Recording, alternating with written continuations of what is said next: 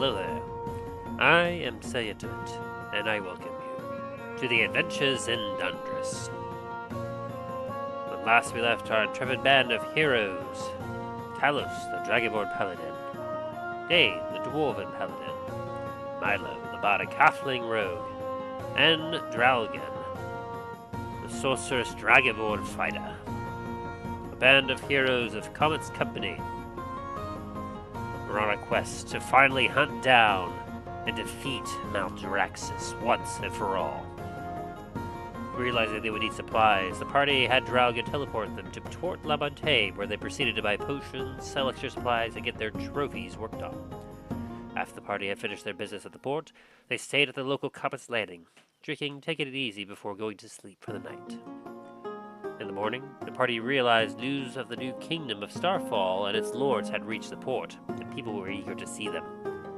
And so they were stuck for a couple of hours seeing the people and signing autographs and everything else until the party was able to escape to Drallgon's room, where he proceeded to scry on the Comet's Landing at Ravenscrest, then attempted to teleport the party there. Unfortunately, the spell went slightly awry, and the party found themselves over 100 miles off, waist deep in the Veilwood Swamp. As they got themselves out of the muck and onto some higher land, the party turned as an enormous figure emerged from the swamp, as the party came face to face with the largest tortoise they'd ever seen. Will our heroes be in danger? What will happen to them? Find out on this exciting episode of the Adventures in Dundras. First, let us see how our party is doing on this fine day.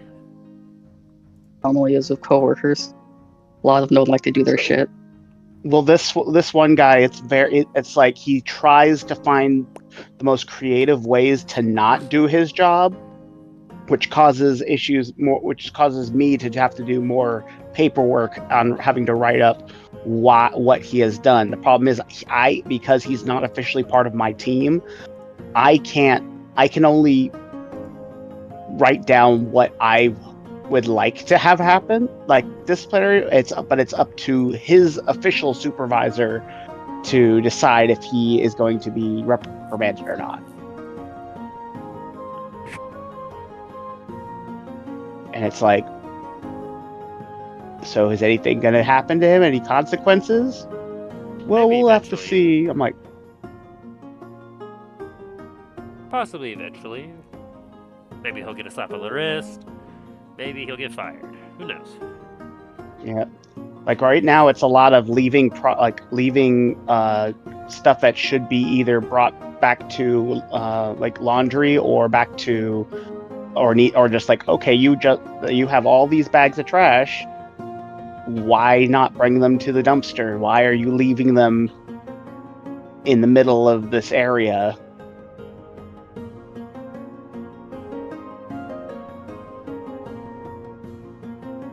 That and not signing in and out equipment that needs to be signed in and out, because if it's not, then then someone in that department's gonna have a hissy fit on, like, okay, well, my system's showing that I'm missing equipment, so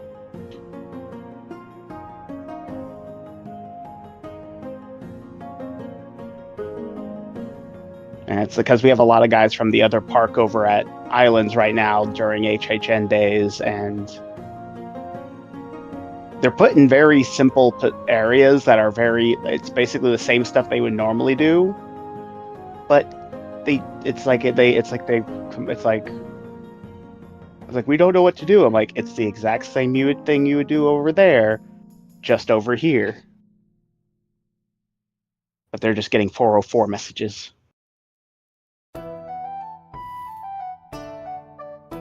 404, brain not found. Yep. How's it going, everyone?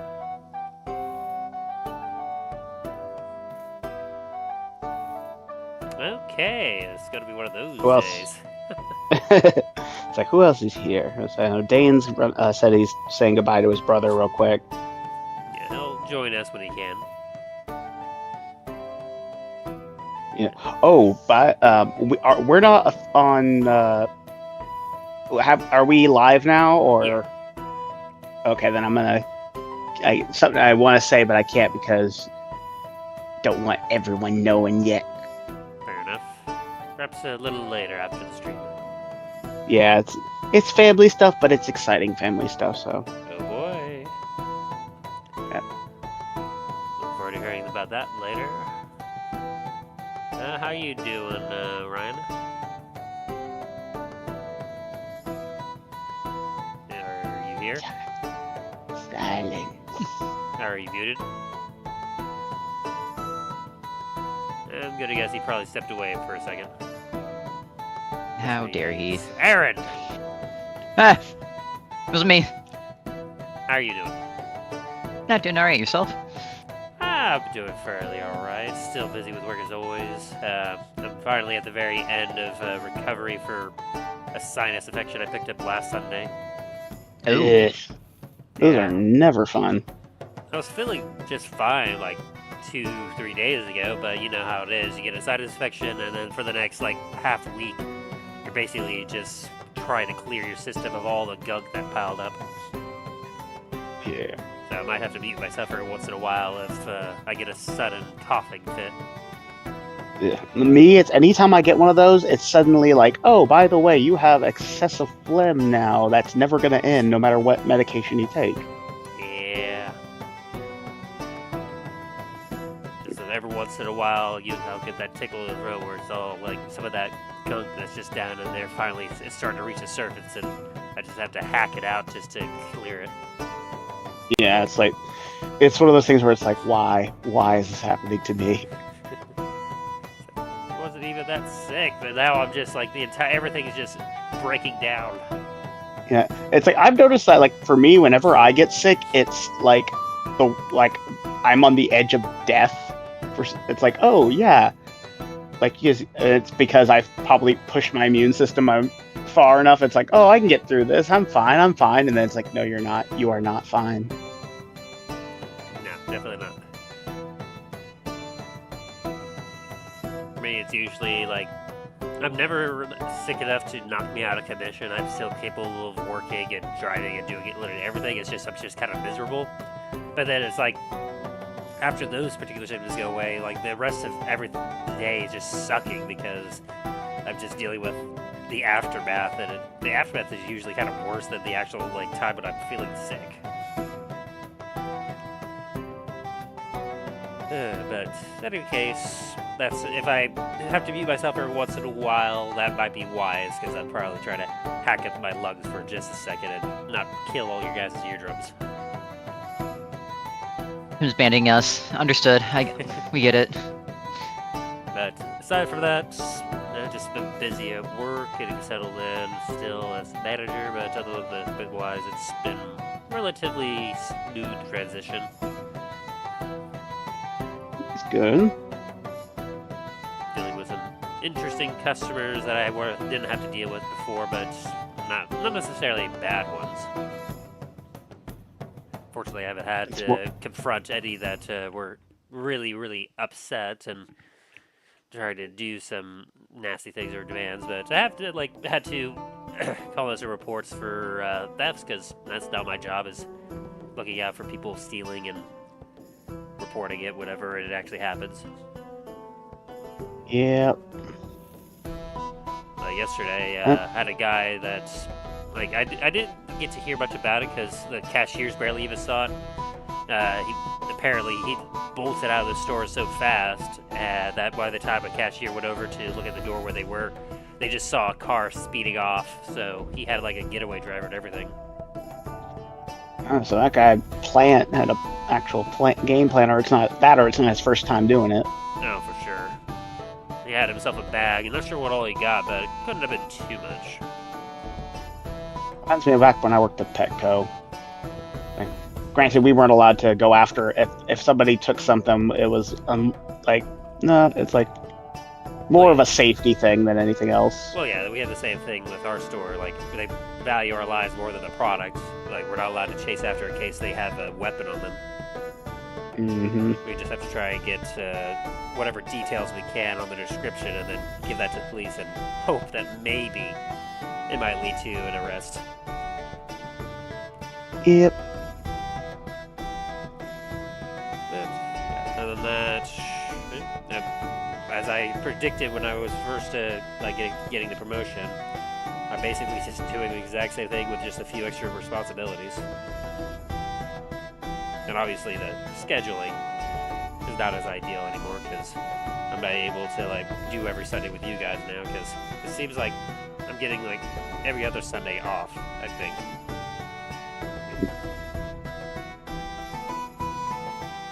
But I am very glad and very happy that I do get to spend some time with you guys because I very much enjoy doing the D&D. It's gonna make my heart melt. And you're back finally. Yeah. I was asking about you. Oh, sorry. I had to go throw some stuff away. Well, how are you then? How are you doing this week? I'm doing okay. Like I told you before, earlier this week, I'm trying to get into a new college to do EMT. But other than that, I mean, I told you about my dog too, that she got hurt, which was stressing me out because she kept on licking it, was making it worse because she turned it into an infection. Yeah, they like to do that. We usually have to get a cone for that. Yes, we got her a cone. She immediately started using it against us. She'd go over and learned that she could just smack us with it, and we would hate that. So she would just keep on doing that. I will make you pay for putting this on my head. Yeah, which is really not normal to her character too, because she's normally just a very lovey-dovey poodle, but then when we put that on her, she immediately started you know what, fuck you guys. I mean, how would you react? I guess, but I don't know. I also had to force a pull down her throat one morning, and she was just staring daggers at me. I just felt like an asshole, but she needed to take the pill to get better. I mean, yeah. You were the chosen one, Ryan. I trusted you. You were You my should see brother, the Ryan. dagger she was staring at me as I was rubbing her throat so that she would swallow the damn pill. Looked like she wanted to kill me at that very second. You bastard! How could you? It's like, You're the one I connected with the first out of everyone. How could you? oh gosh, what was that? What's that? I can't remember that show they had with the weird creep. All the characters looked like those creepy caricatures. As the dad, he's like, I will never forgive this. Oh, I know what you're talking about. He's in the walls. He's in the goddamn walls. Yeah. Got a bug son every few minutes, cause if I don't, I'll go crazy.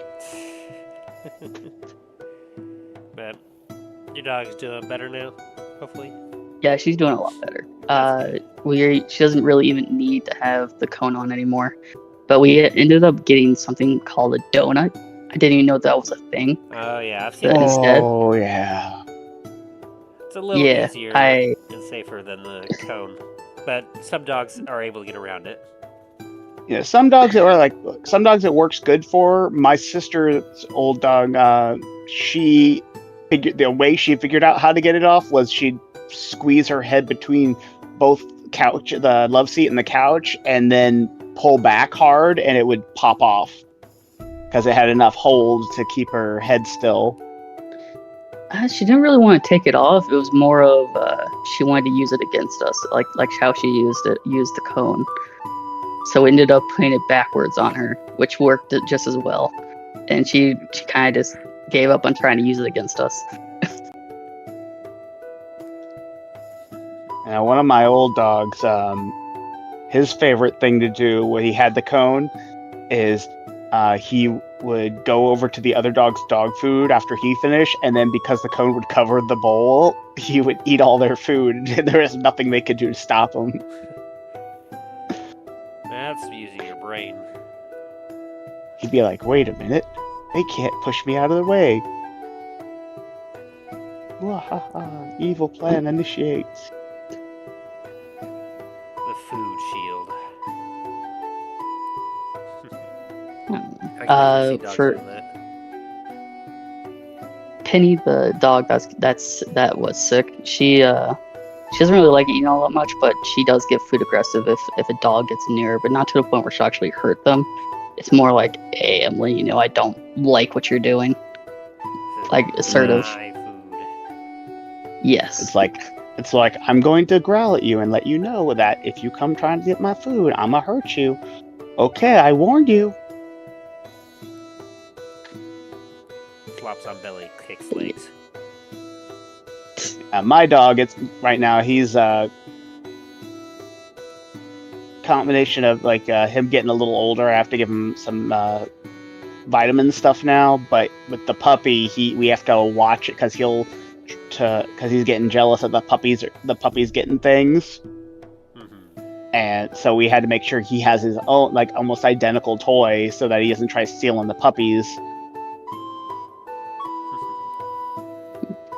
As it's their chew grade is for puppies, not for his, and he'll just destroy them within seconds. Sounds about right.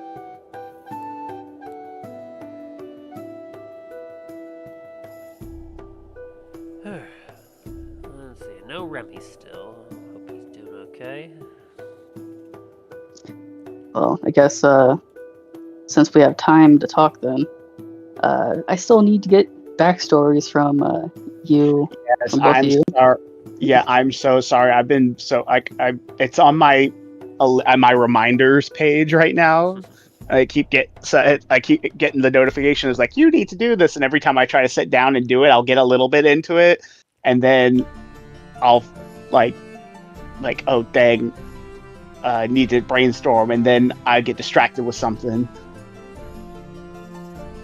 Well, you definitely got some time. And I would definitely say, especially with the fact that I'm not able to do a weekly anymore, guaranteed weekly, that in the off weeks when I'm not able to do a session, it might be a good idea for one of it, like, if you guys are still want to do the D&D thing, like, one of you to do one-shots or do another kind of session in between, because that way you all can still get some D&D stuff in, and I can maybe just check in on, like, your freaking, like, shit posting or memes and whatnot as you're playing, just to be all like, okay, what kind of shenanigans are they getting into? Nice. Because I definitely would recommend it, because, like, I would love to be there every single time, but unfortunately to do work, more money, it's not as feasible anymore. I get that. There's also the possibility of when someone else joins in, you might be able to have more free time on Sundays. Yes. But that's a big if. Yeah, once my director finally gets around to settling on a more proper schedule, we'll have to see.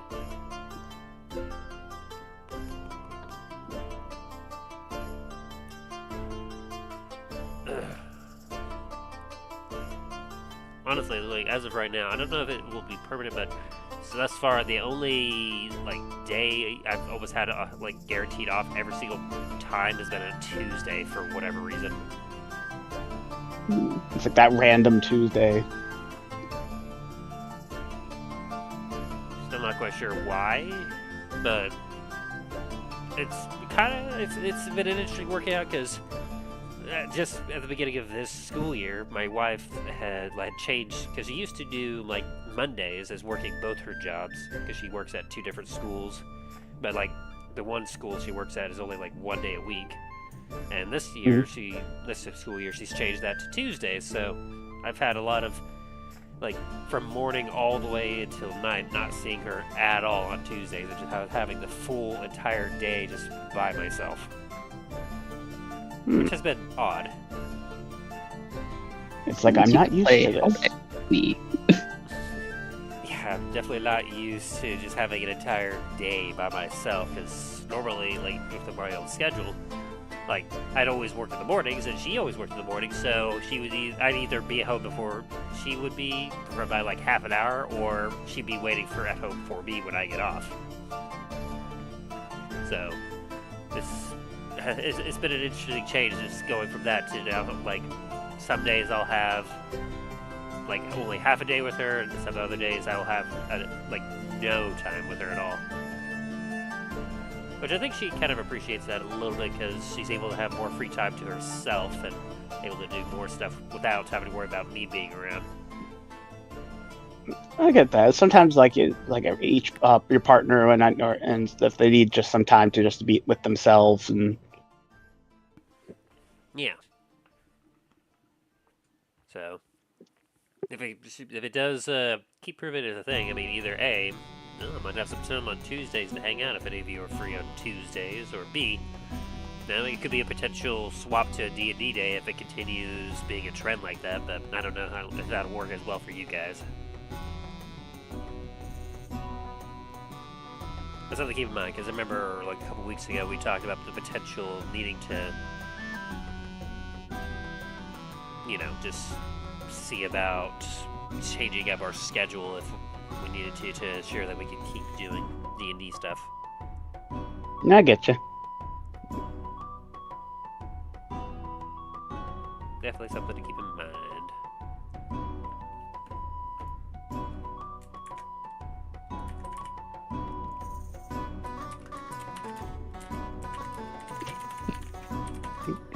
Oh shoot!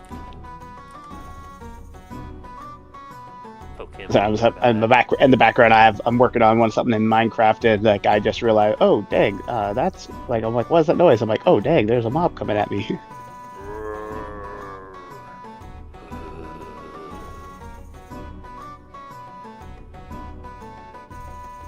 Maybe we should just get started without him. Yeah. Like probably send out a message like, hey, we're gonna get started in just a minute. Yeah. Let's do that. That was 25 minutes ago when he said soon. Yeah. Give him like another minute and then I'll message again. Let him know that we'll go ahead and just kind of get started. Hopefully he remembers at least a little bit of what we were doing previously. Because he'll probably definitely be missing the recap if he doesn't show up shortly. Which I guess that's a good question. How many of you remember what you all were just doing? I believe we were preparing to. We were getting all prepped up over in the city, getting our resupply on some stuff before we were getting ready to head out to the location out in the swamp, and then we teleported and got stuck in the swamp. Yeah, that's pretty good there. We also ended up flying over to Ravenscrest, I believe. Not yet. You're in the Veilwood Swamp over by Ravenscrest, and you were slowly starting to make your way out when you came across something. Thanks, Ryan. Yeah. Hey, you gotta make it interesting somehow. I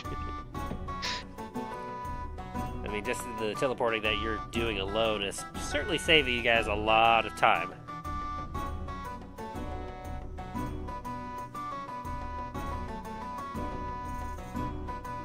Are you happy that I have it though? Well, yeah, it's honestly, like, it makes things a lot simpler, because it's all like, well, we have to go through several in-game days of either taking the train or the boat, or you're traveling on horseback, and now it's just like, oh, you're just now, like, there, except sometimes you're just a little off from there. You know, it helps speed things up, essentially. So, that is something I do quite like. That means you guys get to the action a lot quicker.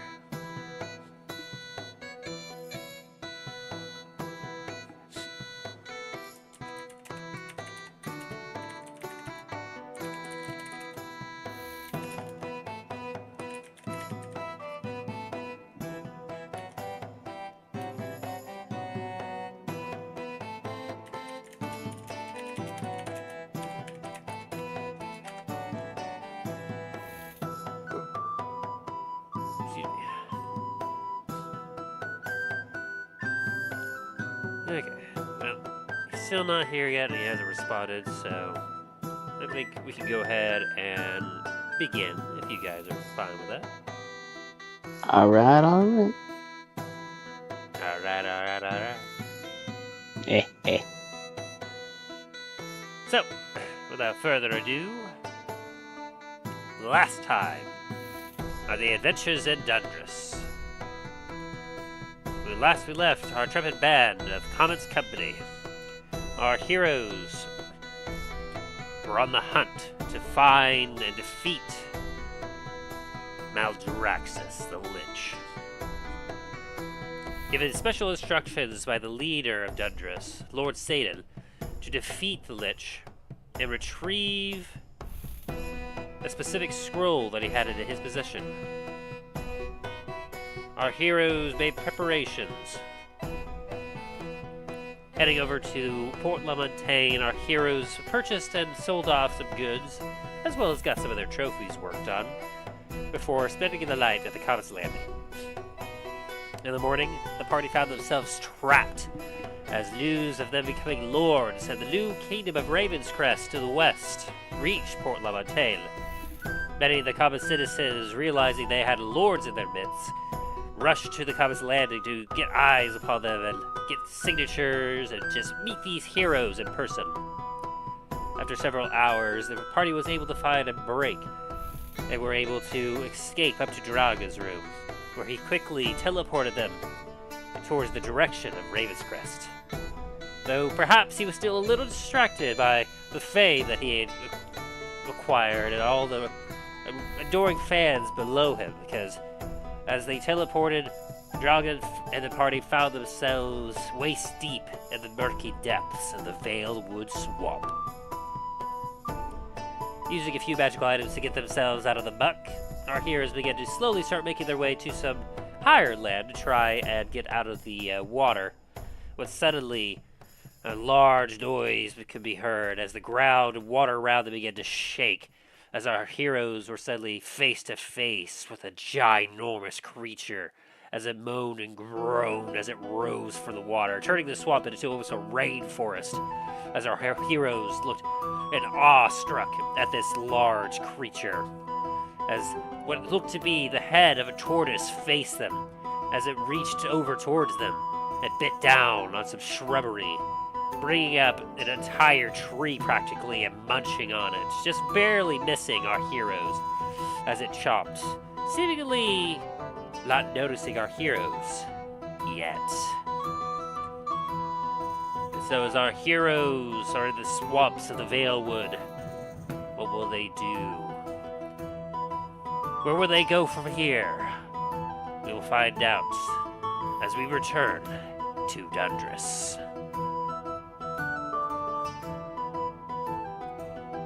Dun dun dun. Since Remy's not here. It's not the same. I did my best. You better. Alrighty. Get some swamp music going here.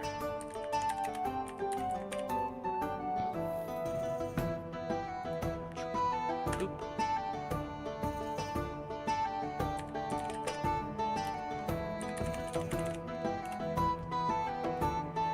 Some ambiance.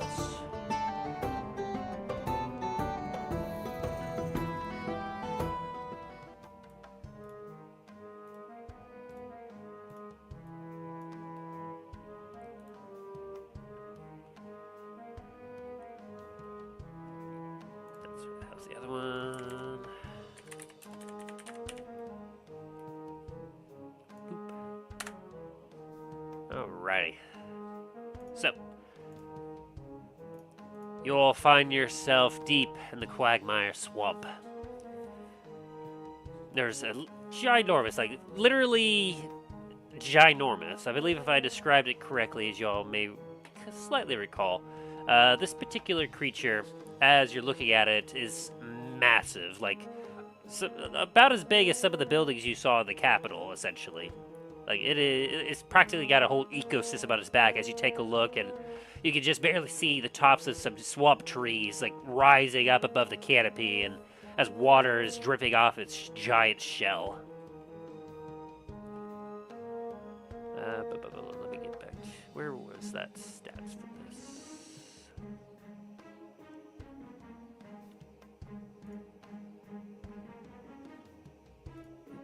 Here, let me loop the music so does it just randomly end here real quick.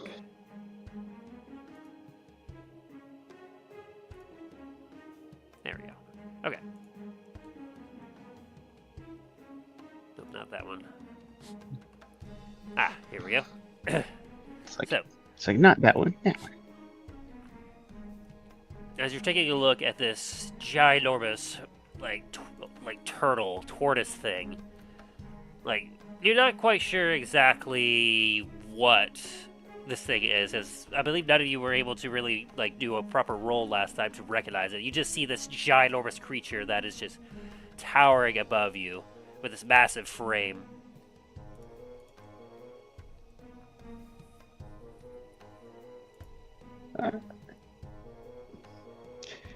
Is it alright if I try rolling a history check real quick?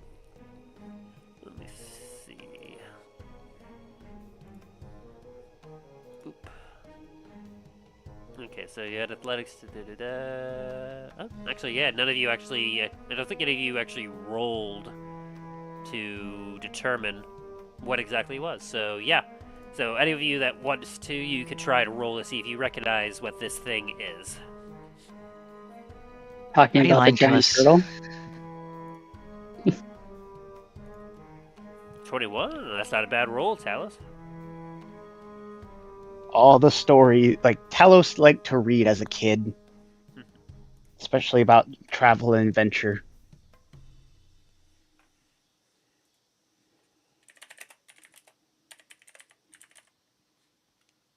E. Drallgon ain't from around these parts. Yeah, like, you never had these on your island, Drallgon. Like, this thing would practically take up a third of your island, practically, you feel like. With how large it is.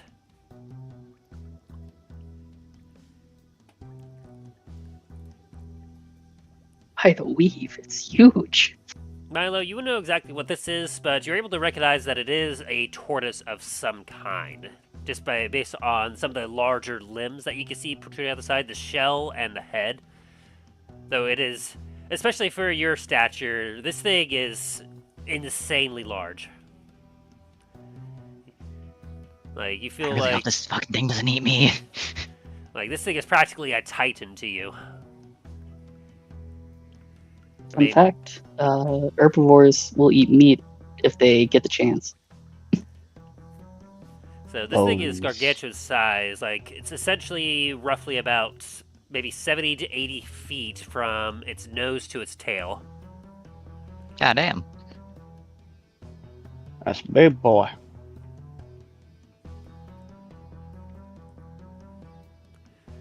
Big boy, big old boy. And as for your 21 there, Talos, like, you definitely know that this is a tortoise. You're able to kind of recognize just from the house size, like how big it is. You feel that this thing in particular has to be a horizon-back tortoise. You know that Horizon back tortoise. horizon-back tortoise, often mistaken for large hills.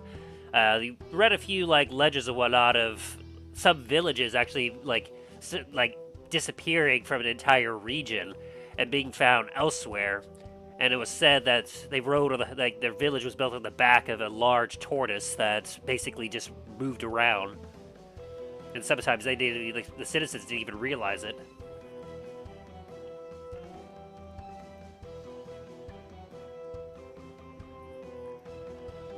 With that 21, I will say that you understand that what little that is known about these tortoises is that they seem to be omnivorous scavengers. Preferring to eat dead vegetation, they will not shy away from eating meat. As this, you hear just the absolute deafening sound of crunching of broken branches and vegetation as this thing's with this massive maul just whoosh, Crunch. Well, this is.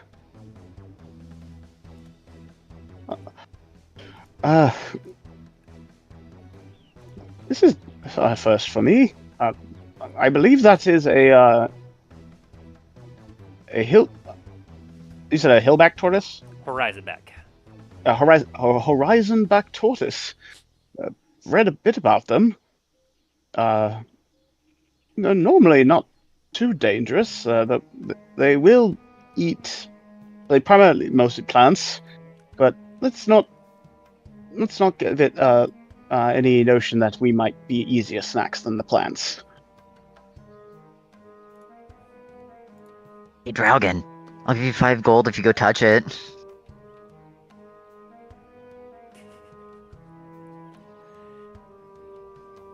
Persuasion check. Give me 1 second, I'm eating. Hold up, I'm eating. Bet. Alright, I'm gonna sneak. Alright. Go ahead and roll a stealth check, and I will roll for its perception. Let me see here. Oh, by the way, I have disadvantage on stealth. Of course. You're not wearing your mithril? I am wearing my mithril. Are you exhausted? No. No. So It you should... still tells me. Oh, well, you should be straight then if you're wearing mithril. Because mithril, like, basically negates the disadvantage for that particular armor's disadvantage. Because it's a lighter material. Huh. That's fun. Okay. Okay. Alright. It's like, So See if I can okay. change that on here. Is it dear. roll to? Oh no! Oh well, wow! I believe in you, It's- Drallgon. I guess try rolling, see if you get a nat 20 as well. At the very least, like, as you're starting to sneak up, this thing, as it's chopping, it suddenly looks down directly at, like, at least the 3 of you, maybe the 4, depending on Drallgon's roll. Fun fact, it has a 0 to its modifier. Jesus. Okay, it's giving me. I don't know if the normal roll is gonna say if I have disadvantage or if I need to do advantage to negate that disadvantage. Just roll if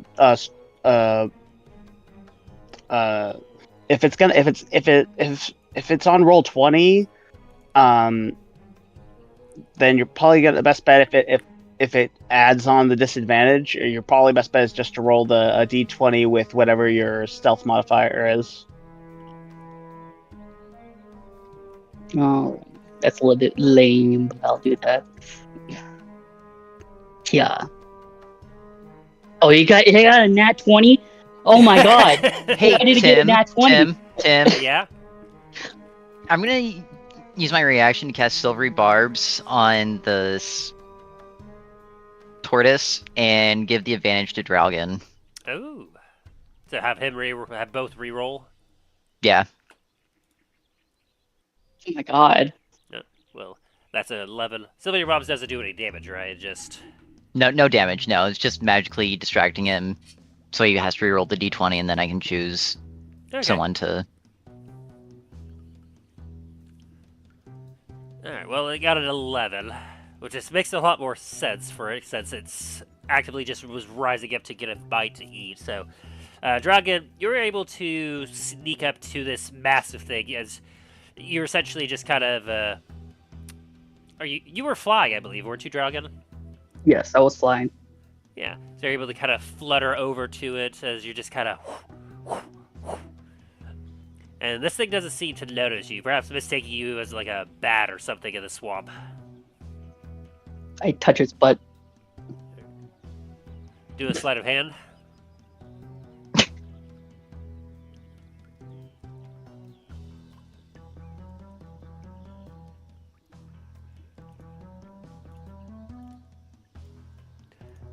So you fly about 60 feet behind it, where you find yourself at the rear of it, where you see what you thought was just a log just sticking out of the muck. You realize now that it is essentially its tail, which just kind of is hovering over the top of the water, sticking out of the shell of this massive beast. You just kind of come over and you just kind of touch your hand to its shell, which it's a strange feeling because like you see that this thing is alive, but as you touch the shell, you're just like, this just feels like the ground, the dirt.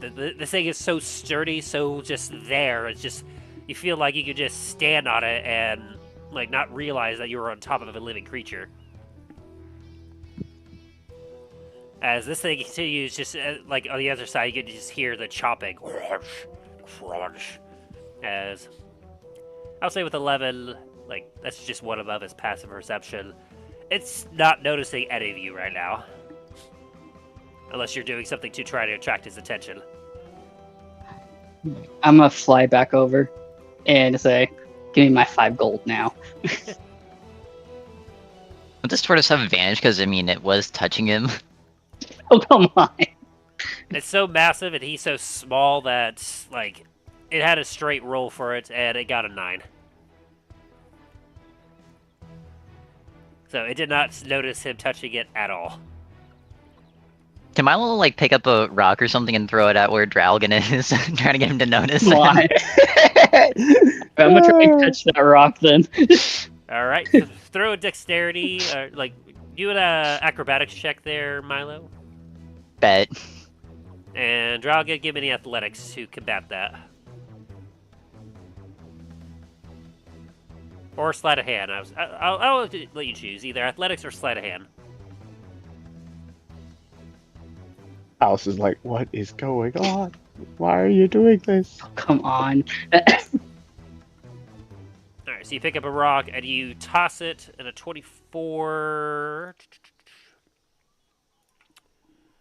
Let's see, triple check its stats here. Yeah, a 24 will hit it. Let me see if it will notice now. Ooh, that was loud.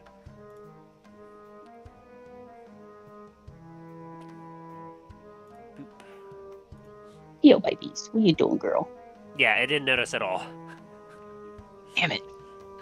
Like, to It's it just could have like- been just a stick that fell off of a tree and just bounced off its hard shell. Like, it would almost be like a flick of dirt that just, like, happens to, like, fly up from the ground and land and just graze your arm, essentially. Except it would be more like grazing, like, your clothes.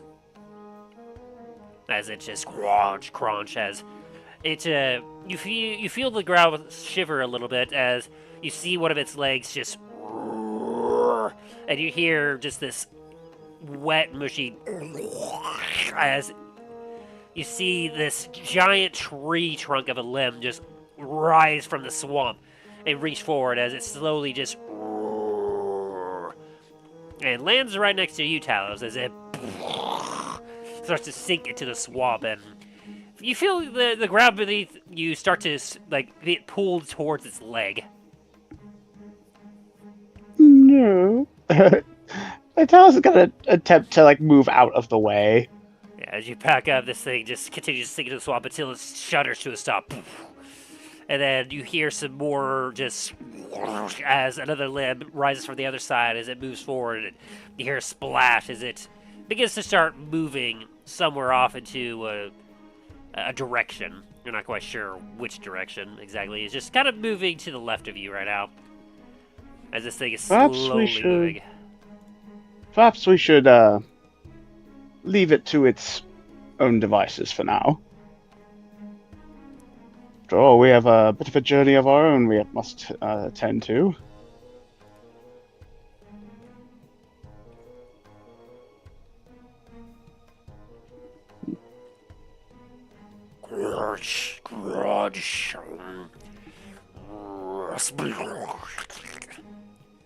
Alright, let's get going, As guys. it continues to move onward.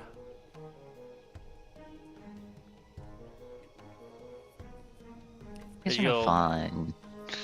As you all start to kind of like make your way give yourself some distance from this giant tortoise. You just can't help but look back at this massive frame and just be a little awestruck at just the massive size of it as it's walking and it's literally knocking over trees without even thinking about it.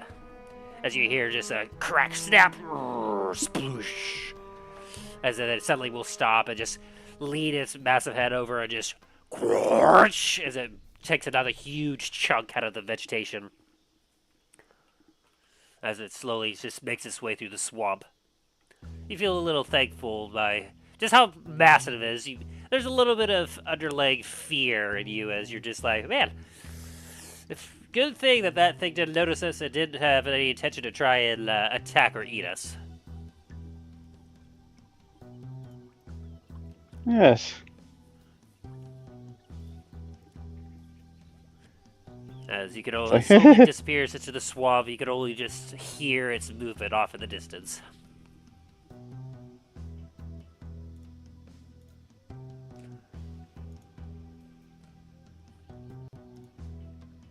So it just takes a bit of a breath before it's like, okay. We're okay. Everything's okay. Drallgon's gonna fly over to Milo and say, "Where's my 5 gold?" Where me gold at? What gold? Where's me gold?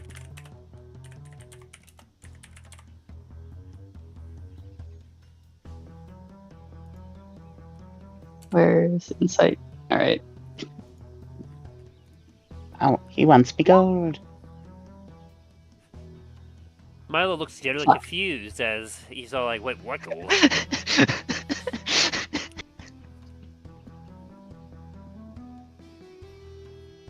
Maybe you just misheard him, Drallgon?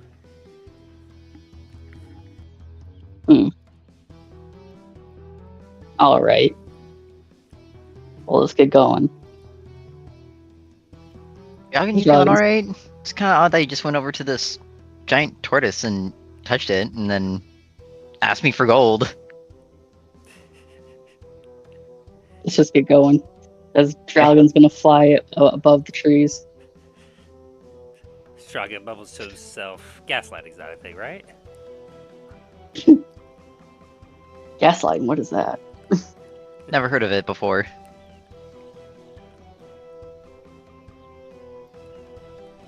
Alright, so, as you all are just slowly just tropping your way through the marsh and muckland, what are y'all doing? Where are you going exactly? Like, what is your plan?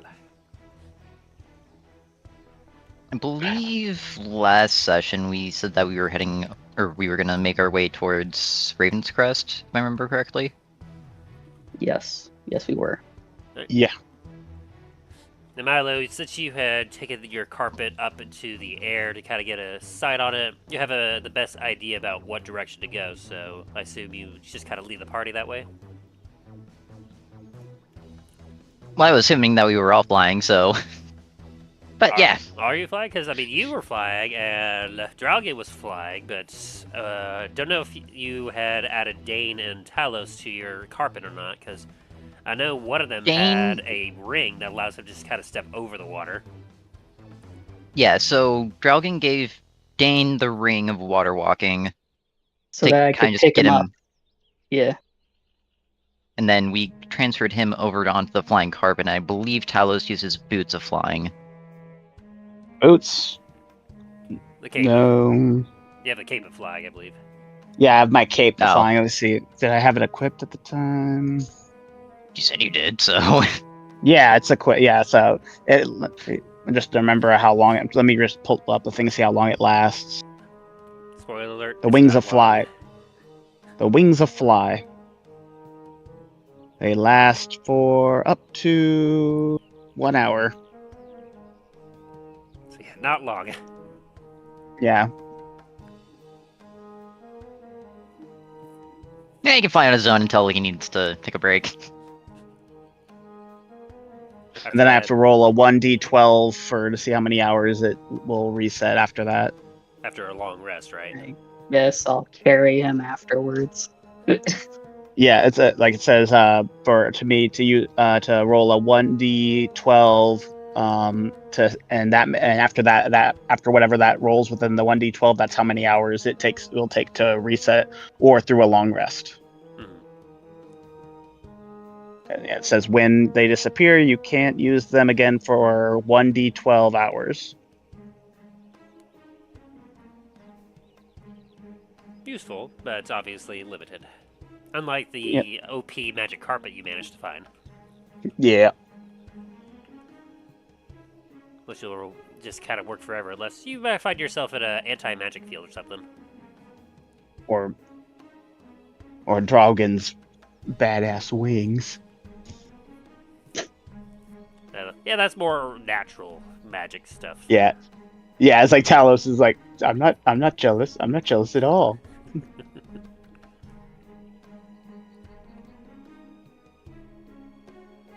Alrighty. Well, let's get a move on. Once his cape starts to waver, Drallgon will try and catch him and we'll carry him the rest of the way. Because I don't think there's enough room for Talos on the carpet, is there? No, there is, and that's why I said I would have him.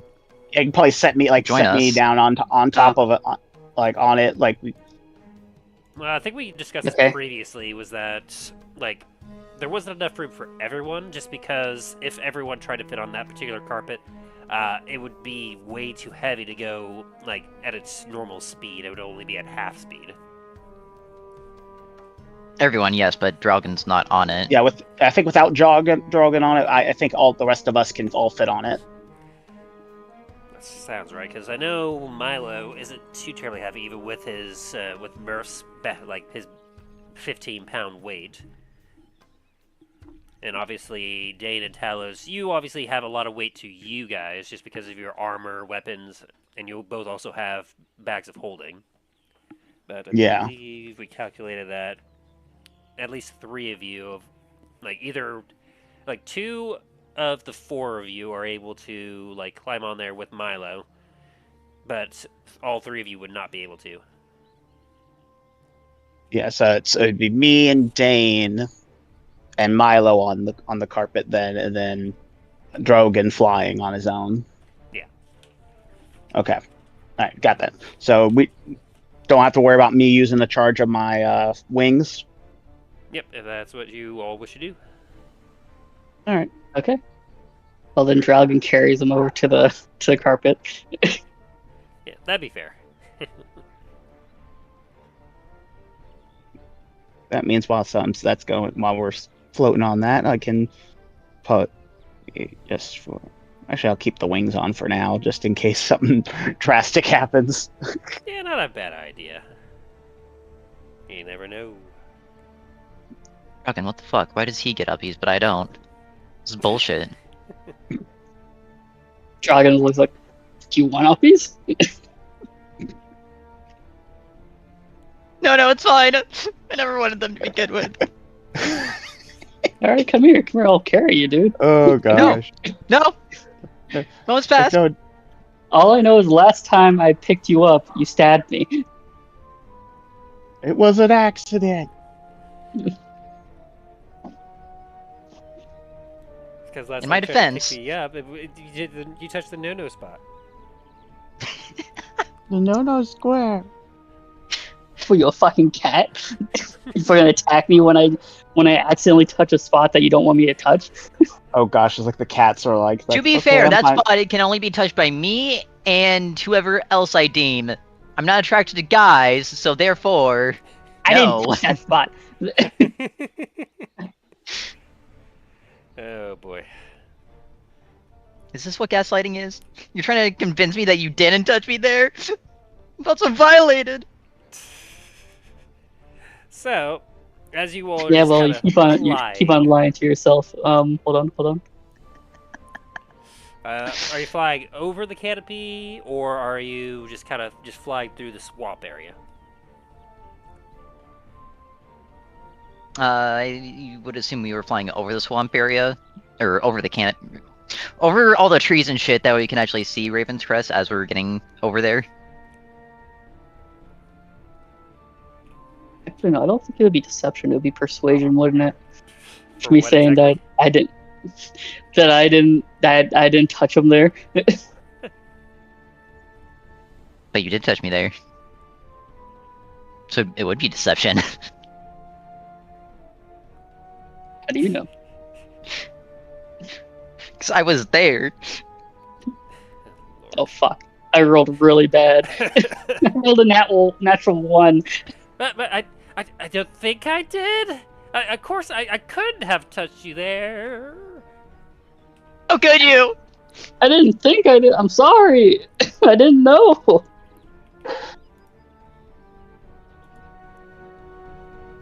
It's like, that's my nut, I square. And as you're traveling, like, are you going like intentionally faster? Like, are you just like going as fast as you can to Ravenscrest, or are you taking your time, being slow, just to make sure that nothing may try to pop out at you or try to like come at you from the canopy below? When you put it like that, Well, I'm for the just second option. Well, I'm just trying to see exactly what you're doing, because like you have several options. You could go at a normal pace where you just like traveling normally, or you go faster where you're just focusing more on speed rather than like anything else, or you're taking your time and going slower to be a little more stealthy and keep a closer eye on your surroundings. This would be like a group decision, I suppose. I mean, technically, that'd be kind of up to the two flyers, Milo and Drallgon, what you guys are doing.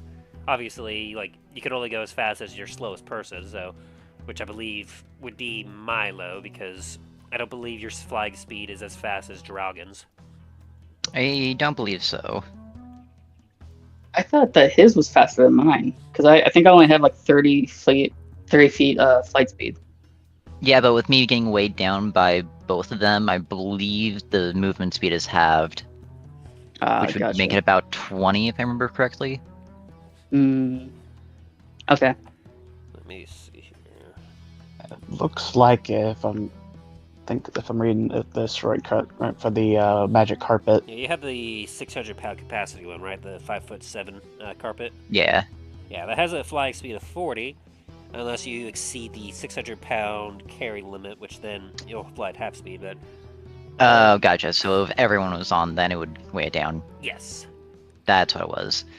which since you said that it was only just the three of you, I don't believe you have exceeded that capacity.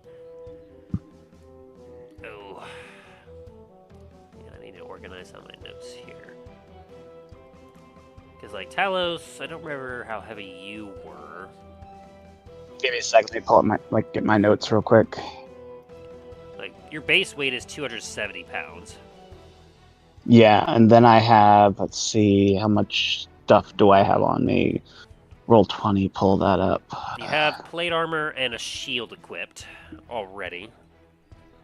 from No, what I not can rolled, tell. like D&D Beyond, let's see. Plus a bag of holding.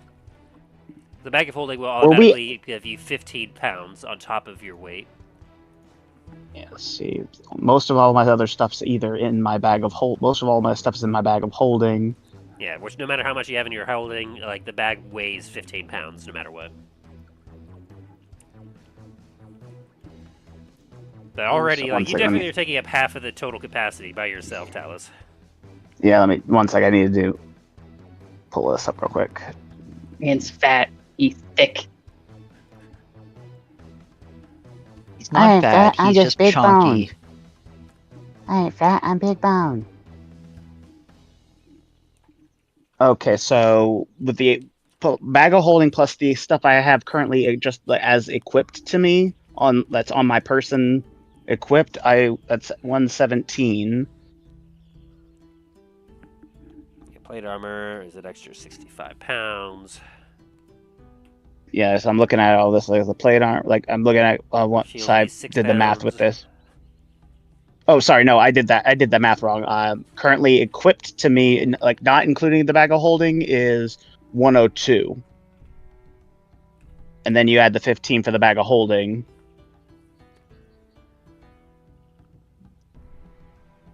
and then whatever my weight is that you said my weight was. So Longbow is So it'd be about 2. So roughly, as of right now, with just some of your equipment equipped and everything else, I have you about roughly 360 pounds. yikes. So you're definitely laden pretty heavily, but obviously, like, you don't feel that because you're currently wearing a belt of giant strength. So Yeah. to you, you feel like you're not nearly that heavy. I'm not Meanwhile, that heavy. you're causing a crease in the carpet, just sinking down just from your weight. They stop calling me fat. And then for Milo, you have at least 15 This is- pounds added to you, Milo. Yeah, it says I'm 85, but I don't know exactly. That's Your base weight is 43.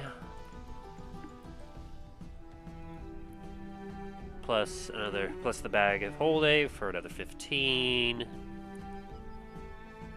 And then how disguise doesn't really weigh anything. You have a bow, which weighs about 2. And your leather armor, which is about, I think, 13 studded leather armor. Let me double check that.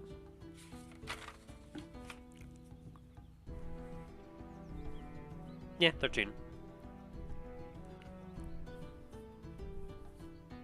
And everything else is essentially... Wait, why do you have the half plate in your inventory? When did you get that?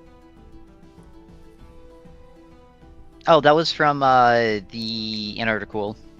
Ah, right. Which you automatically have proficiency with just because of its unique properties. Gotcha. Okay. So you don't add too much more to the weight, so that's 433, but that gives you basically like 160 pounds with Dane to ensure that you don't go over the weight limit. Mm-hmm. Which I'm afraid I don't think... Yeah, the bio... No! He doesn't have his weight... his character's weight on here, but I will say... he's got his own Dwarven plate, which... adds 65, plus... shield, which is 6, plus... his axe... which would be... It's not a great axe, it's a battle axe, so 4... So with just the gear that he has equipped on for what I can see here, that puts him at about 508 pounds. You all at 508 pounds. And I'd have to take a look. He probably has that in his thing. I think just from this quick math here, I don't know if you all are light enough to go full speed on the flying carpet.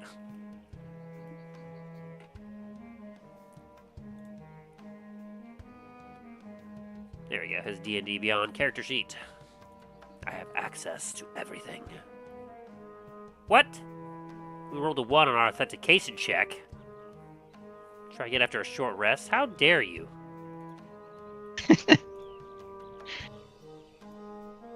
D&D Beyond is having some trouble, I guess. Or maybe the link I've used is so old that it's no longer working.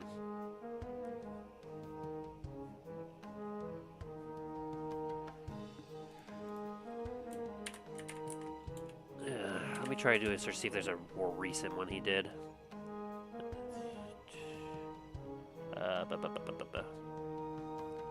Dang it. It'd be really useful if Remy was here right now. Where is he? It's been like an hour. Yeah, I messaged him. So far, I haven't gotten a message back, so maybe someone tried calling him. If I didn't know that he was in Florida, I'd be like, man, that's one heck of a Midwestern goodbye you got going on. Yeah. I'm from the Midwest. Give me a second. I'll hop off and let me hop off and see if I can get try calling him. Okay. I mean, he's with family right now. I wouldn't really True. bother him. Yeah. He'll show up when he shows up, but it's just kind of, it's just like, I really wish he was here. Oh, okay, yeah. Well, since I don't have that, how much do dwarves weigh on their own? Let me just take a look at the basic thing on average size here. Choop, choop, choop. Good old player's handbook. Let's see. Size. An average of 150 pounds. So, even if I was being generous and gave him, like, only 100 pounds, that's still, like, puts you at, like, over 8 to, like, 58 pounds well over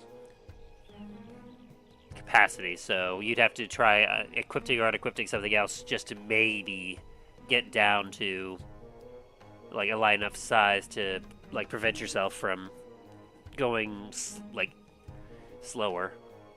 I mean, if we were only able to move 20 feet, would that just allow us to move at a slower pace? Therefore, we can kind of keep an eye on down below, or? Yeah, I would say so, because essentially, like, moving, like, 20 feet per 6 seconds, that's literally what the tortoise's speed was. It had a speed of 20. So, yeah, you'd essentially... poor Drallgon would probably feel irritated, because he'd be like, I have to go so slow when I know I could go so much faster. Oh no, you're going another 10 miles faster than us. Or 10 feet. Why are you so slow? And yeah, Because fuck you, that's why. that'd be a little slower, I guess, since Drallgon, you only gain a speed equal to your current walking speed, so... Which I believe is 30? Let me check real quick. I'm pretty sure it is 30.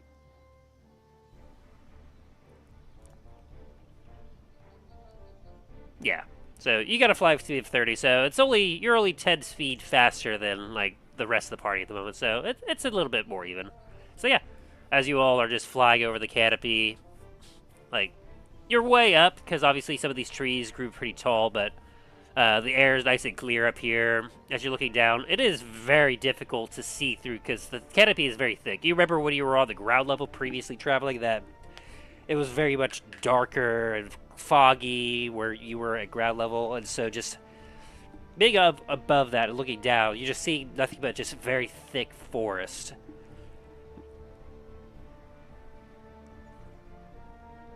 So let me double check something here.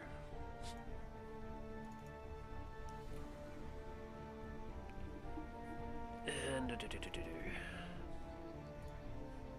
boop. There. And I will say that obviously, like, as you know, you are well over, like, you're about, like, if I remember correctly, I calculated that your jump puts you over 100 miles away from Ravenscrest itself. So, like, you can see it off in the distance, but obviously, I mean, 100 miles is 100 miles. Yeah.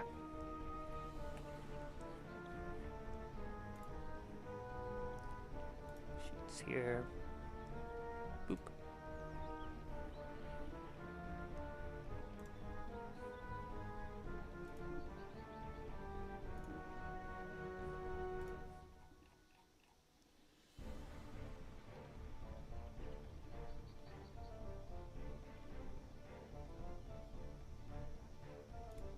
Oh. So, as you are flying, you do make some decent speed. Let me see. How much speed would that be? So, has a speed of 20 per 6 seconds. So that'd be 20 times 10, essentially, to get you about basically like 200 feet per minute. Is that right? That doesn't seem right.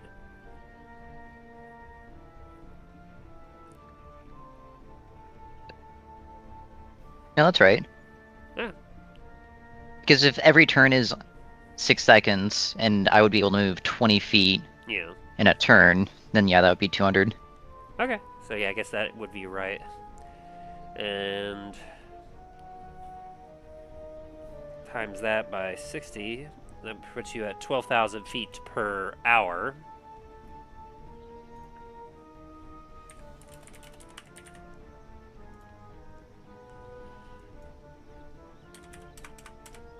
So you're essentially going about 2.2 miles an hour right now.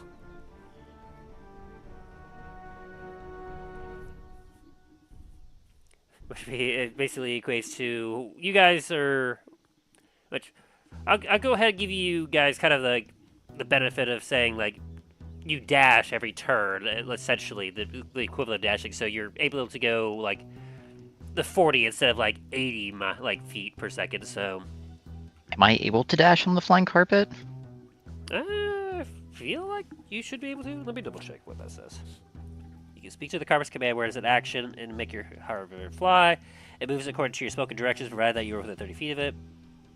The carpet can carry up to twice the weight shown on the table, but if it flies at half speed, if it carries more than its normal capacity.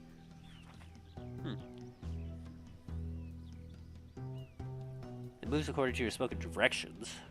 That's a good question, actually. I never actually thought about that.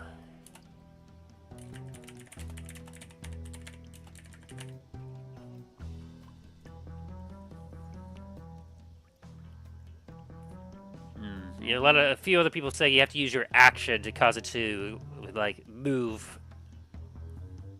Let's see. That's what that guy says. You have to use your action to cause it to use its own movement to move you, so you could benefit from a dash, and the item cannot dash itself.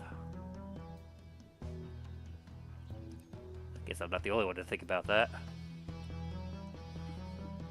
I mean, either way, it should take us about half an hour to get there from my calculations, it looks like. Based off how far away we are.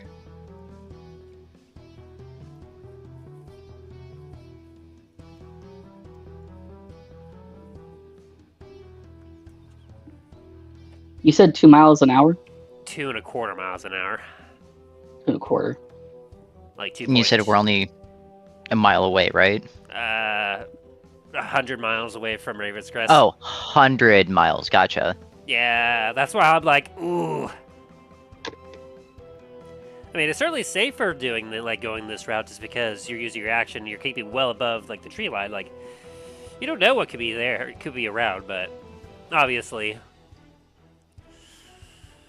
it is definitely a lot slower than if you were just traveling on foot. But to be fair, if you guys were traveling on foot, you would have the difficult terrain wearing you down, as most of you wouldn't actually, like, obviously you would have, like, Drallgon, and obviously you, Milo, you'd be able to fly if you were just by yourself and be a lot faster, but obviously, like, if Dane was trying to, he's got a speed of 25, so he would be going just a little bit faster.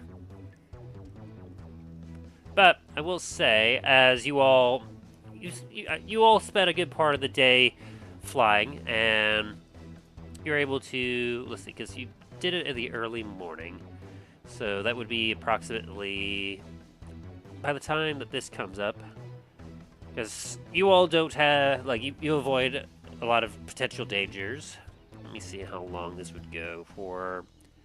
Let's say you roughly travel, like, you're flying for 10 hours, which is a little starting to wear a little bit on you, Drallgon, just because, like, you're not used to flying for this long. You're able to, but, like, you're just like, whew, okay.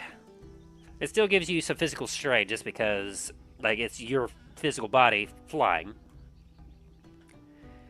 But after about 10 hours of traveling, you've traveled about, like, 22.5 miles, so it gets you significantly closer. At this point in time, it's about late afternoon, early evening. I'll have you all roll me a quick perception check.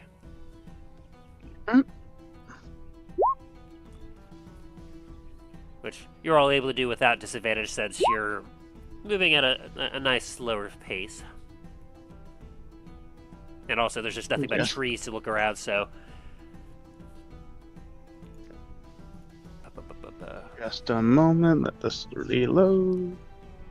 Can I get advantage because I'm not really straining myself on making the flying carpet move? I mean, you're just focusing your mental capacity and just using your action just to continue. You're just concentrating on having it just keep moving.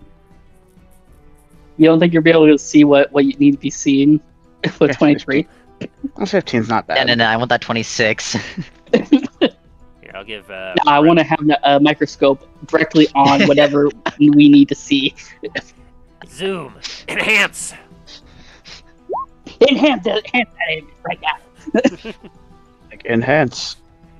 And Yeah, Rebby, he's just kind of just like, I don't like being up in the air. I prefer to be down on the ground, but I understand.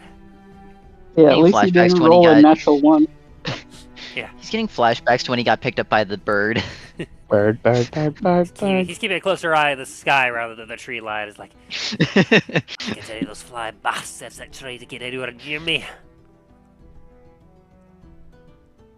Yeah, he probably would have PTSD from that while Dragon's carrying him. He's like, no, fuck that, get away from me. I think No, each he's of on our the characters carpet. has some form of PTSD of something at this point. As you all are flying, Milo, you're the first to notice it, and Drallgon, you're able to kind of spot it next. Talos, you're not able to kind of see it through the canopy, but Milo, with that 23 of yours, you notice a unique kind of hole open up in part of the canopy, a little bit off the direction that you're traveling, but from what you can see what looks to be a small clearing. The same with you, Drallgon. A bit of clearing where the canopy isn't like covering this particular spot, and as you take a look, just from the edge that you are, you feel like you see what almost looks to be clean water. You want to try and stock up on some clean water? Nah, this is sus as fuck. Let's get closer though. Hell yeah.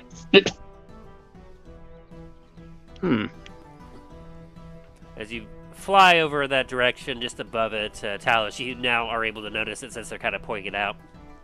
You look directly down below where you see the swamp is still very much damp and very much like dark around this clearing, but this clearing you can see what looks to be a spring.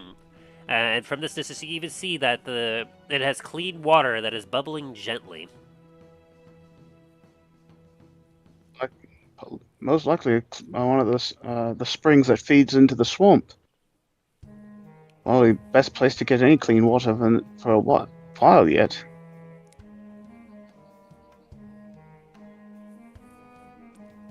We just want to head down there, kind of check it out, and then in the morning see if Drallgon can just get us over to Ravenscrest.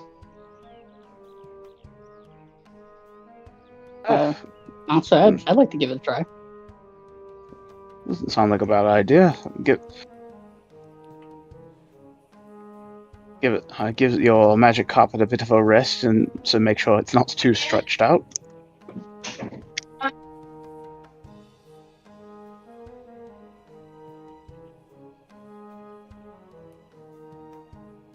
So you float on down to the clearing. Yeah. Alright, as you kind of float down, all you roll me a Arcana check.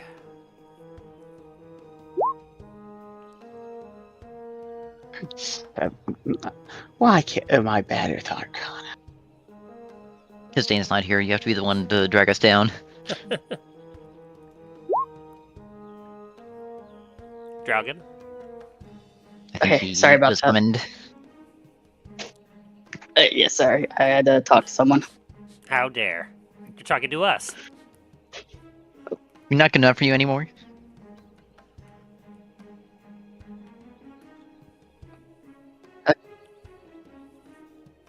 Yeah, what's the question? A roll Arcana. Oh, got it. Well, that's not really a question now, is it? That's a command. Did you even say Simon Says? Tim says. That's not Simon, though. I'm more No, that's more powerful than important. Simon. Whoa, a 28. Yeah, I got plus 13 on it. Dang. So Talos and Dane won't actually notice. For you, Talos, and for Dane, as you kind of descended to this, You feel very much comfortable and at ease, very peaceful as you're kind of looking around the kind of cleaner grass and the nice gentle bubbling of water from this spring. Puts your mind at rest. You feel very safe here. And Milo, as you're kind of going down, you feel this a little bit more innately. You feel the same feeling, except you can tell that there's something more magical about this place than just the natural, ambiance of the water and the little grass here and there. It's not naturally just this calming. You feel something magical about it, but you can't quite put your finger on it. But Drallgon, with your 28. As you descend into this clearing, and you watch as Talos and Dane just kind of hop off the carpet, and they're just kind of breathing in, and just this area has a nice fresh smell to it. The water is clean and bubbling. It's a very small area in the swamp, but as you're looking around, Drallgon, you feel some fey magic here, in particular. There's some almost wild, just pure magic in this area, and you feel it within yourself as well. But you can tell that there is no aggression that exists in this area, in this small area. You know that if anyone were to try to be aggressive, they would find it almost impossible to do so. Drallgon, noticing this is fey magic, is going to immediately stop and say, let's go somewhere else. I cast Identify. You're casting Identify, since you kind of sense that there's something magical going on? Yeah, Milo is still a little, sketched out, especially now that he feels calm for the first time in fucking forever. Yeah. Let me double check to see what that will do. You choose one object that you must touch throughout the casting of the spell. If it is a magic item. So are you just touching the water? I guess?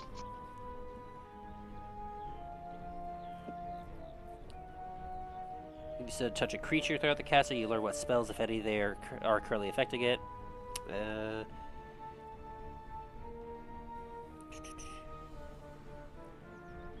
Okay, yeah, I'll say that, as you kind of step into the cool, bubbling water, you feel that's the cleanliness of it just envelop your body as you're just kind of touching the water with your hands as you take a minute to cast Identify. As you're able to determine that there's some sort of natural magic coming from this spring that is enveloping the entire area by a means of some kind of sanctuary. Which, would Milo have... I feel like Milo may have been affected by sanctuary before, right? A couple of times, yes. Yeah. So you recognize that, this is magic similar to, some of the stuff that Talos and Dane has done, where essentially, you're able to kind of identify that this area is protected by some kind of sanctuary spell. A very powerful sanctuary spell. And so, essentially, anyone that's in here, in this area, they are warded from any attack or harmful spell that would be directed at them. And that anyone that would choose to try and make any sort of aggressive actions would have to try and have a strong enough will to bypass the magic.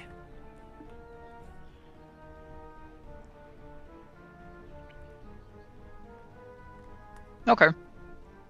Though you do know that, you have seen in the past where, while you can't exactly target anyone that is being protected by a sanctuary spell, you do know that they can still be damaged if something outside of its range, or if, say, a fireball or an explosion nearby happens to catch that creature that is protected, as obviously at that particular kind of damage is not directed directly at them, they just happen to be caught in it. Mm-hmm. So with your identifier, you're able to determine that, like, this is a small clearing of sanctuary.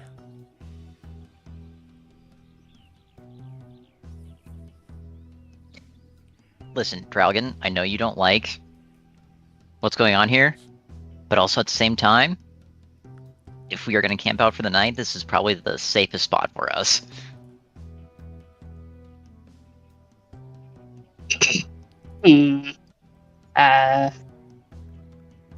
Drallgon starts like violently shaking, like tapping his fingers together, like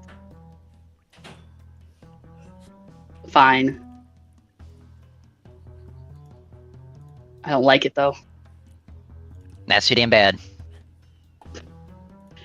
As Drallgon slowly, very slowly descends into the clearing.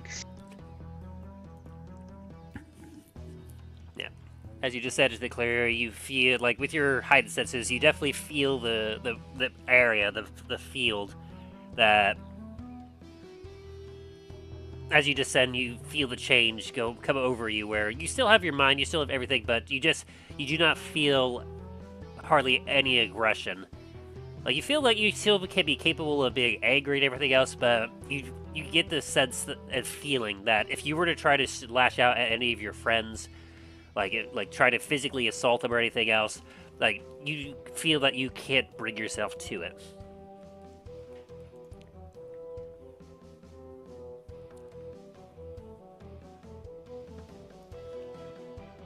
The Drallgon's gonna scour the tree lines. They're just looking just outside of the clearing. Yeah, outside of outside the clearing. All right, do a perception check.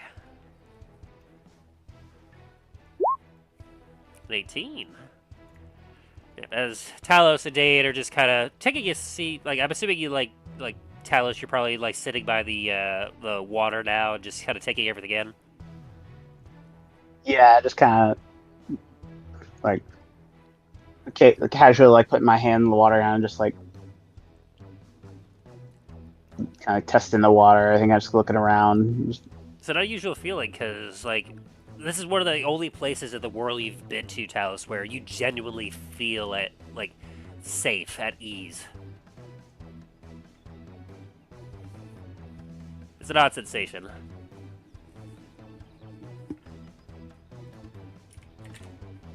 And what are you doing, Milo? Milo's just gonna be setting up a camp. Fair enough. Yeah. Let me see. Yeah. This entire area is about 83 feet in radius. It's got it's about like a roughly 80-foot radius of an area of this kind of protection. So, like a little overgrown in some areas, but you can definitely see that, like, while there are some parts that are overgrown in this clearing, a lot of the natural growth is kind of trampled down a little bit, especially when it gets close to the water. And you're able to find an easy enough spot that you can set up that is relatively dry. Obviously, there's still a couple of like wet spots from where the spring is bubbling out towards the rest of the swamp, where you were able to avoid some of those spots, but you know that if you were to travel too much around, you definitely would get your feet wet. But there's enough of an area you can work with to set up camp. Okay. And yeah, with that perception, Drallgon, you see a ferocious creature making its way towards this clearing. It is a large creature with what looks to be the face of an owl and the body of a bear, as you recognize a creature similar to the mount that Dane uses, except a little less ethereal and a lot more mangy and a lot more dirty. As this thing has covered in swamp muck as it enters the clearing, as it takes a look at all of you.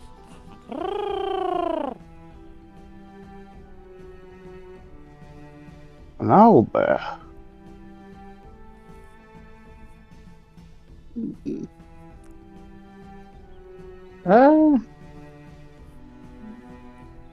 It steps a little further into the clearing, kind of kind of approaches you, Drallgon. Drallgon's just frozen. It's like maybe if I don't move, it won't see me. Type frozen. First I was afraid, then I was petrified. It kind of comes up to you, gives you a couple sniffs, and then proceeds to walk past you as it gets over to the water and kneels down a little bit as you hear it lapping up some water. Do I have a bowl? Do you have a bowl? Let me see if I have a bowl. Inventory.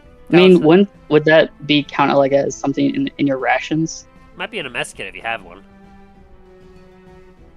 So I believe that is something that most people usually have, most adventurers usually have, is a mess kit. Yeah. I think. Yeah, mess kit, 2 silver. If you were to buy it. I do not have that. No, I do have a mess kit. This tin box contains a cup and simple cutlery. The box clamps together, and one side can be used as a cooking pan, and the other as a plate or shallow bowl. Okay. So I'm gonna grab. Like you should be kind of terrified of this because you remember your previous encounter with a mother owlbear, where you happened to somehow avoid its detection last time you were in the swamp. This one doesn't seem to be the same one, but like you feel like you should be afraid of this thing, but the magic of this place seems to just. It doesn't seem as if this thing is aggressive towards you, and you don't feel any aggression towards it. Oh, So I'm gonna go use the strange. cooking pot in the mess kit. Mhm. I'm gonna scoop up a bunch of water and just set it next to the owlbear. Roll me an animal handling.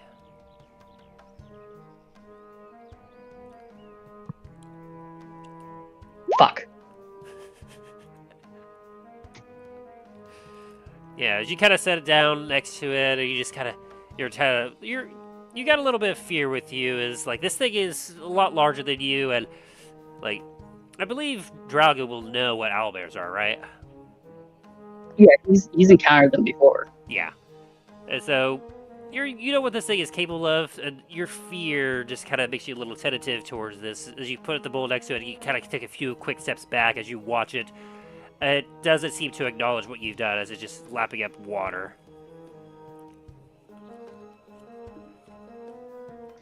I was hoping I could make a friend. Damn it. Hey, Drallgon, you can't befriend all the animals in here. Drallgon's just gonna flick you off. Like, I can fucking try. Try harder than least- bitch. At least it's not being aggressive toward us, so that's a boon. Are there Listen- no? Are there fish on the outer side of the sanctuary? Fish? Yes, fish. Like in the swamp itself? Yes. You'd have to leave the sanctuary area and investigate that. You know what? I'm gonna do that.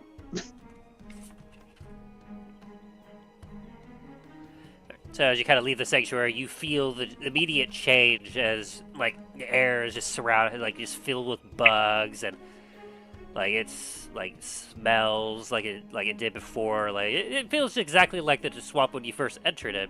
As you take a look around, and there's murky water, just really just tall trees, and so do me a survival check.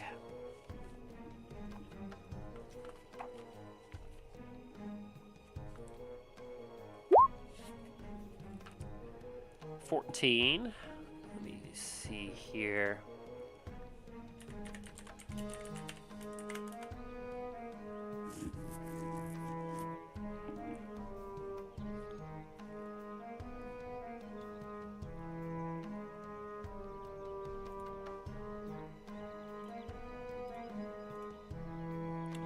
Okay. as you were kind of like going around in the muck of the swamp, you do feel like you see something in the murky depths of the water. For that, let me see. Okay. Yeah.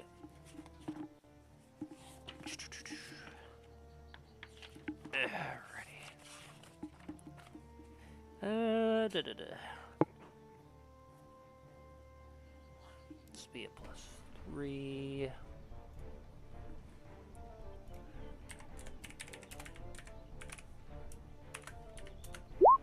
I'm assuming 11 doesn't quite like penetrate your armor. No. Okay. You get annoyed because there's a swarm of insects that are just kind of buzzing around at you. You feel some of them trying to bite at you, but they don't quite get through your scales.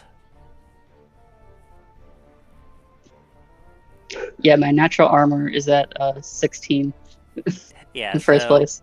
You're fortunate about that, as these things are trying to bite at you. Your scales are just keeping them off. But as you are fluttering around, you do see what looks to be a fairly large fish swimming in the muck. Are you wanting to try and catch it? I'm gonna aim my gun at it and shoot it. Okay. Roll to attack then. Okay.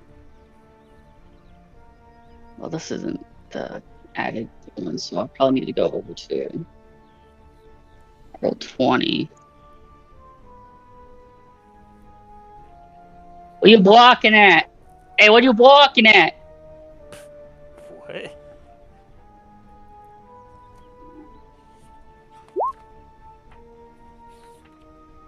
$17. Yep. As you pull out your gun, you take aim. The rest of you hear the crack of firearm just outside of the sanctuary area you're in, as the water has a big sploosh. Yeah, and you get some swamp water all over you.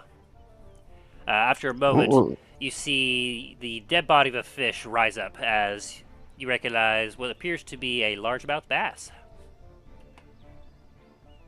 Drallgon's gonna pick up the bass, go back to the sanctuary, clean it off, and cut some of it for us, and then hand the rest of it to the owlbear.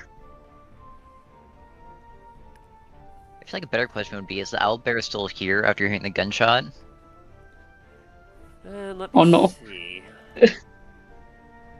Eric, don't do this to me. It's a valid question for you shooting a fucking gun in the forest in an area That's true. close to somewhere that's meant to be peaceful. He does have a point there. Remy! Hello there. I have been lurking. Welcome back. Thank you all, thank you all. You need a quick up to speed on where you guys are at right now? Yeah, I mean, I know that we're in a sanctuary right now, and there's an owlbear that Ryan's trying to tame. Befriend it. I'm not trying to tame it. Yeah, you're about... Interesting. So you're about roughly 80 miles away from Ravenscrest in the swamp, as you all were traveling on flying carpet. And on the way, you all, Drallgon and Milo, noticed a clearing that, as you went down to investigate, turned out to be a clean, bubbling spring of water. And you weren't able, like your character I rolled, you weren't able to tell initially, but you got information from Drallgon and Milo, as Milo identified the area, that the spring is some sort of natural magic, fey magic area that has the entire 80 foot radius area just covered in some sort of sanctuary field that prevents anything from having aggressive actions within it. Fair enough. Yeah, the owlbear didn't give a shit, by the way. I rolled, Oh, wow. and it rolled like a freaking 5. And it's like, oh, whatever that noise was, it was outside. It was away from me, so it was outside. Everything inside here is safe. Can I get that owlbear bardic inspiration?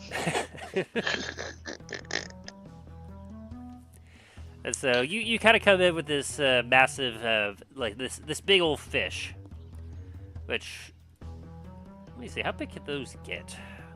Largemouth bass are usually pretty big, right? Yeah, they can get pretty big, pretty hefty. I'm sorry, hold on. I'm just picturing Milo just running up to the owlbear, like, don't freak out, don't freak out, don't freak out. For the fucking bardic of inspiration. They should. Let's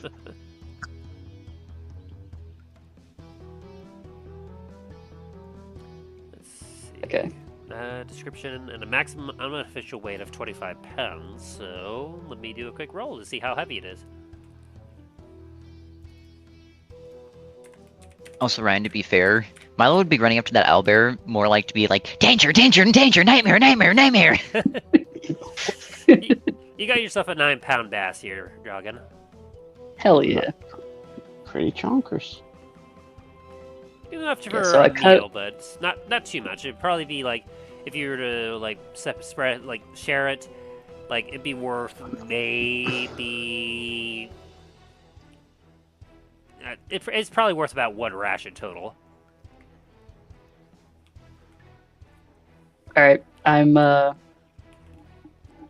How long will this owlbear be here? Good question. It's taking some drinks of water, and it's just kind of, it was chilly for a little bit as it's just kind of cleaning up some of its fur feathers? Question mark. I think it's like its back end starts with fur, and then as it gets closer to its like front end, it turns to feathers. If I'm remembering correctly from the Yeah. So Monster Guide thing. it's just kind of going through and like cleaning itself up a little bit of some of the muck and mess as you're just kind of cutting up this fish. Yeah. As I'm putting seasonings onto it, would the owlbear react to the smell? It does have advantage on that. Let me see.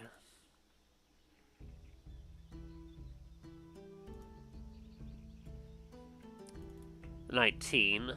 Yeah. As you're putting some seasoning on it, you will notice it will stop kind of grooming itself as it will suddenly kind of look over in your area.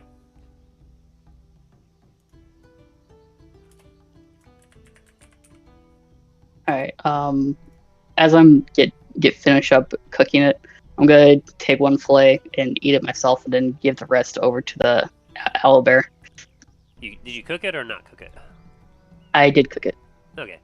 So you set up a fire and everything else, or I guess would Milo have set up a fire? I mean, Milo said I have camp, so I would assume he would have. Fair enough. So yeah, you just kind of go over to the fire and you don't have any cooking tools, do you? I got a mess kit. I guess that's fair. Yeah, the mess kit usually has like the most basic of stuff, like as like the basic camping like meal gear. But I mean, it's enough, so you're able to kind of cook it on that. Give me a survival check. Picturing myself using hardtack as as breading or something on it. Soften it up. Okay, survival. 14. You don't burn the fish as you kind of cook it with a little bit of seasoning, everything else. Like, you make it palatable. It's obviously you still got some bones in it and everything else. As you kind of eat a bit of a fillet part of it, you're like, okay, yeah, this is pretty decent. The owlbear is still kind of keeping its distance, though. It's looking over at you as you're kind of doing a strange thing.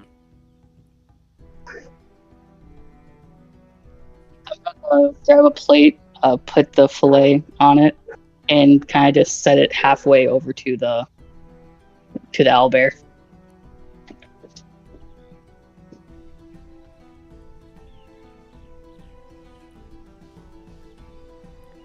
After a little bit, as everyone is just kind of watching with anticipation, the owlbear kind of looks and sniffs, and then it kind of eats it. Give me a animal handling with advantage.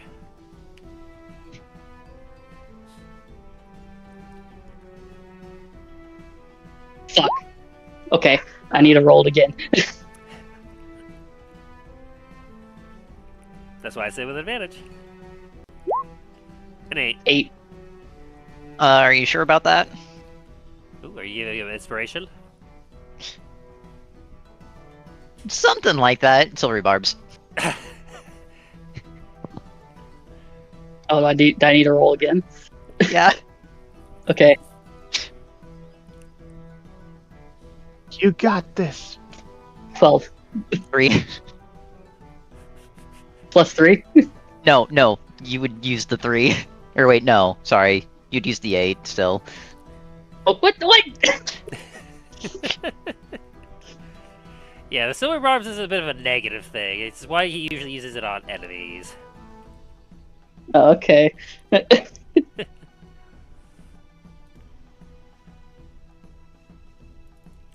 Yeah.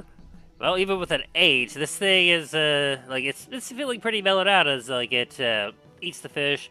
It kind of looks up at you, gives it a little bit of a shake, and finishes up eating the small fish. You feel that it Okay. doesn't have any ill will towards you. So, hold on, give me a second. Drallgon is gonna give them this type of stare. Hold on. Oh boy.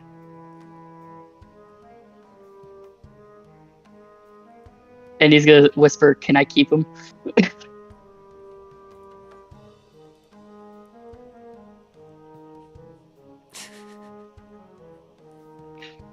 As interesting as that would be, I do not think that is a highly good idea.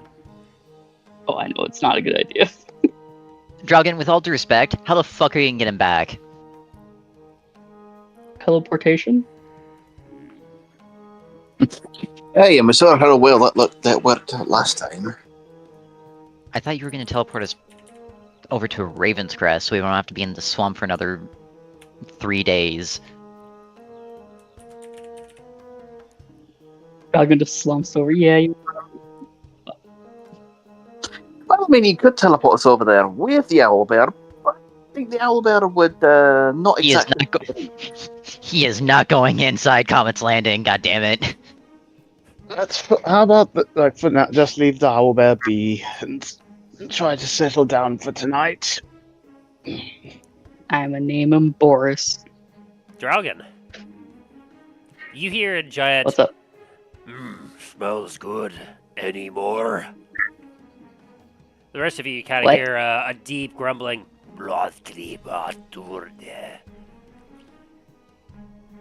What was that? As you all kind of turn around to this voice, as distracted by the owlbear and this whole thing, a What? troll Is that has you? entered your midst. Hey, what? A troll. You're not Boris. Well, it's in the sanctuary zone, so it's not going to be aggressive toward us. You know what? This is getting weirder by the minute. I'm just gonna go to bed. Let me see. It does have keen smell. Yeah, If you Drallgon- were cooking a fish with seasonings, you caught the attention of a troll. It is a Drallgon large giant. says to him, "You're not Boris." Let me see. I still have my rations and No. My name Pank. Huh. Your name's what? Pank. Tank? Pank. Pank. Pank. Do you know giant, Talos? Oh no. Yeah, only those that know giant was understanding this conversation right now. Talos is just kind of staring at them as like, Though you would hear like Oh. him like in between, like you would hear like in giant, like because he's saying a name, you would hear in giant Pank. Pank. huh. Interesting. Well, if you are willing not to attack me, I can get more. Because that was the last of it. Bad. Oh, I think I want to attack. Well, Yes. then I'm not gonna get you any. What's it saying? Drallgon's gonna be giving him like the type of tone that you give to like a little kid, as he's like trying to get him to understand, like, if you attack me, I'm not gonna give you this, but if you don't attack me, I can get it for you. He looks at you. He looks at his club. He kind of half raises his club a little bit, looks at you again, and is like, "Ugh, weird. I feel like I want to attack, but I also don't feel like I want to attack. I'm hungry." As he just kind of plops on the ground, and the ground just shakes. As he just kind of bends over and just dunks his entire head in the water. And you just hear the sound of drinking.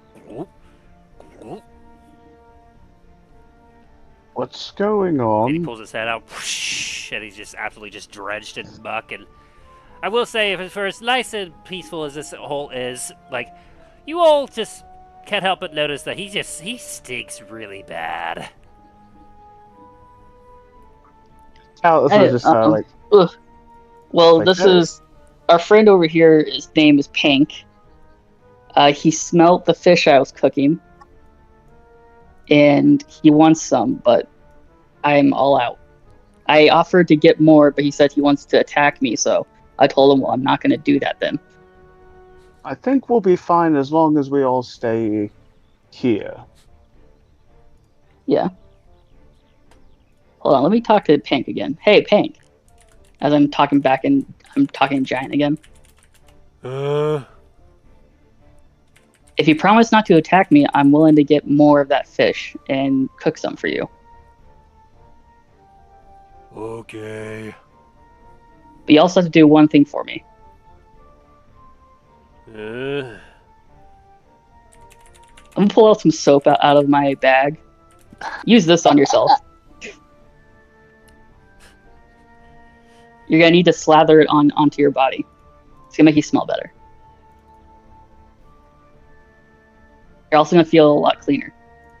Well, what smells good to us might be smell bad to a troll. and he kind of reaches out and grabs it and, like, holds it up. You watch as he puts the entire thing in his mouth and chops down. Don't eat it. Don't. It's gonna taste bad. Talus is just gonna be like having a grimace, but at the same time, I was like, since he doesn't feel danger because of what's going with the area, but at the same time, it's more like that's not right. Force. Don't eat that. Blech. You're supposed to. Yeah, it's gonna taste bad. You get it wet, and you rub it on your body. He kind of chews a couple times. Blech. True. Chew. Blech.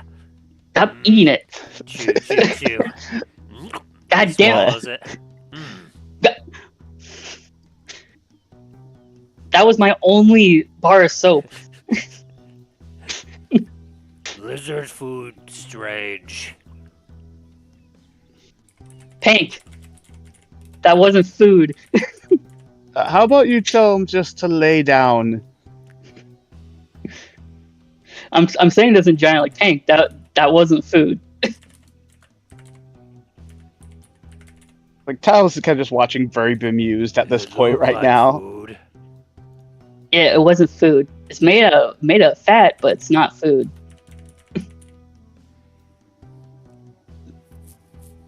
Oh. How about this? You stay there, take a nap. I'm gonna go and get us a fish. All right? Okay. All right, buddy. Does his breath smell a lot better now, though? Yeah.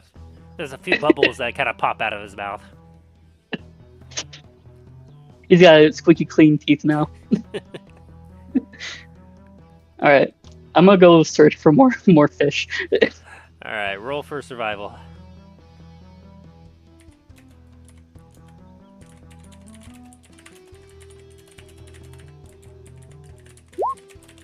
$17. Oh boy.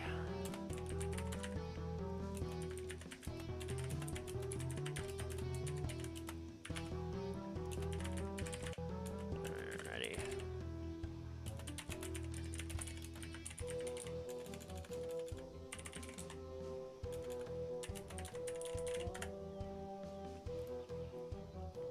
17. Okay.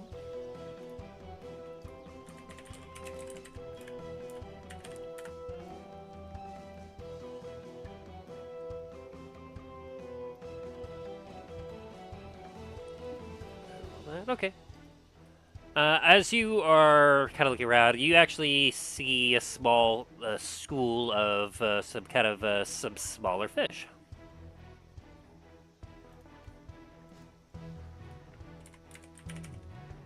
Okay, give me a second.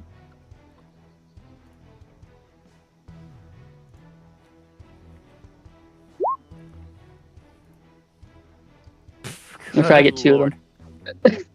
Oh shit, I rolled a natural one. Yeah, as you kind of pull out your gun, it goes off prematurely and phew, just bounces off a few trees off into the distance.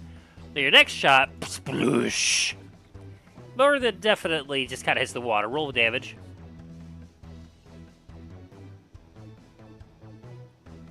What do I need to roll damage this time?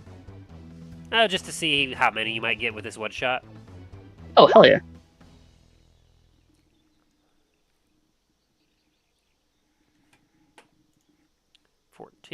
Okay. Oh, dang.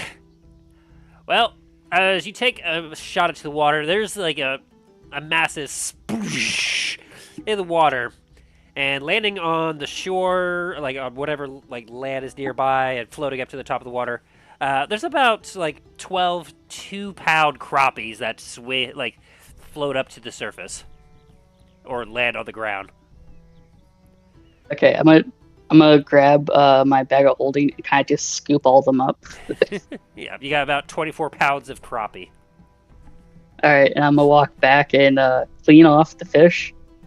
Try to get some of the gunk out of my bag of holding, and then start cooking up the fish. It's gonna take a while because I mean that's 12 whole fish. It's gonna be a minute, but so as you're kind of working on well that, enough for this guy to actually eat first. Fair. Milo's gone to bed, so Talos, today, what are you doing during all this?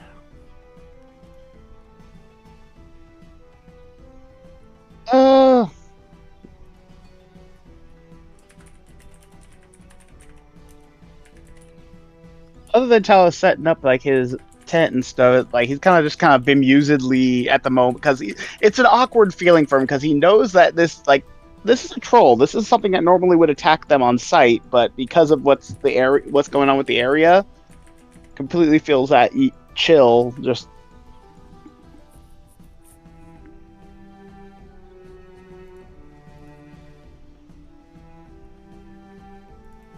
at one point, this troll kind of looks at you and he wraps his large hands around you and kind of just picks you up and looks at you.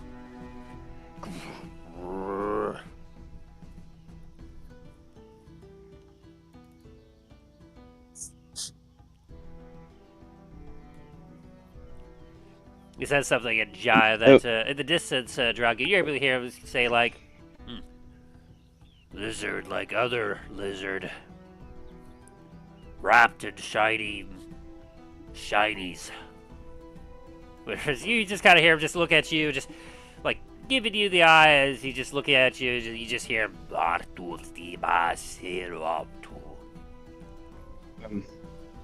hello. Please put me down.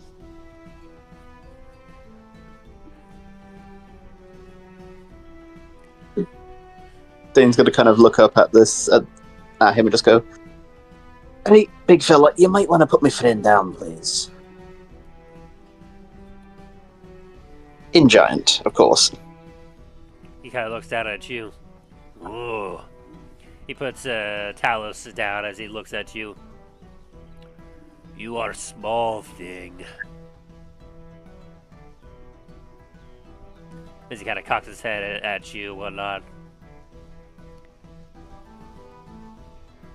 Feels familiar. Brain hurt.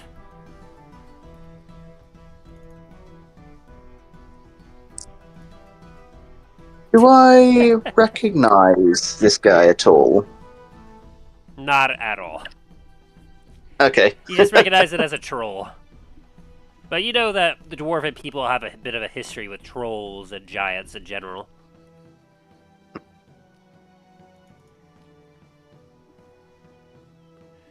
He suddenly, like, his nose keens up as he then just, like, kind of gets up and makes his way over to the tents where, Milo, roll me a Constitution saving throw.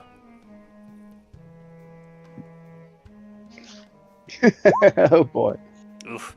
Oh. You get Milo does not give a. stirred. Oh, wait. damn it. Yeah, you get stirred by like the stomping of the large creature as like your entire like sleeping bag just shudders with every step. Doosh, doosh, doosh, as Drallgon is currently cooking near camp, and this troll is coming over because it smells good.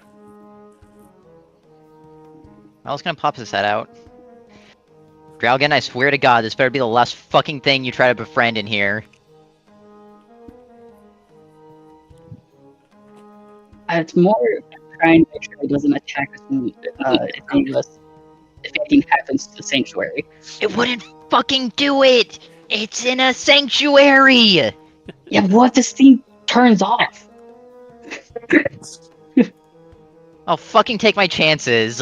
Milo goes back to bed.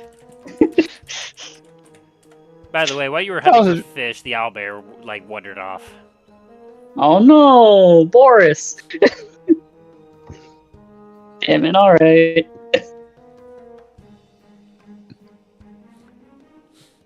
Well, at least I got Pank with me. Hey Pank, how you doing, buddy?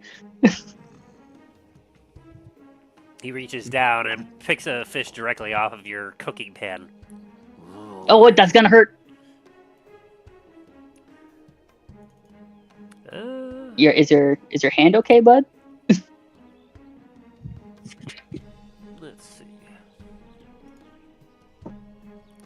No, he's fine. As he just kind of picks it up, like his claws essentially pick the fish directly out. So, like, there's some nasty scraping on the bottom of your pan now from his sharp claw. But he picks up a fish and just directly just puts it in his mouth. Aw, man, that's my favorite pot. Good. You like that? Okay, good. Well, it's almost done. Drallgon, I can help you. I can help you with the pot once we get out of here. Okay. Thanks, man. Yeah, no worries. Okay. Do you see where Boris went?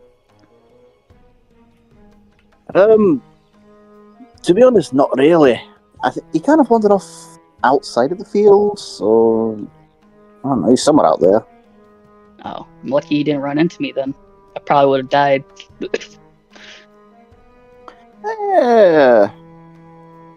Maybe, but probably less likely because you did kind of feed it, so he wouldn't really be hungry as much. Yeah. Alright, Pank. It's all done. Here you go, buddy. As he just dumps it onto the ground. He As he grabs one fish out of it, and he grabs 4 fish out of it, and he hands one fish to everyone, unless Milo doesn't want one. I think he's trying to sleep. Yeah. Okay, never Milo mind. won't He sleep. grabs 3 then. He just gets the fish thrown at the side of the tent. Eat it. Just starts bouncing off the side. No, he grabs 3 for Palos, Dane, and and himself. Then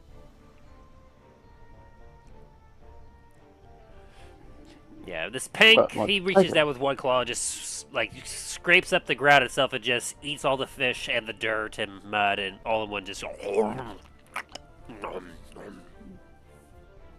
I guess the dirt and the mud gave us some character, as Drallgon is just wincing, staring at Dane, saying this.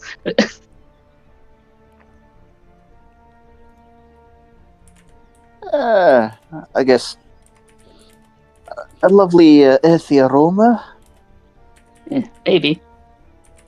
to go with the fishy aroma.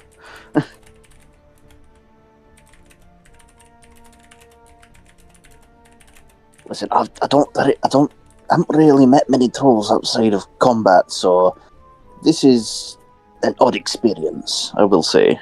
Yeah, honestly, this is the first time I've ever met a troll that hasn't tried to attack me.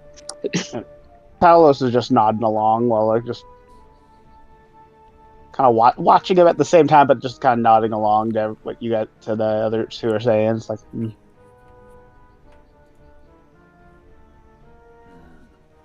All right. Big fool. Big going No back problem, to man. cave. And hey, how about you don't ever attack us, okay, buddy? I don't think it's gonna work out well for you.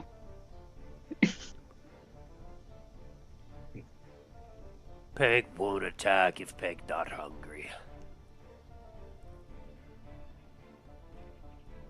Well, I won't ever be able to feed you ever again if you attack me, buddy.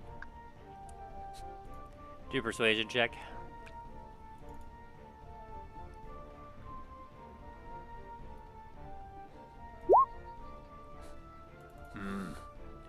Small lizard make good words. Pig going to sleep now. As he just kind of gets up and slowly makes his way out of the clearing and disappears into the swamp.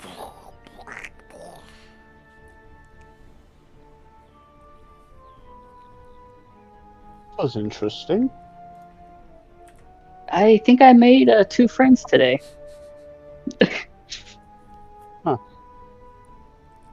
Neat. I don't think that troll's ever gonna bother us if we ever run into him again. We can hope. Well, as long as we give him some food beforehand.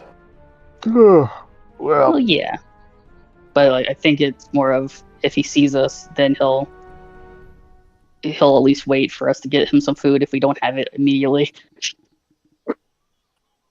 Hopefully. Hey, here's hoping. well, if you lads want, I can take the first watch, and I'll wake you two, each of you up later. Okay. Oh, I'm I'm exhausted pretty anyways. I'm pretty sure we should be all right.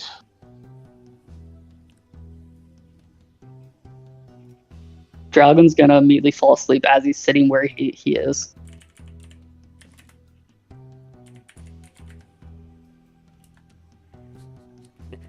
You just kind of plop down. It works because the air is kind of a bit of the warm and humid, but yeah, we'll see how that turns out. And then, so Tyler's taking the first watch. Yeah. It's good because the sun is definitely setting as it's getting darker, even more so in the swamp. It's a little lighter where you are just because there's nothing in the canopy above you that is blocking the sun. You can definitely tell that it's gotten darker as the rest of the party falls asleep. Go ahead and give me a perception check. Alright.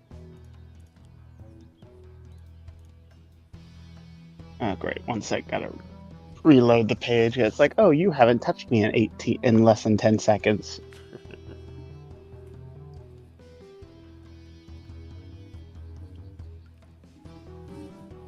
Perception load. There we go.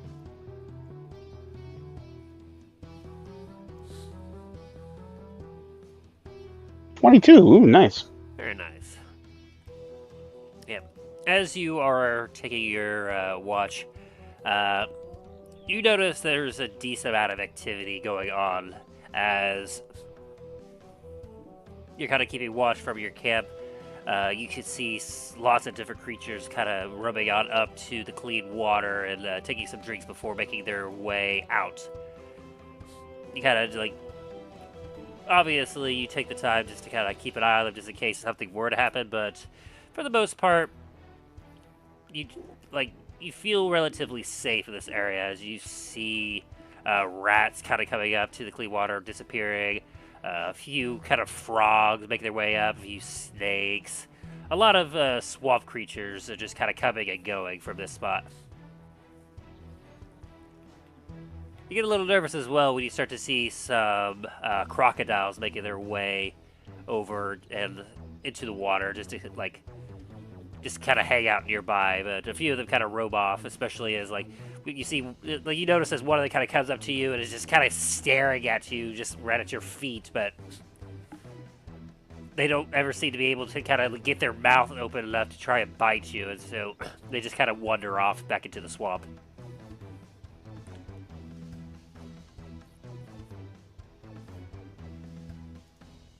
And yeah, your watch goes off without a hitch.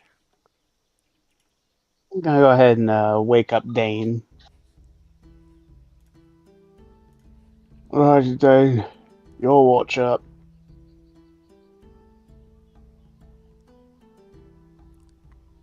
Aye, anything to report? Well, nothing really. I had a couple things come through there. I got a few animals come through, but it seems the effect of the area is keeping them pretty tame.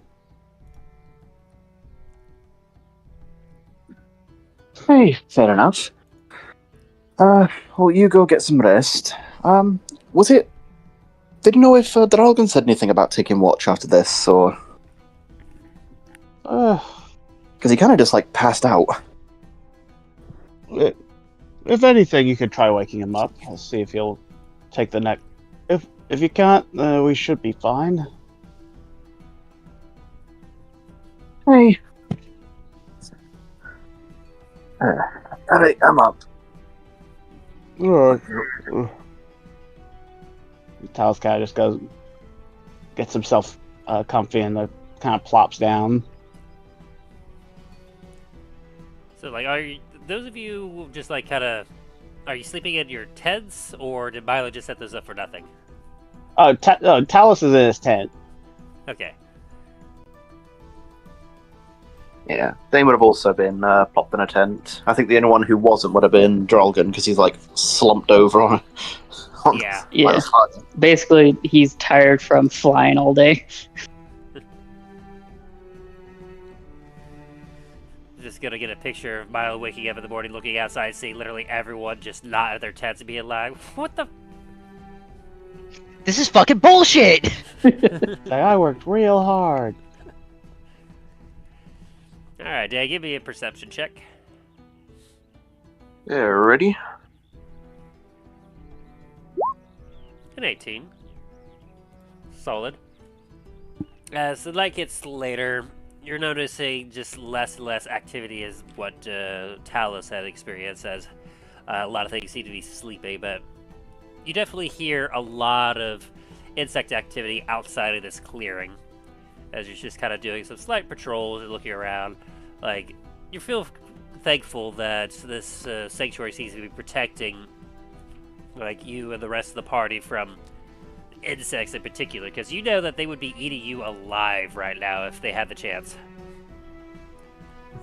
But they seem to be avoiding the area entirely. Well, that's good.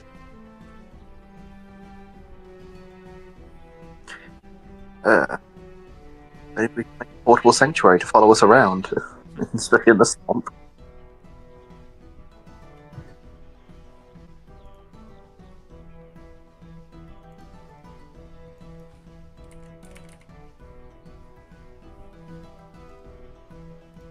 Let me see here.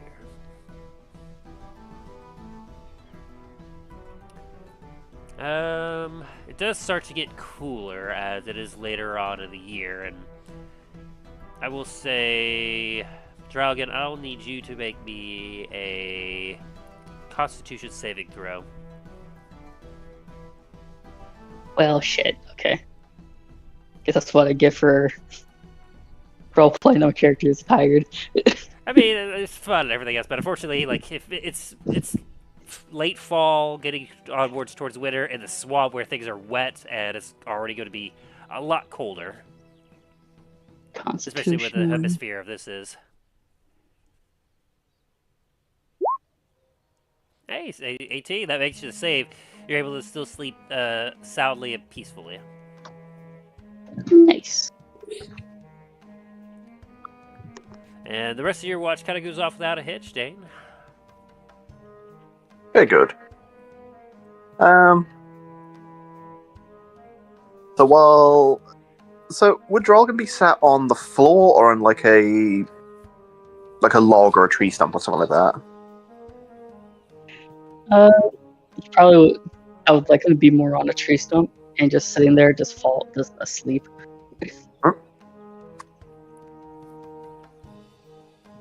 So, as Dane's going to be sat on the other end of that log at the end of the shift, he's just going to take out his axe and with the handle, just like slowly push it into Drallgon's shoulder, causing him to fall off the log. In an attempt to subtly wake him up. Oh, what? Ah, Drallgon, you're awake. Must have fallen off the stump. Yeah. Log, Why do you have actually. your axe out? No reason. Uh-huh. Hey, Dane, after you do that and you're talking to him, you feel the log that you're sitting on move a little bit.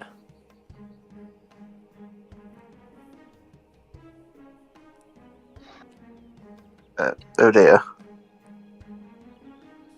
That's not a log. Okay, who put That's Princess's a man. family? I don't want Princess's family member chilling out here. Yeah, as you take a look over, you see the head of a giant crocodile as it's just laying there. So I'm gonna quickly and carefully get off of what I thought was a log. Yeah, Drallgon originally was just laying on the moss and whatnot, but then at some point in the night, he actually snuck past your watch, Dane, with a stealth, and he happened to just lay down right next to Drallgon, and Drallgon just kind of just turned and used it as a pillow.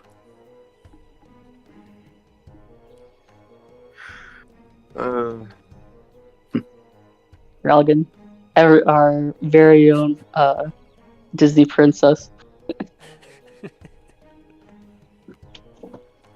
That was Greyhound. Oh, Graham's definitely. But Drallgon's starting to give him a run for his money right now.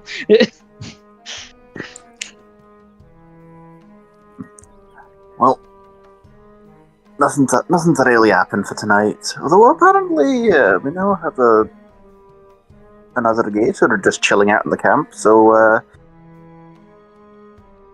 it should be all right. You can't take this one home though. We already have one back at the Citadel. And a beautiful little girl she is. Hey, well, you still can't bring her a friend. But I'm gonna go crash back in the tent. Alright. Did I really just fall asleep on that stump? Hey, that you did. Well, alright. You go get some sleep. I'll, as he stretches, do the watch. Okay, give me a perception check.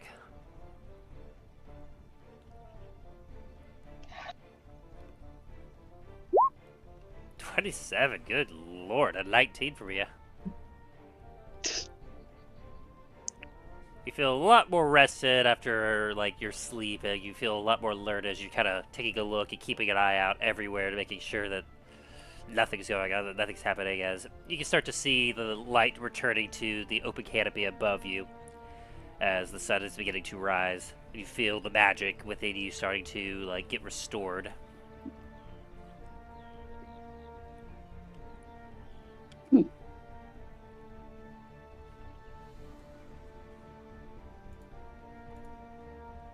Okay. And yeah, the rest of your watch goes off without a hitch as enough light comes up that you start to hear the rest of your companions stirring.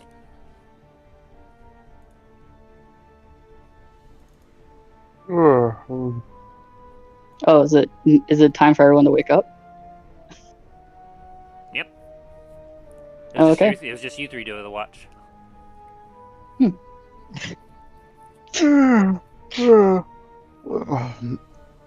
Morning.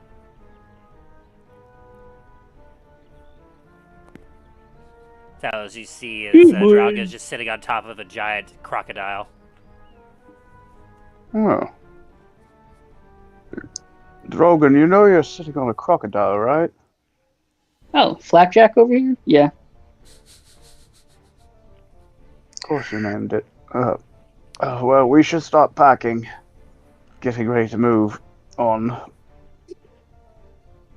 Y'all benefit from a long Yeah. rest, by the way. Huzzah. Hell yeah. And before we leave, Drallgon's gonna give Flapjack a hardtack.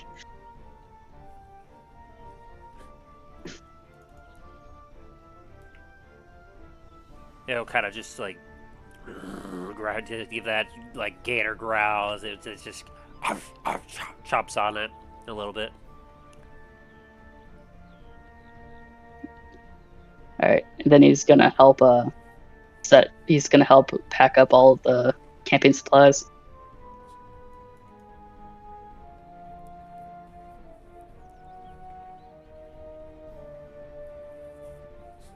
As you're helping out with it, Milo, you feel the giant crocodile eyeing you hungrily.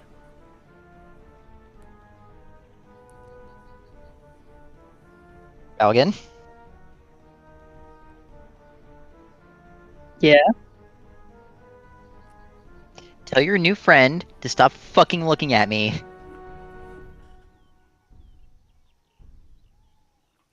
It's an alligator. Yeah, and it fucking looks like it wants to eat me. I can't speak to animals, dude. So long as Then we're why the fuck do inside, you keep trying to tame all these motherfuckers?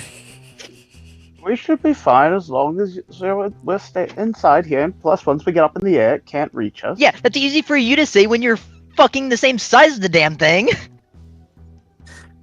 Let's just get out of here. How about that? Oh yeah, so this fucking thing can eat me. Great idea. No. I have teleport. We can leave. Fucking make it quake. All right, everyone. Let's hold hands. Come here. I swear to God, if you tell me to hold your fucking hand again, I'm gonna beat you. With what? The alligator? Listen here, you little shit. And here I was about to generously ask if you wanted a ride on my shoulders. Wait, really? We're walking, aye.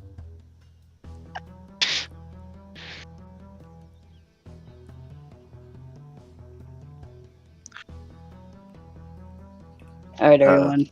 Let's get going. As I cast teleport.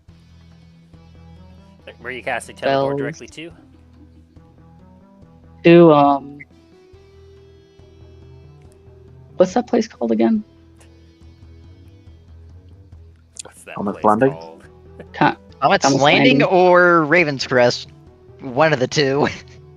Comet's Landing. Ah, but which one? What in Raven? The one in Ravenscrest, the one where the lady was staring at that one area. Okay? It's like, I may not be a smart man, but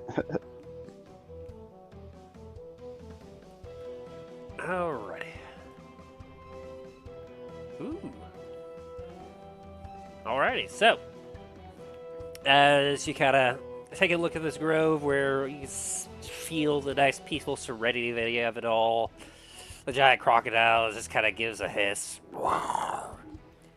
And you use your teleport as you all feel yourself lifting up into the air as you fly through the rainbow tunnel of time and space. And right now, I'd like to take a quick bathroom break to go and blow my nose. So we'll be right back. Gotcha. he'll be right there.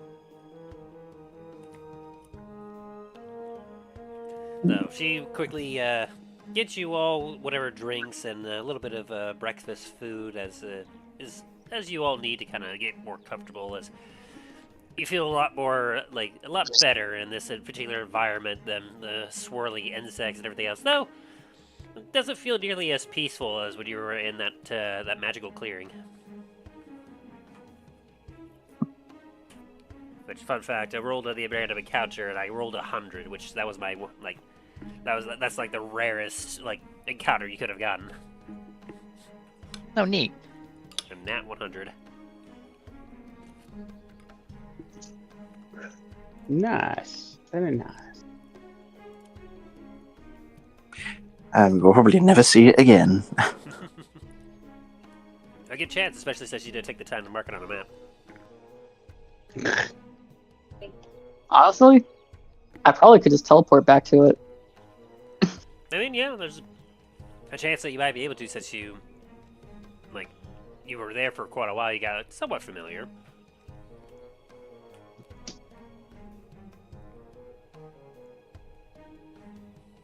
Actually, I wonder, would the water that Drallgon picked up, would that still keep its magical properties outside of its area, or would it just convert back to regular water? You'd have to see. Or was it even magical to begin with? I'm gonna take some of that water and see if it does have some of that magic properties.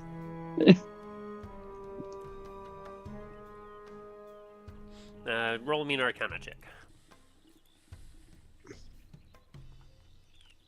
Arcana, yeah.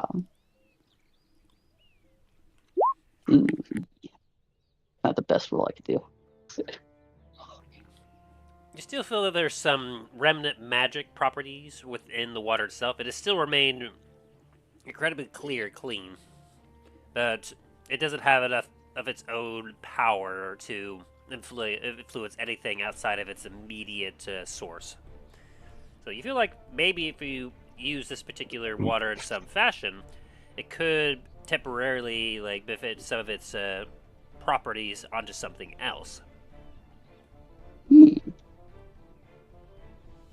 So I'm put that in my inventory. Magic water. Possible question Magic mark? sanctuary water.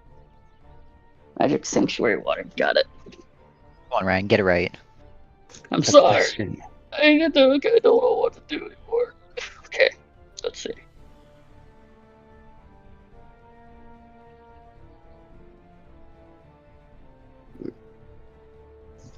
Oh, 1 sec, guys. I'll be right back.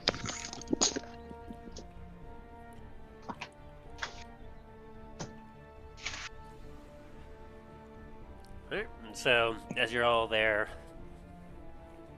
I'm assuming you're probably making some chatter with Berta, Milo. Of course. Well, things have been going quite well, Milo, as you can probably tell from I've been sending in the prophets as per instructions. There's not a whole lot of competition in the town as of right now, and especially not since all those mysterious fires broke out and that banker had to leave town. Wait, the banker left town? I still not quite sure what exactly happened there, but some of the folks that have been coming in and getting their drinks have been slipping some theories that he might have set the fires himself and cashed in on some insurance and fled the city. I don't buy it, though. He seemed to be too well ingrained into the town itself to just up and run like that. I think that maybe someone was trying to get back at him and, well, he took whatever he could after things burned down and fled. Interesting. Would Milo and her be off to the side talking, or chatting with all of us stood around still? Now, she'd be at the bar, and I'm assuming Milo would be as well, so I guess it just depends if you all wanted to just be hanging out near the bar as well. It's a bar, and Dane's there. Come on, Tim, what kind of question is that? In front of the dwarf?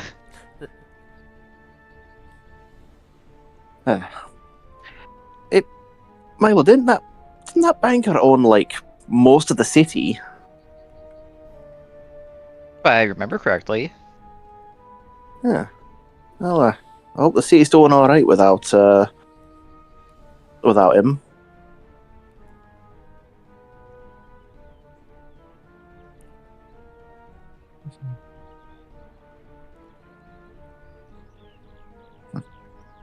Well, back to drinking. Well, I mean, Ravenscrest is a very big port city. We're getting plenty of business here and there. Though I will say that Treasure has kind of swooped in and purchased up a lot of the establishments that have been kind of abandoned here and there. You what? The treasurer stepped in. Yeah.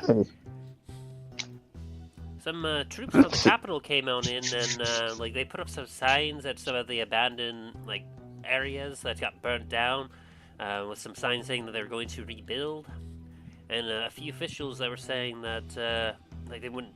The businesses that had financing through that banker didn't have to worry as their loans were being taken over by the treasurer. That's interesting.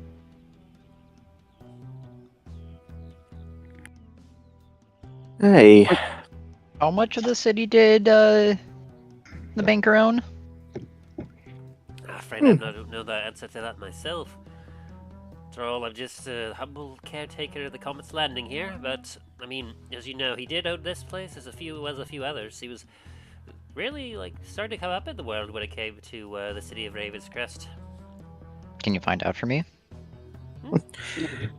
I remember something of a conversation you were mumbling about at one point, Milo. Something like 80% of the city was owned by him or something like that. You were... all I remember is you were not in a good mood after chatting to him. I mean, to be fair, the guy was a complete dick. Oh, aye. And you kept on spouting that quite a lot. Even once we got into the swamp. Good, I'm glad. Made it very clear my opinions on him. Hey. But 80% of the city suddenly going a bit bankrupt. That definitely disrupt a lot of stuff. But then the treasurer also then acquiring the majority of the city. Well, at least the people are stable. But I'll see about finding out exactly the details on the transactions and exactly what the treasurer now controls around here. It'll probably take a little bit, though. That's alright. Just don't get yourself in trouble or anything. I wouldn't dream of it.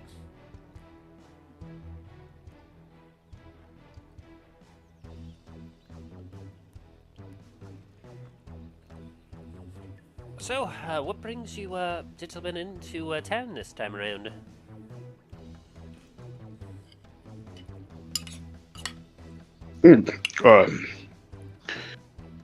Just it kind of tells, kind of looks at the others, wondering what's not really what, like wonder what how much he should say. Oh, you know, business as usual.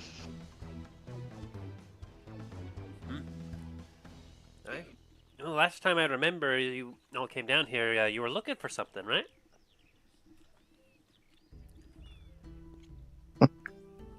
There was a couple of things we were looking for, actually. Now that you mention it. Hey, I think you, when you came back, you mentioned that your dwarf friend here had got that shiny armor of his. I have no idea what you're talking about. Wink, wink, nudge, nudge. It, vanished. Of course. Well, you're happy to know that everything seems to have calmed down with that regard. This fancy detective guy obviously cleared things up once he returned from being out in the swamp area. Oh, how is Hemlock? Is he still in the area, or has he gone on to other places? What it is, he's been off to the next location. He was just bragging about how he was on vacation and everything else, so this was just one stop along his long journey. Ah. Hopefully he doesn't get himself into too much trouble. I suppose to be fair, I never quite liked the guy myself. He seemed a bit of like a prick in a way. More of he was thought he was smarter than everyone else in the room, and that give him his ego a boost. Yeah, that's what I'm saying. Like every time he was around, like he was just so bragging and this and that. He just seemed so smart, telling me where I've been. He has no business knowing where I've been. Remind me never to introduce you into Namfoodle. Who? It's best you don't know.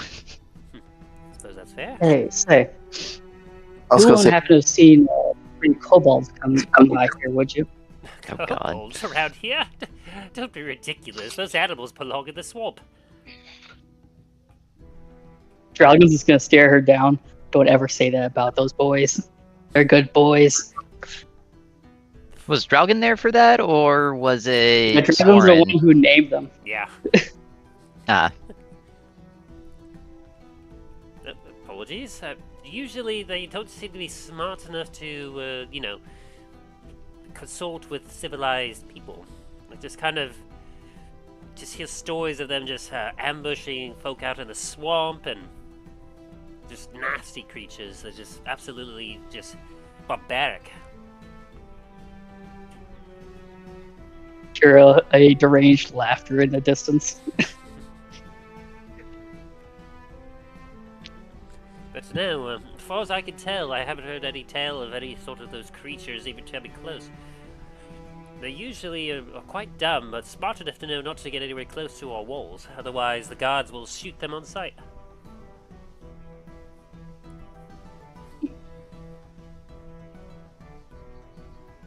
Okay, well, thank you. Of course. We'll say, though, that we haven't been hearing too much from the swamp as of late. Not too many folks like to travel up that way, but a few that have managed to make their way through mention a surprising lack of some action as of late. Aside from the normal creatures, we used to get tales of all sorts of from a particular region of the swamp where supposedly this old woman used to live, but strangely, no one has seemed to bring up stories about her as of late. oh yeah, she's dead. Oh, yeah. I thought we were just gonna talk around that, but okay.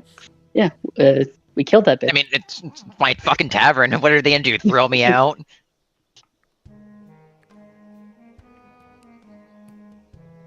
Yes, Good that point. old woman wasn't quite exactly what she was pretending to be, what she seemed to be. Oh, well, it sounds like you took care of a nasty thing out there then. Good. Though I will say, just if you're lucky you didn't come across anyone you just when you were in the swamp again, because I mean, there's one very powerful one out there, but obviously there's tales and stories of there being more of these nasty old ladies just out in the swamp. Oftentimes they're just, just fairy tales to tell the children to keep them from trying to sneak out of the city and into the swamp.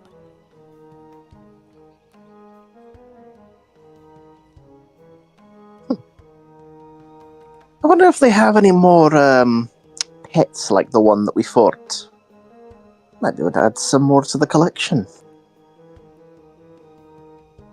Unfortunately, I wouldn't know anything more about that. You know, Dane, when we get back to the Citadel, we really should talk to them about getting you a trophy room. Oh, aye. I was picturing Dane hunched over like General Grievous. It's like new editions. Yes, another one to add to my collection.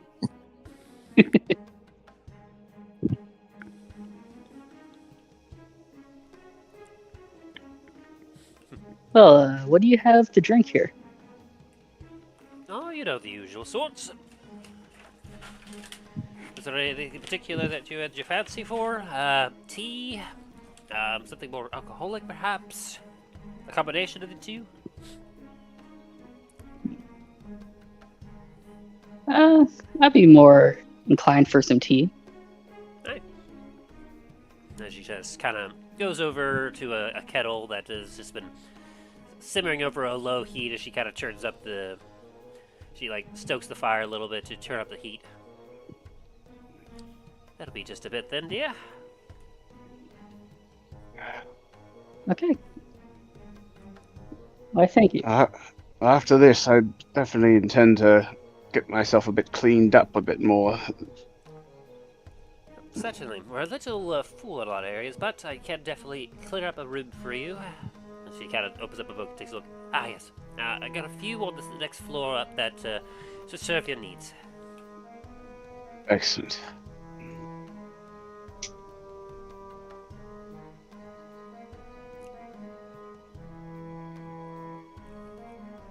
How long do you think you'll be staying? Just for the quite night, most likely. Very good. Though, speaking of which, as Milo kind of just like pulls out a map, what can you tell us about this town here? As he points to the town that we already discussed. I can't remember the name of it for the life of me right now. Thank you. Strange village. Was it the Yes, Strange Village or Evergreen Harbor?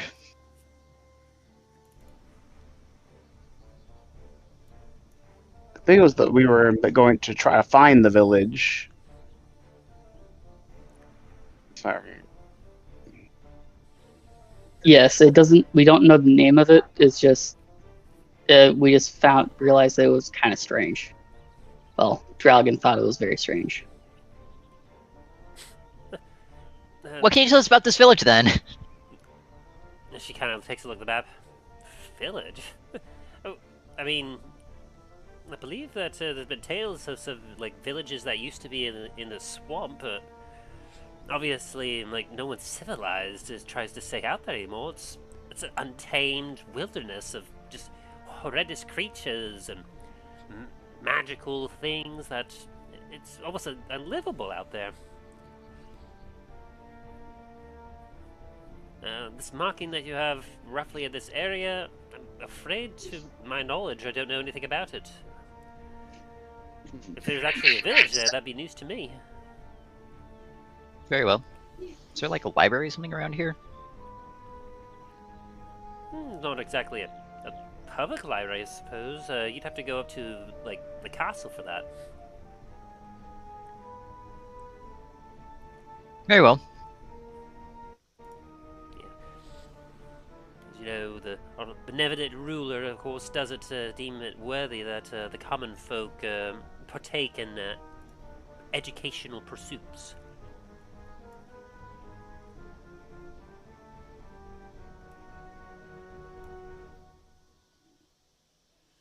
We're a port city here, so more often than not, our business is focused on protecting the walls, protecting us from the swamp, and making sure that shipments are coming and going. That's fair. Hey, but the people also do need to be educated a little bit to know how, to know that they aren't being essentially ripped off by the merchants that are bringing stuff in.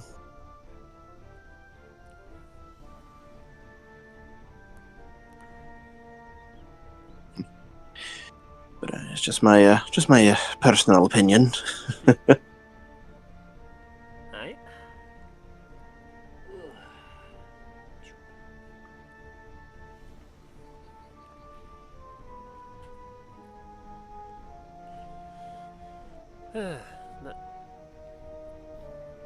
I will say that if you're planning on trying to go up to take a look at that library, I mean, obviously the guards won't let you through. You'd have to make some sort of appointment, surely, or something else like that. Most of us honestly don't even tend to go up that way.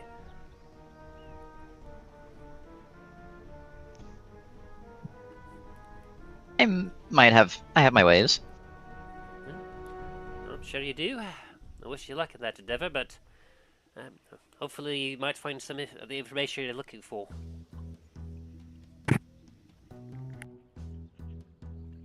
I do appreciate that. Milo will finish his drink in a couple of gulps. Alright, I need to get cleaned up before I even try to head up there.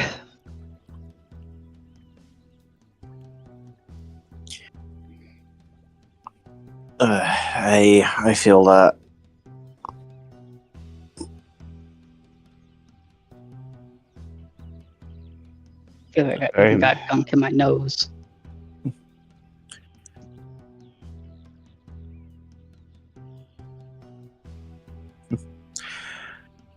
We'll say, unless you're looking for some more company to enter the library with you there, Milo, I might stay back at the tavern for a little bit and start sorting my armor out or my gear, because it's a little bit swampy right now.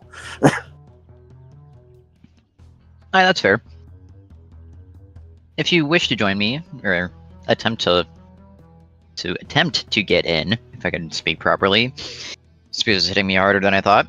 I'd be more than happy for you to. Hey. Well, in that case, I might swap out to something a little bit more comfortable and try and join you. Yeah, I'd also get cleaned up. I can kind of still smell the swamp on all of us.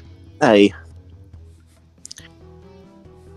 There's a little bit of What mud would they just just- drips off your armor. Yeah, the armor, which is normally shiny, is just like brown right now. If the armor could have PTSD, it would be shaking at the thought that it was back in that swamp. You just see on the armor, like around about like mid chest height, there's just a very deep brown mark from where I was like chest deep in the mud. Oh, Drallgon, while I'll never remember. Here, you can have this back. Appreciate you lending it to me. Gonna Oh, thank you. gonna take off the ring of water walking with it and pass it back. Thank you very much. Good thing, because I forgot you had that.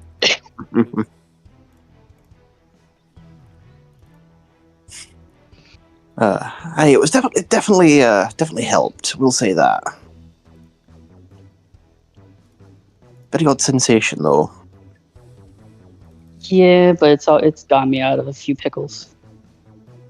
Hey, I believe the saying is pinches.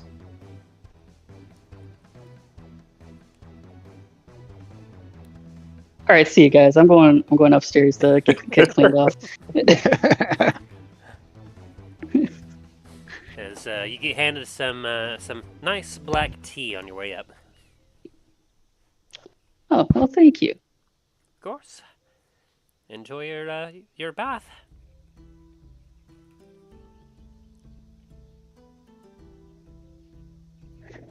Wait, do I have my wings out while I'm doing this? Because I assume my wings are also covered in muck. I would assume you haven't retracted it.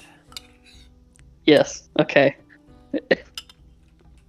So he's You just just- been standing there with dragon wings on him. Everyone just probably staring at him like, "What the fuck are you?" And as soon as you leave, whoever's left behind, Barry will just kind of leave down and go. So, like, did he always have those wings? Or is that some sort of decoration? Or no, they're actual wings. It's a recent development. And before you ask, no, he did not turn into a demon or anything like that. Let's not go down that rabbit hole. Or a full-fledged dragon. Or, yeah. I was going to say that if he like just started to grow up as a baby dragon or something. Honestly, I've only heard tales and legends of dragons. I mean, it kind of matches the description a little bit, except for the fact that he's a wee bit smaller than what I would expect from a dragon. Also, Yeah, sensitive. Drallgon was a baby dragon. I think we'd all be in a bit of a pickle at some point.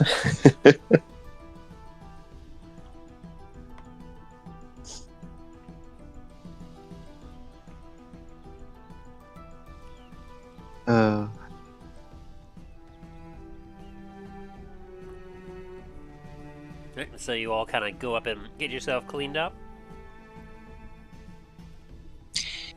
Yeah. Very good. Okay. Blah, blah, blah.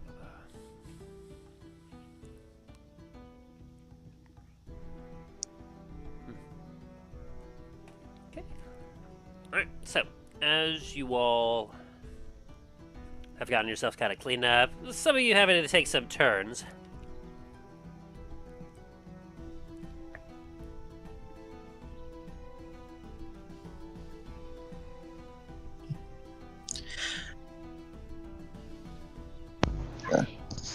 Sorry, had to step away for a second.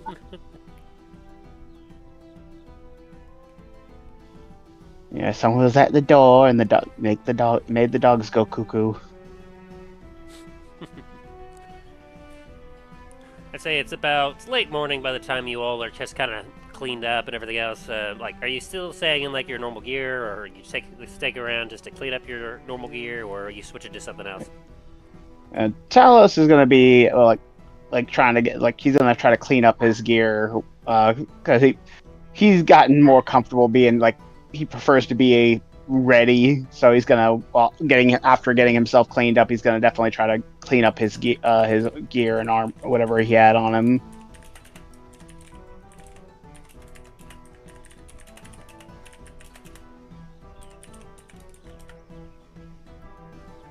Perfect. It's probably better. Wish he had could use magic that it's like how he's seen some people use magic to clean up stuff like this before. It's like swamp muck. Oh, I wish I had some magic for this.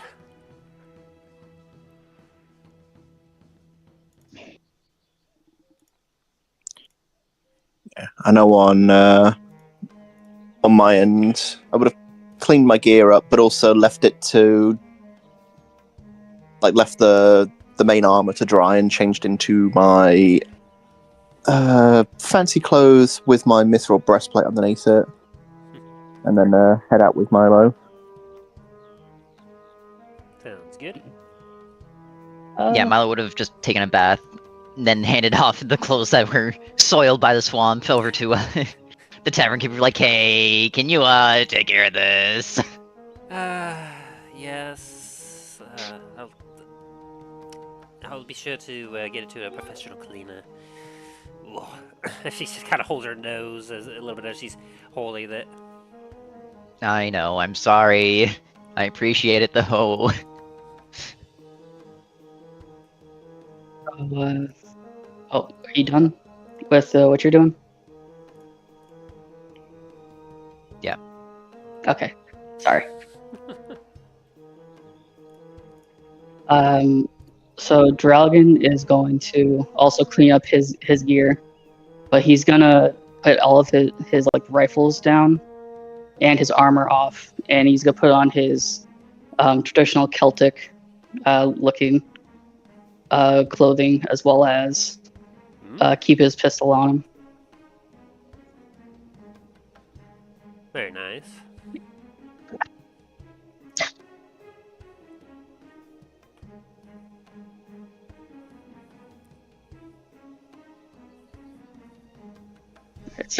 Sorry about that.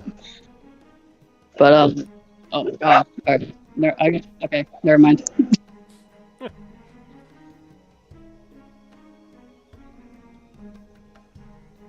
And okay, I'm back. And Drallgon would like to go to the library as well, if Dane and Milo will have him.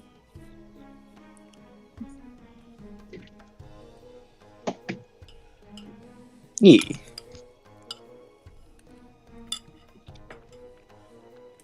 Fine, I guess. Okay.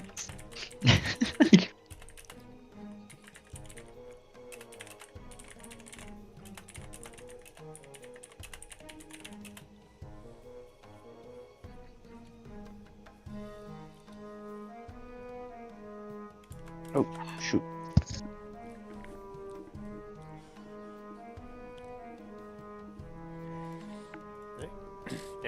Talos, you said you were just saying to stay behind and cleaning. Yeah, Talos, especially with him being with the plate armor, it's gonna need some good scrubbing.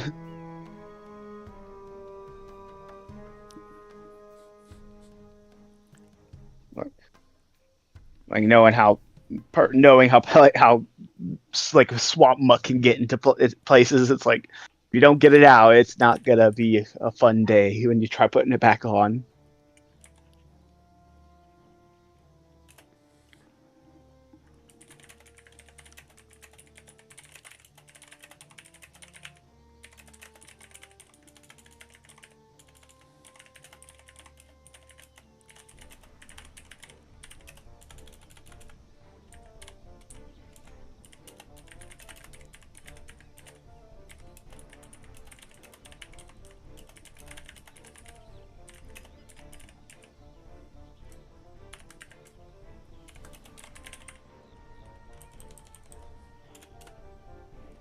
Alright.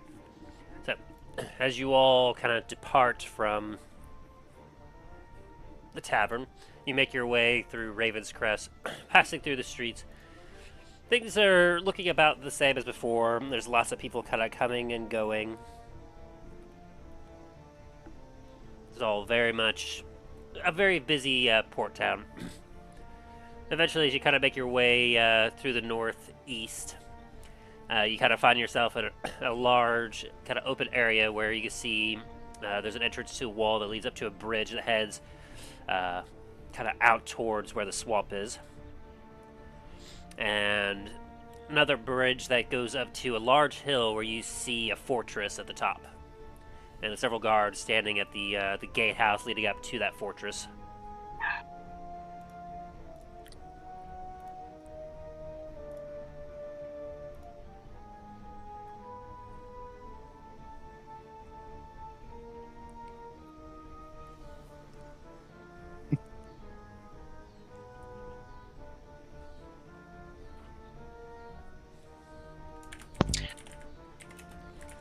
Hey Milo, do you reckon this library is in the fortress proper, or basically next to it? I would assume it's probably inside.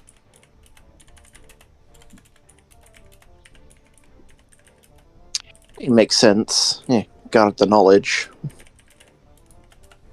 But also, I have no idea, so I'm just kind of hoping we can kind of bullshit our way in. Hey.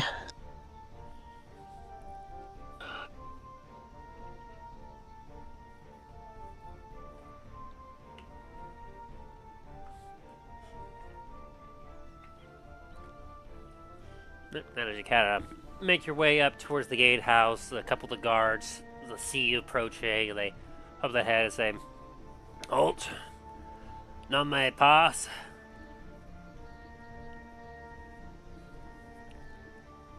What do you mean we can't pass?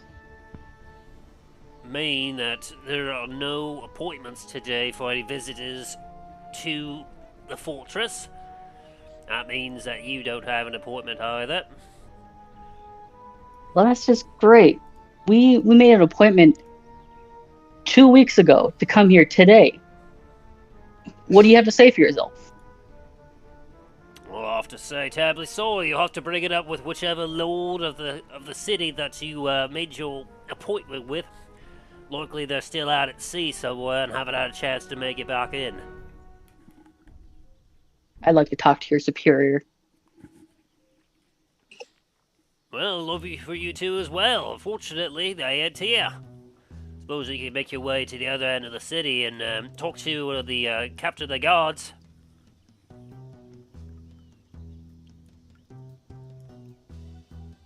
Dal's gonna lean down to Dane and Milo and whisper, "Guys, that's all I got. I don't know what else to say." That's why I said I was gonna bullshit our way in. That was me trying to.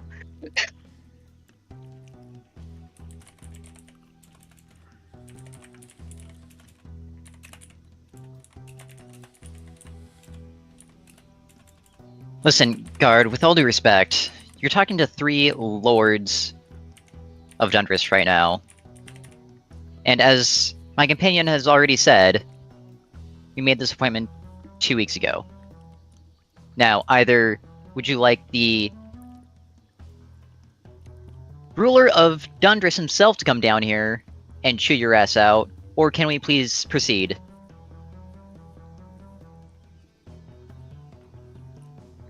I'm sorry, you're who? My name is Lord Highhill.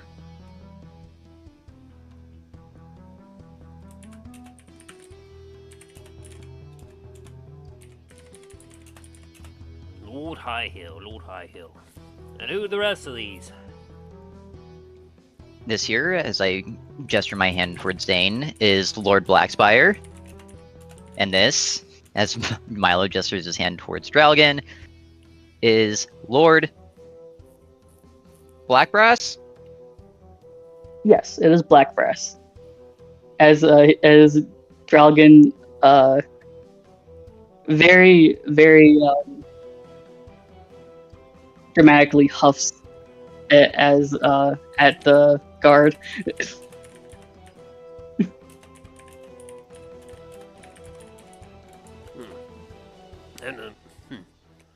Does this one look kind of familiar to you? As he's looking over at you, Dane.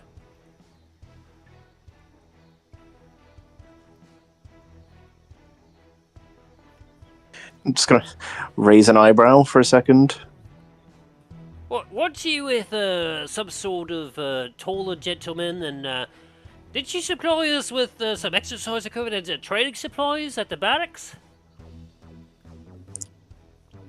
Hey, I remember that. Hey, that'd be Lord Shax now. He's currently getting his armament sorted today. Gods be damned. As he kind of like lifts up a bit of his armor and he flexes a muscle at you. I got these bad boys thanks to that gear that you brought in.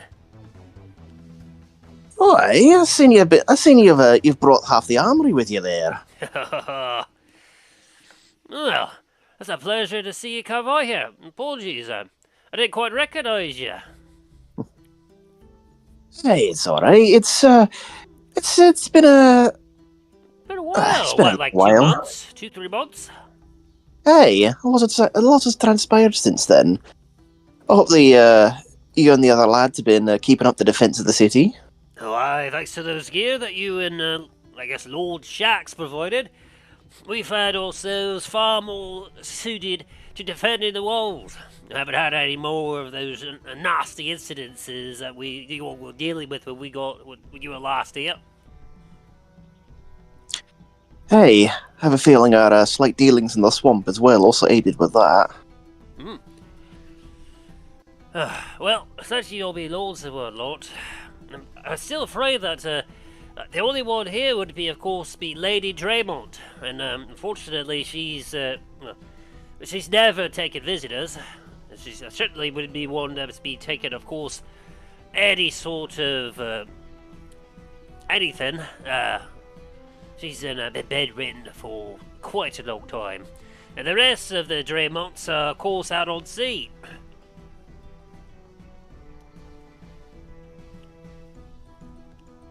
She's been bedridden? She got some affliction or something? I'm afraid I don't quite know the details of that. All I know is that she's about the only reason why any of the Draymonts actually make their way back here.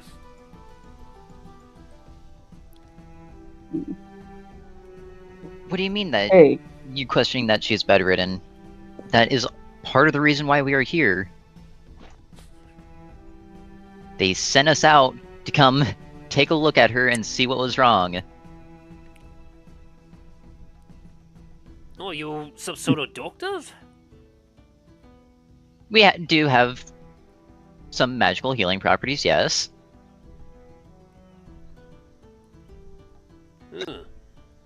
And Mello, you are an actual doctor as well.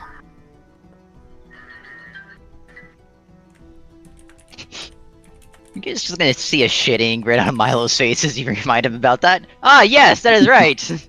I'm sorry, my proper title is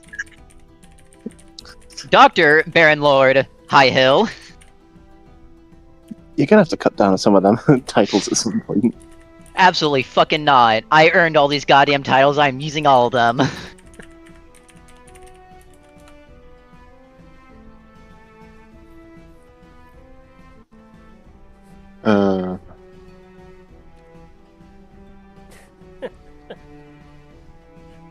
Now, with all due respect, are you gonna keep us waiting out here so we can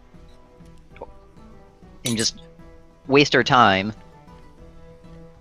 Or can we please proceed inside so we can help?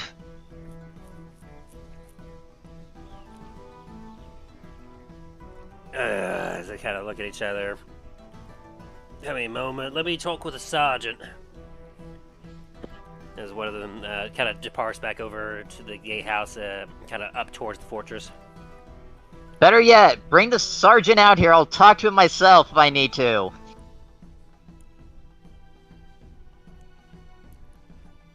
You'll have to forgive us, yeah? This is all highly irregular.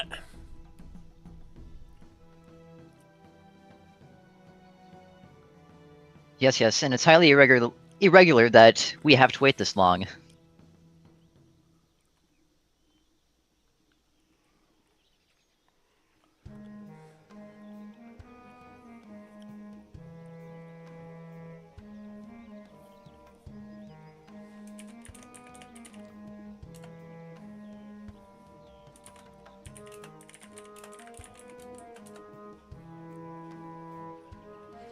After a few moments, the guard kind of comes back down, I guess. Right. Says you're clear to come up and take a look at it. Of course, well, just so you know, she'll be well guarded, just in case anything were to happen. As met with all the other doctors that have been sent this way, we wish you luck on the attempt to cure her.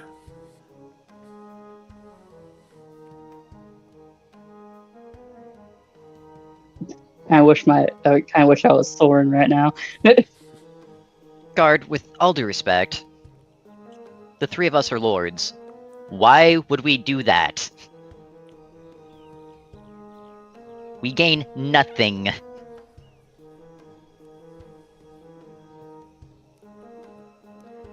suppose that's fair. Well, follow me then, sirs.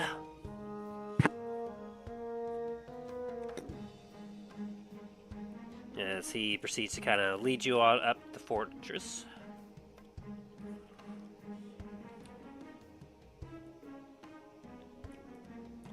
And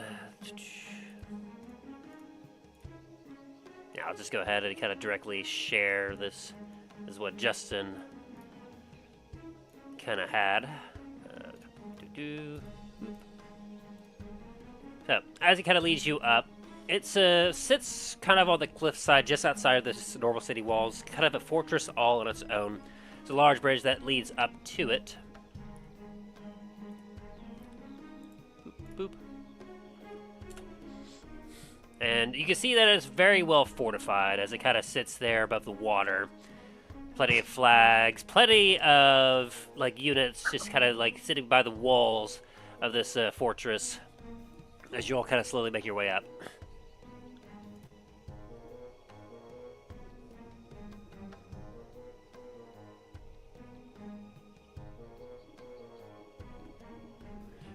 As you kind of make your way up to the gatehouse just outside the fortress, the sergeant kind of looks at it and goes, "You may pass.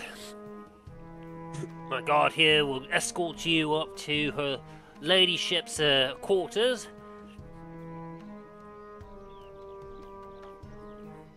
And I'll be out here when you shortly return, unsuccessful."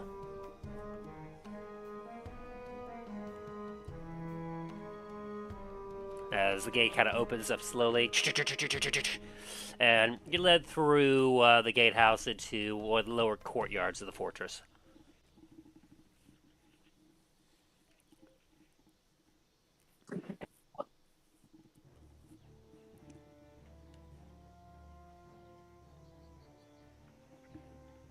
As you make your way up, following the guard, you find yourself slowly through very elegant halls where you can see lots of paintings of like ships and the captains in front of them, all with very like similar looking faces.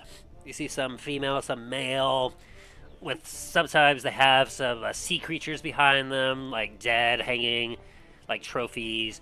You can see several like trophy stands all across the halls as you're like traveling through the corridors of different types of marine life, marine treasures, coral of the likes, all sorts.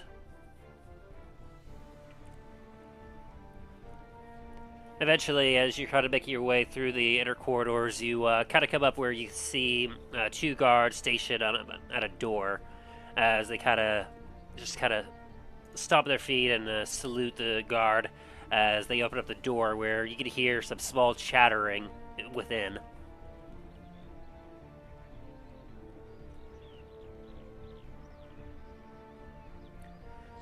And as you kind of make your way within,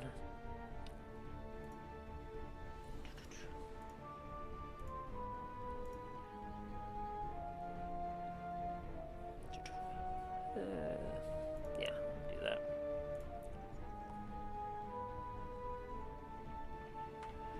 You enter the quarters where you can see there's a very elegant bed with a large open window just kind of blowing some nice sea breeze in. There's quite a few individuals in here already. A lot of people in some white clothing. Like, you can see there's some clerics, some doctors, like roughly about like 10 other individuals here that are kind of going about some tables and everything. Like the room has a couple of nice amenities to it for living, but you can see that there's a lot of medical equipment, magical talismans, all sorts of things all over the place. And in the middle, where this bed is, you can see that there's some curtains that are drawn up, revealing the face of a woman there that is laying down. She has some, what looks to be some straight brown hair and green eyes. She's very pale, very sharp face, as she's kind of just laying there, just idly just looking out the window. As the guard goes, Lady Jasmine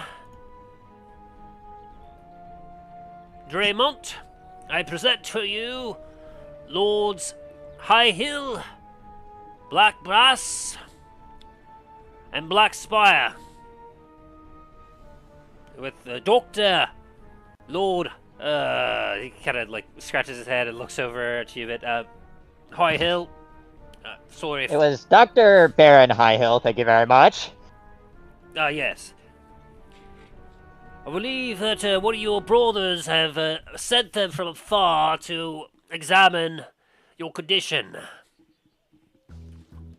As he kind of takes a step back as she kind of looks up. As you take a look at her just from a distance, you can see that on her own, where she is right now, she looks alright. She's just kind of laid down. Pale, a little thin. If you want anyone that's kind of looking at her, you could do a medical check from just a distance to see kind of what you can tell about her.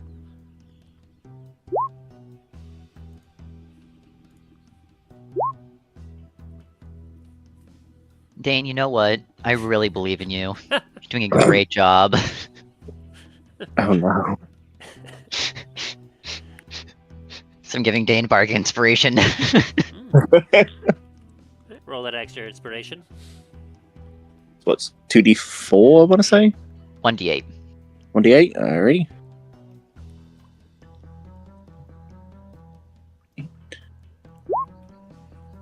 Yeah, That's soft not money. funny. Alright. As you three just kind of step up a little bit to her, for Milo and Drallgon, as you take a look at her, she's incredibly pale. She's very thin, for what you can see. Kind of dressed in some very plain bedclothes. You can see that like she's able to barely kind of move her eyes and her head a little bit, as she kind of gives you a soft smile. Dane, as you're taking a look at her, you could definitely see that like she looks very healthy, and her face, like, she doesn't seem to be in any sort of pain. But as you take a look, you can definitely see that she's a lot thinner, and like there's some pocket marks in her skin that make her look a little bit more skeletal-like than normal. Very pale, but otherwise you can see that with your check, she doesn't seem to be like suffering any pain or anything else. And with all the hands around her, you can definitely tell she's well cared for. But as you're taking a look, you can definitely see she doesn't make any attempt to like wave at you, move any part of her body except just for her head.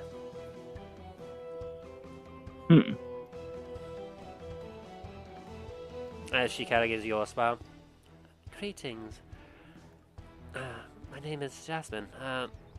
Tell me, what part of the world are you all from?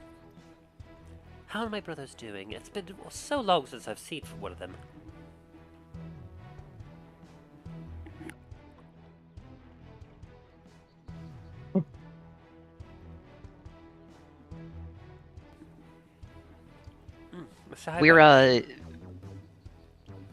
We are from the eastern side of Dundras. Your brothers are doing very well. She has a nice soft smile. I'm glad to hear that. The eastern side of Dundras, so she kind of squints her eyes a little bit. Pray tell, how far?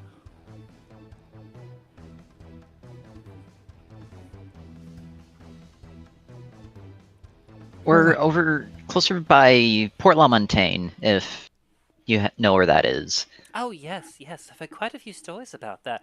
It's a very, very popular port town, much like here at Ravenscrest, though not as big as what I understand.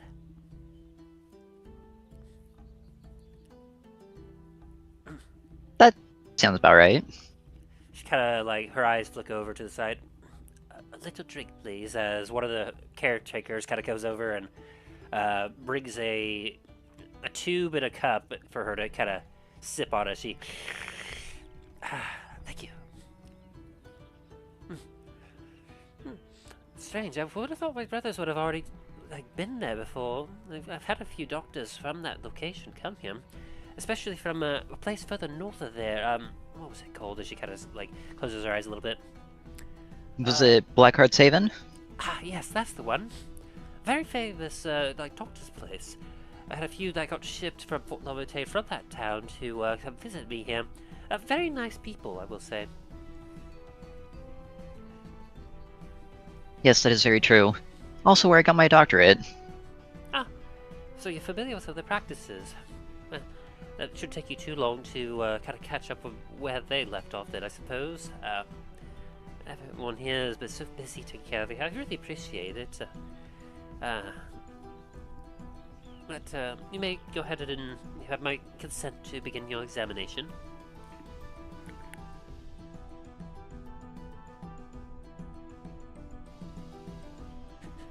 If she has a soft smile as she just kind of stares at you. I'm just gonna kind of walk over and cast Identify and see if there's anything magical wrong with her. Not knowing what the fuck to do right now. like Talos's bullshit sensor starts going off. It's like, I sense something.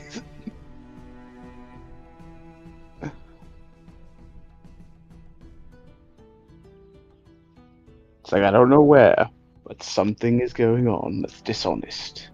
It would have been really nice to have Soren here, wouldn't it? Well, as you kind of cast Identify on her, as you're kind of trying to narrow down specifically. Let me just double check what the details of Identify were again. Because I believe if you cast on a creature, you actually do get stuff from creatures when you focus on them. Yes, if you instead touch a creature throughout the casting, you learn what spells, if any, are currently affecting it. As you work on your Identify, you're able to kind of identify that she is currently free of anything magical. Well, shit. And she's just kind of idly keying you. Oh, you're using some magic. Let's see, by the way, you're kind of chanting in your breath there. Yes, that's usually what a lot of the clerics want to do when they first come here. They usually try to do some sort of diagnosis on me. to see if there's anything magical. I can assure you that there's nothing magical about my condition. I'm afraid it's kind of like a condition I've had since birth. Oh, so you're familiar with what you have then? I've been living with it almost my whole life.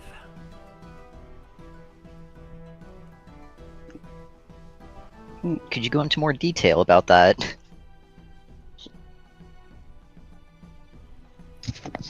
Be like, how has the symptoms been? Have they increased?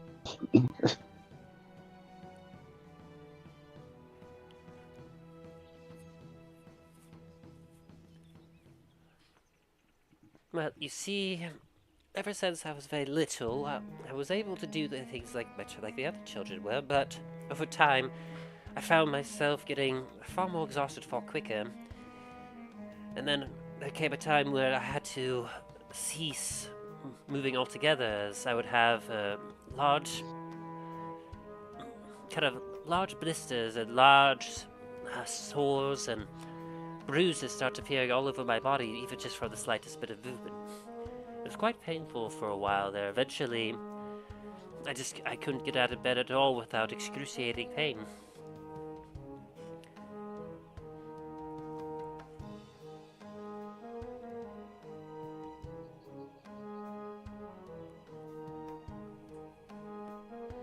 I was just gonna kind of pull out a pen and quill, kind of write this down.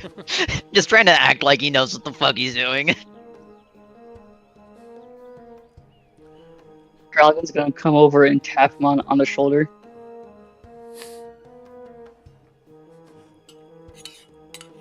Yes, Drallgon. He's gonna lean down and whisper, we could wait a little bit, and I could teleport over to Antiva, get Soren.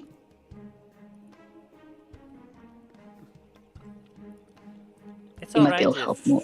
you haven't quite seen anything like my condition before. Every doctor that's been around has admitted as such. It is quite perplexing. The most they've been able to confirm is that there's something wrong with my muscles. But they're otherwise unable to figure out exactly what is affecting my muscles, or they haven't been able to come up with a concoction or anything else to keep it from getting weaker.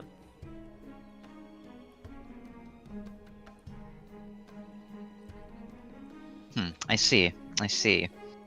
All the doctors and healers you see around here, they just work to keep me comfortable, and they've been able to find a few things that helps slow the progression of my muscles kind of degenerating, but unfortunately they haven't found a way of stopping it altogether yet. I see. Might I take another closer look at you? Of course. Also, I just finally got information. Her name is actually Celiora. Seliora. Just decided to finally share that.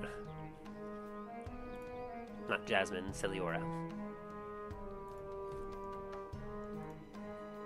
The nickname is Jasmine. Yeah. And I'll post that here. Boop.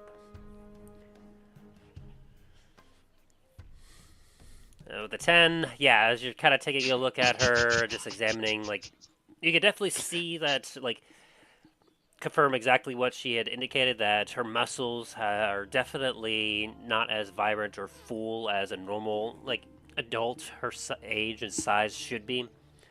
She definitely seems to be incredibly weak. Especially just as she's able to barely move her head around to eat and drink and talk and just kind of be with you.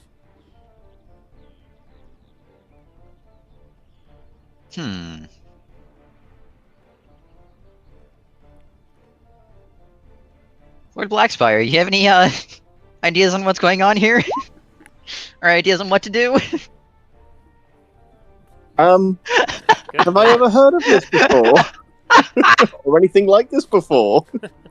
Good lord, the nat 20. As you're kind of taking a look at her and hearing upon everything, you understand that what she has is insanely rare. It is like practically unheard of, but there have been some cases out in the world where essentially some people, oftentimes very learned folk, people that don't generally tend to exercise a whole lot, tend to find that their muscles like kind of get weaker, weaker. Some like get so weak to a point that they physically can't move their bodies anymore just from lack of use. It seems kind of similar to that, but from essentially what she's describing here, you can tell that, like, despite the fact that she was trying to be active, it seemed as if her muscles were failing her in general. Best that way, you don't know exactly what could be going on with her, but you know that essentially she has just been like this for a long time.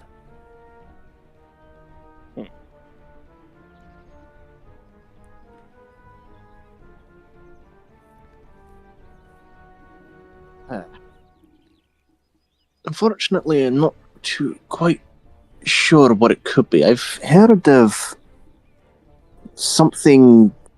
I've heard of something similar elsewhere in the world, where, especially the more academic side, they'd essentially just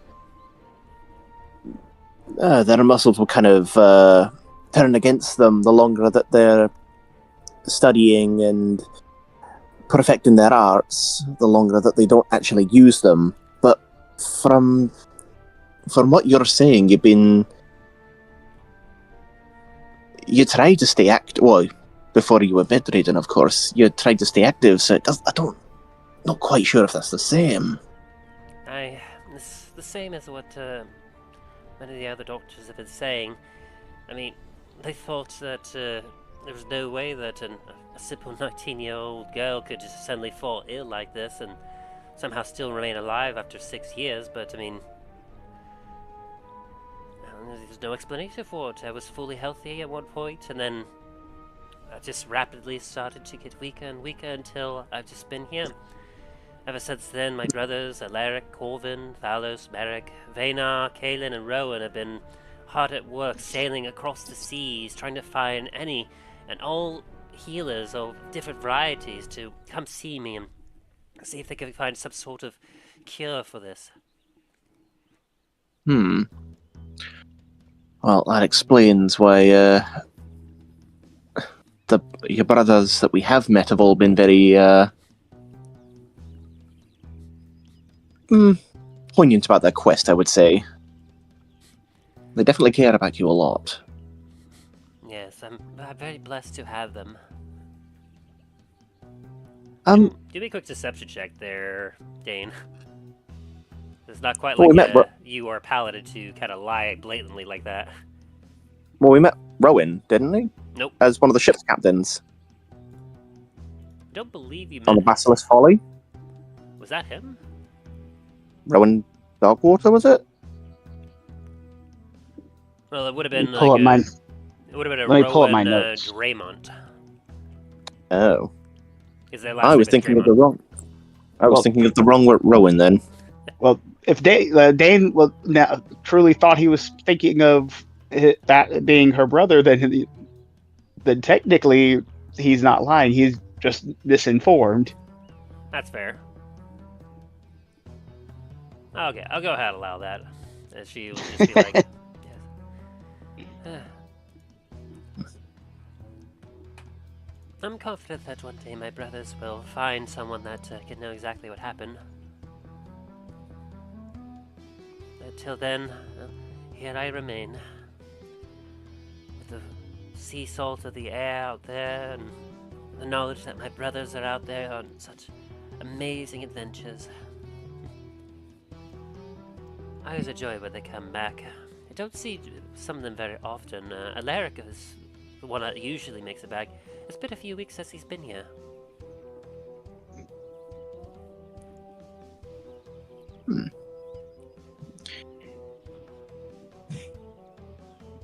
Your brother's often away?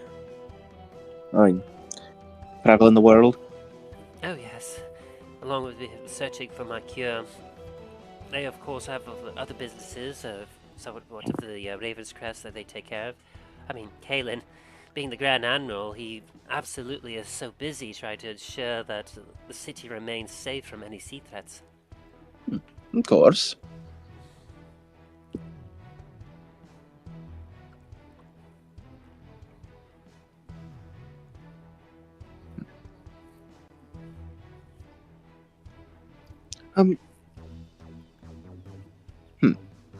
Lady Zeal, will I be permitted to do something for just one moment? I wish to try something. Of course. She uses a slight smile. Was it apart from her head or her like her arms like on top of the bedding, or are they like underneath? They're kind of on top of the blanket, but underneath a sheet that's on top of the blanket. So she's still somewhat covered to keep her from like getting any sort of chill, but like they're not covered enough that she will get overheated. Fair. It's like, I'm just going to touch you for one moment, if that is all right. I just want to try something that I've picked up. Of course, healer. Just gonna pop my hand on her for a second and use some of my lay on hands to see if it does anything. As you kind of put your hand on her and you see some of the healing glow envelop her body, she kind of breathes a little bit. Oh, that's a familiar sensation. You're a paladin, aren't you? Hey. I appreciate it. It definitely feels good. I'm afraid that I've had plenty of other paladins come and do that. As one of the other healers go, yeah, we usually have a paladin come every once in a while to use that magic on her. It helps delay some of the degeneration a little bit, but I'm afraid it always surprises them when it doesn't actually cure her. No, I had a feeling it wouldn't, that unfortunately it wouldn't do much, but had to try it. Oh. I do appreciate it, sir.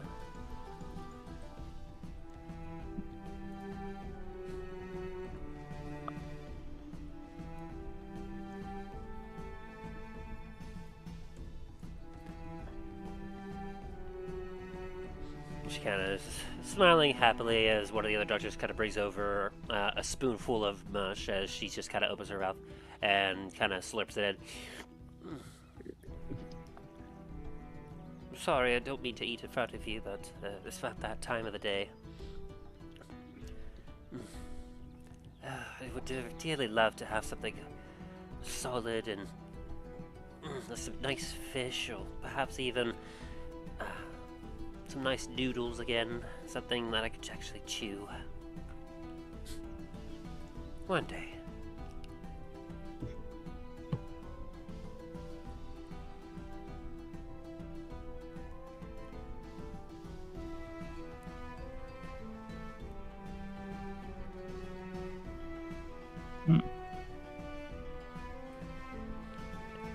As you're all just kind of standing around her, as some of the other doctors are working around and in plays, like, you definitely get the sense of feeling that whatever is afflicting this girl is something beyond your capability to cure or heal. Whatever is going on is far beyond.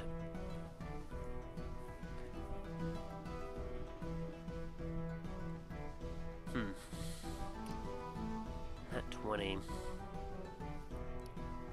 You know, for that nat 20 and that extra 7 on there, Dane, I will give you something else. Oh? Like, you know that this is a very rare sort of disease that afflicts some people. But you have heard of a place called Lonterra, a continent of Lonterra, that supposedly there's some people there that the little information that you've gotten about whatever this sort of disease or can be, you've basically talked to a few like sailors or a few people while you were traveling that came from Lonterra that mention very briefly like some sort of disease about this and how there are like some tribes there that have somehow found a way to like weaponize this sort of disease. And have used it to somewhat cripple some tribes and other like roaming bands of bandits.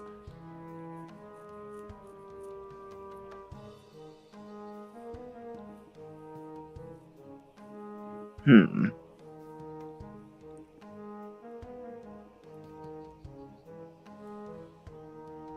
You know, a question for you. Has any of your brothers ever been to the continent of Lonterra?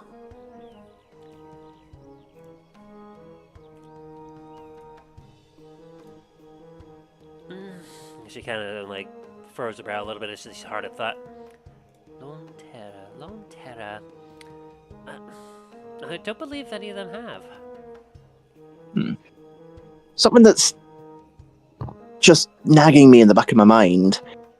I seem to remember something about some of the tribes over there potentially using something very similar to this as a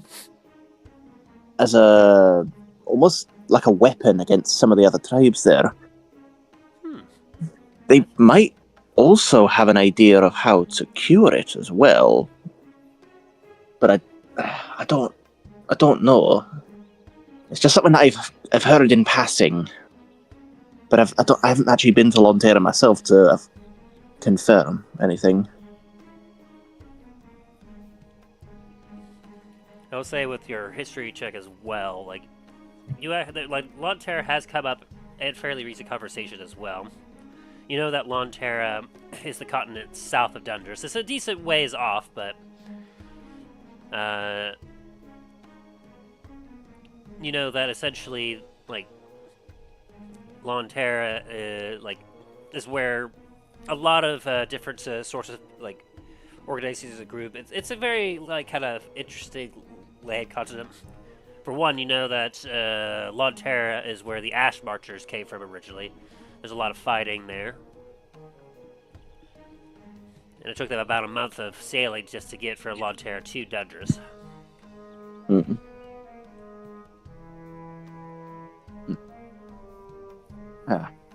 If I remember correctly as well, it's about I want to say about a month's worth of travel southwards of Dundras here in order to get to the continent there. We had some acquaintances come from there recently. Oh, that's very interesting. I suppose I'll probably see one of my brothers before you do. I'll tell them that, I'll give them your tip about perhaps checking out some more of Lonterra.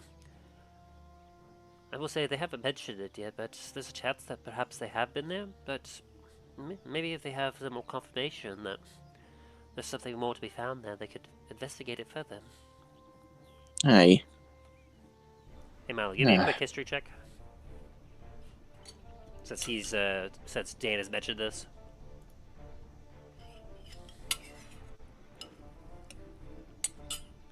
Sorry, who was that for? You. Ah.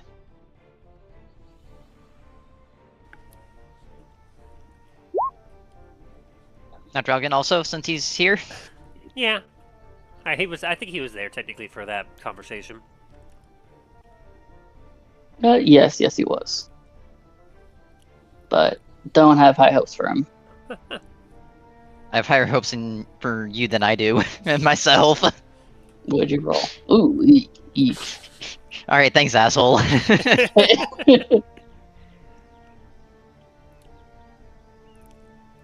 Roll for it. Whoa, a 17. Yeah, Drallgon. You know what? I think you're gonna do a great job on this roll. I believe in you. Yeah. An 18. Yeah, you remember that very recently when you were having a conversation with Varys, he did mention that Elias was actually planning on making a trip from Lancaster down to Lonterra. Don't mind to intrude, but Elias, a cohort of ours, he is planning to go over there, and fairly soon.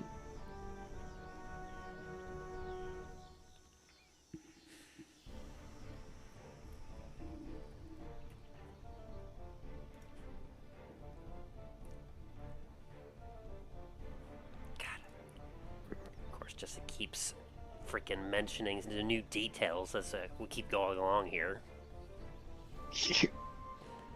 So, as you're investigating, of course, Celiora, you try to take ignore the fact that she's got some small horns and a tail, and she's a tiefling.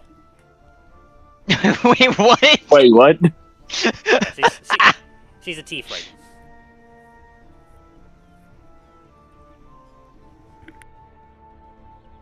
Neat. Well, Now, Okay, well, with all these new revelations of Celiora, I have to ask, is she actually ill, or... Yes, she is ill. Okay. Good lord, because Justin has actively been like updating me with some more little details that he didn't provide previously. So like, oh yeah, by the way, the whole family are tieflings.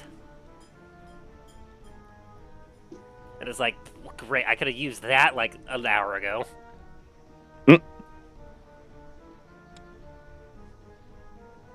I had their last name, but like I didn't have their first names, and then he provided all that. I was like, oh great, well I just came up with a new name. It's fine, it's fine, everything is fine. it's the joy of being a DM.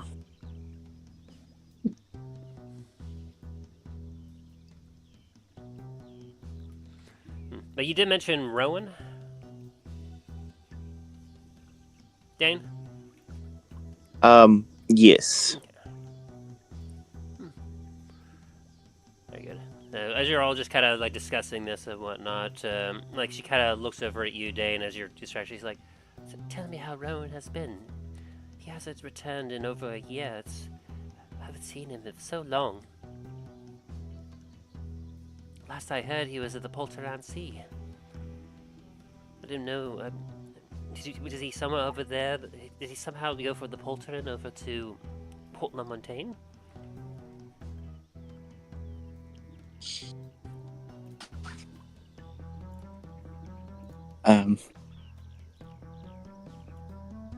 This before I do this, they are two different characters, right? Yes. Okay. It's like, well, we haven't met with Rowan directly, but we did have I guess one of his crew come down and in Port La Montagne. I guess they were restocking supplies. Oh. It's a very long ways off to restock. The Polterran Sea is very far south from Port La Montagne. I guess up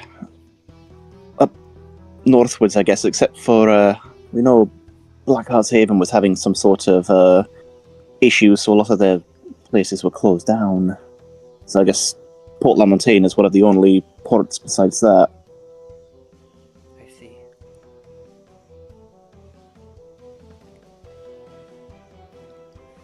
But I'm glad to hear you say that he's doing well. It's been so long since we've seen him. I'm sorry to worry. Hey, it's only natural to worry about your family as well.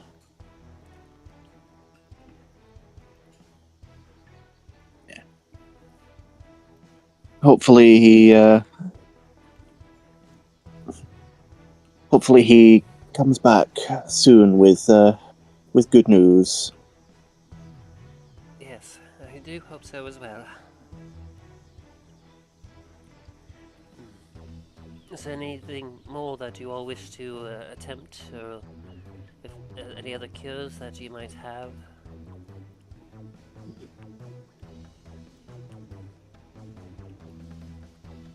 I don't have anything currently. However, I have heard rumors that your family has a extensive library. With your permission, I would like to take the rest of the day and see if there's anything that I can learn from there. Possibly to cure you. I mean, I'm not quite sure what you'll find in there. I mean, I suppose that you didn't mention this Lord Terram. I suppose I might be able to assist you, maybe in narrowing down a location to look for potential ingredients. I will give you permission to go and view it if you, obviously you have to be under guard. The charts in there, some of them are quite rare and delicate. Of course. I appreciate you taking the time to come and see me. I'm sorry that if it was a waste of time. But I'm sure that like the compensation my brothers provided to you should have been more than enough to compensate for the time traveled and the resources needed.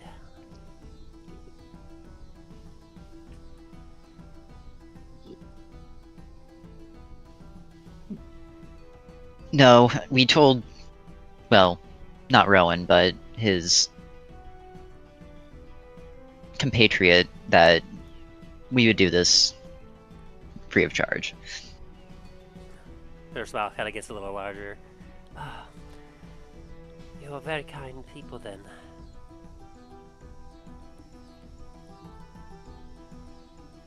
I thank you so much for coming here just to try.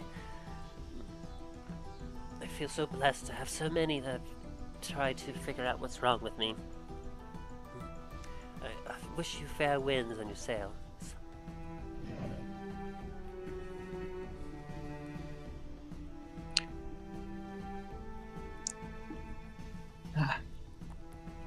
Yeah.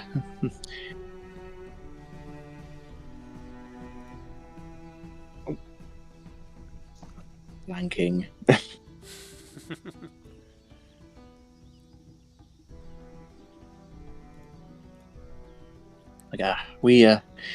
We appreciate you also letting us attempt to help you. I apologize that we haven't been able to do anything as of now. Hopefully we can find something in the library. Well, good luck to you. Hopefully I may see you again if you come up with another solution or anything, but please don't feel too bad. I've had hundreds see me over the course of these 6 years, and nothing's changed yet, but I remain hopeful as the wind remains over the sea that something will come my way. And she kind of smiles and wistfully looks out the window.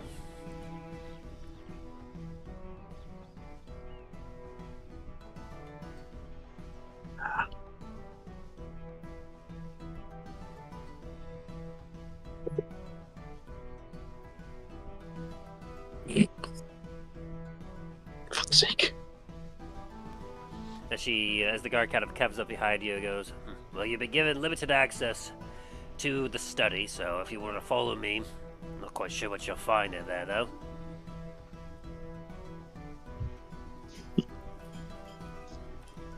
As you all follow him, I assume? Yeah.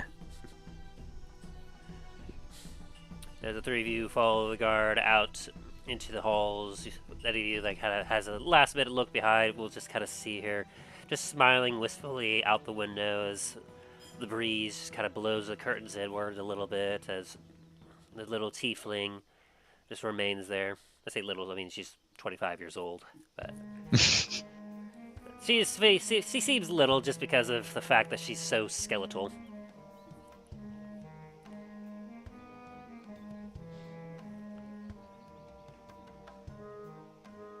Eventually, as you kind of go through a few corridors, you find yourself in a room where you see what looks to be a lot of scrolls. As you take a look around, you can see that they're not like traditional bookshelves, but like these diamond-shaped bookshelves that you can see some scrolls within them as he goes. So,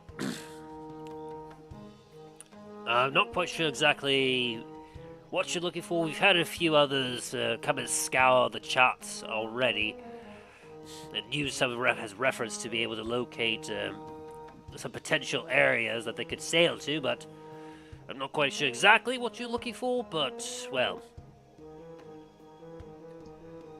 feel free to have a quick look around, I suppose.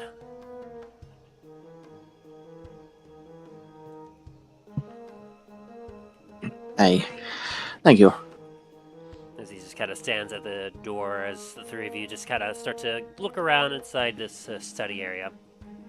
It is a decent-sized room, mind you, and there's lots of these, like, kind of diamond-shaped, like, shelving units that has a bunch of scrolls all around. So, what do you all do?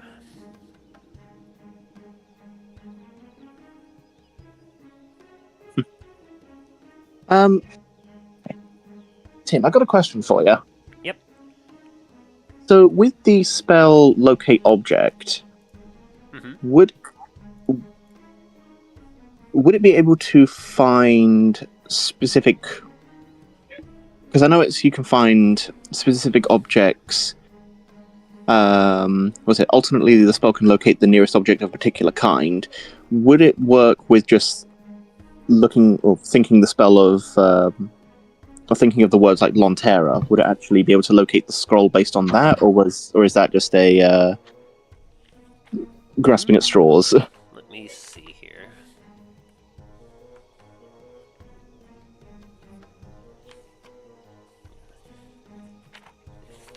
Take a look at the spell specifically, at the wording, see what it says here.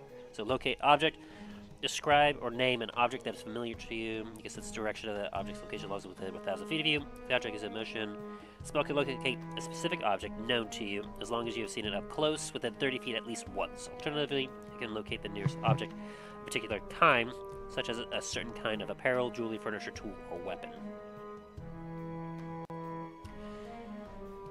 So, what would you try to be focusing on specifically? If I can do the words, it'll be just was it like Lontera, and potentially thinking of what her illness is. Now, those would be two separate things. You could certainly, like, in the span of time that you're here, you could try, like, doing both. Which one would you try to do first? Try Lontera first. Alright. As you kind of, like, focus in on the magic, after about a minute of it casting it, you get a large set of pings over to one particular bookshelf, and as you make your way over to it, you take a look at these scrolls. As you kind of open up a few of them, you notice that what you're looking at are sea charts that have Lontera marked out kind of on the southern border of them. You can see that a lot of these sea charts are specifically aimed at the Palteran Sea, the sea that separates Dundras and Lontera.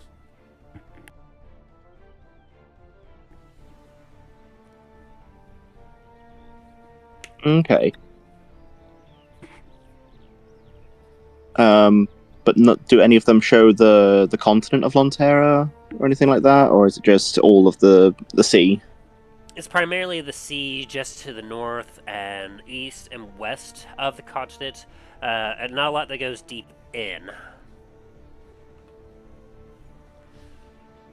Okay.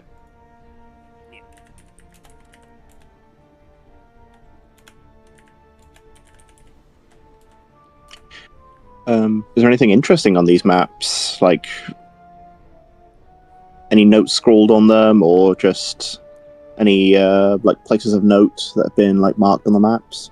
Yes, actually, because essentially sea charts are kind of key to safe navigation. As you kind of take a look, you're able to see very detailed configurations of the shoreline. You actually even see like some areas that have been highlighted or colored in a way that shows kind of shallower locations to potentially avoid. The way that the water, like like kind of moves in certain ways where like a person that is more nautical sense, like if you show it to Milo, he'd be able to help to tell you what some of the symbols of the chart means. Certain things that indicate that if you were to travel this location specifically, you'd be able to go a little faster. You may not have to use the sail as much. Stuff like that.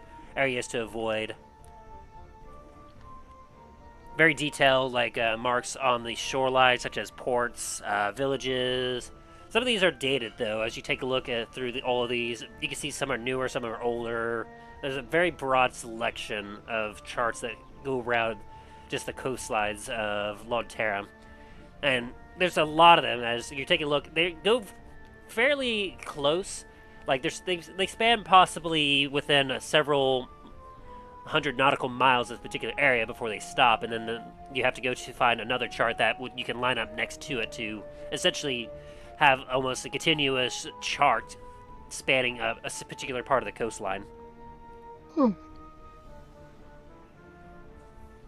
Something a sailor would be very fascinated in and very interested, but you, as your character personally, probably wouldn't be able to make much heads or tails of it yourself. Nah, not really. Some of it reminds me of some of the maps that we draw of the mines, and some of the the channels through the mountains that the magma used to carve. But apart from that, it's like there's a lot of water on here. Very much so.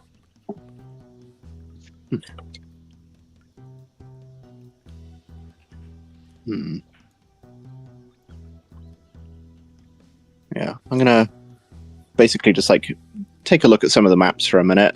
If either of the other two want to do something for a minute. Well, Milo's gonna feel like a real dickhead now that Dane here is actually trying to look for things to help her. Milo's just gonna kind of be looking for any information about this other town that we were originally came here for. Gotcha. Do me an investigation check.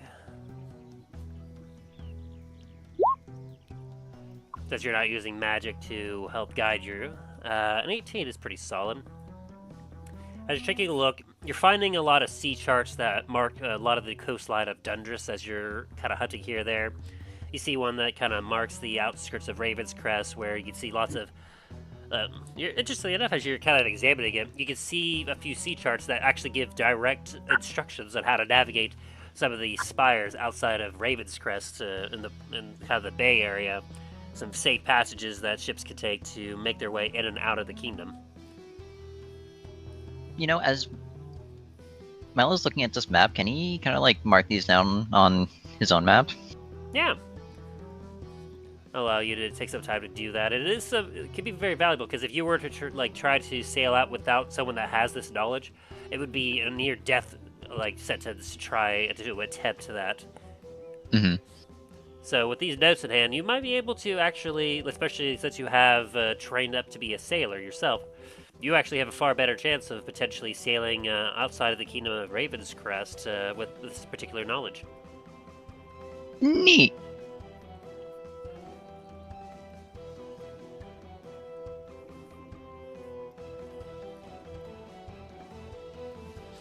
See.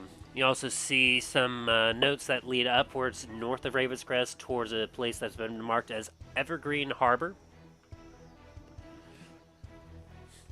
Kind of a small port village north that you remember hearing about like when you were making your way up to the Shadow Vale. As a small kind of port that is just on the outskirts of like the rocky, like dangerous part of Ravenscrest. Not too terribly busy, but still a launching point from the inner part of Dundras. Let's see. You're able to find with an 18 some sea charts around Antiva that don't really serve you too much, as you're kind of familiar with that area already, but they're still kind of interesting to look at. Fair enough. Give me a higher or lower. Oh god, why do you do this to me? We'll do higher.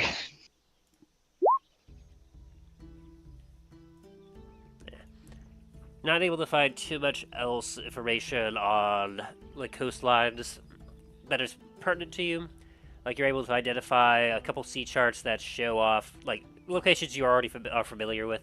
The Bloody Jack's Fortress, Burning Beer's Fortress, as they're kind of marked with like stay away or unless absolutely necessary, that sort of thing. Mm-hmm. But as you kind of take a look around, trying to see if there's any sort of information about like the strange village, you can only determine that as you're taking a look through charts that it's highly likely whatever that strange village is, it's not going to be on any of these sea charts as they're likely too far into the swamp to have been tagged or relayed. Shame. Alright.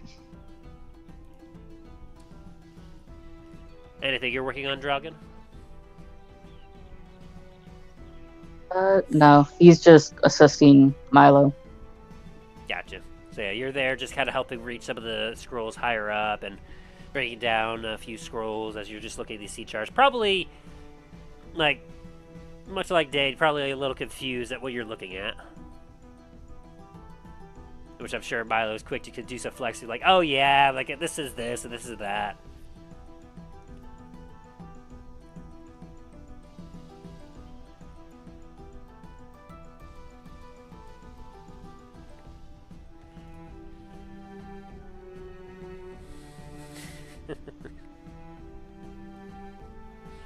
Alright, so after like a good couple hours as it's starting to get later on into the day, you all are starting to get some like strained eyes or just looking at charts and information like that. Was there anything more, Dane, that like you were trying to look at or do? I want to try and focus in on the kind of description of what's afflicting her with the spell of, yeah. With my locate object again. Yeah, as you're attempting to like focus in on that, you try several different times as you're focusing like several different castings, but and all in all, no matter what kind of description that you're trying to think of, you're not able to locate anything in the room or anywhere nearby that has any sort of information that you're looking for.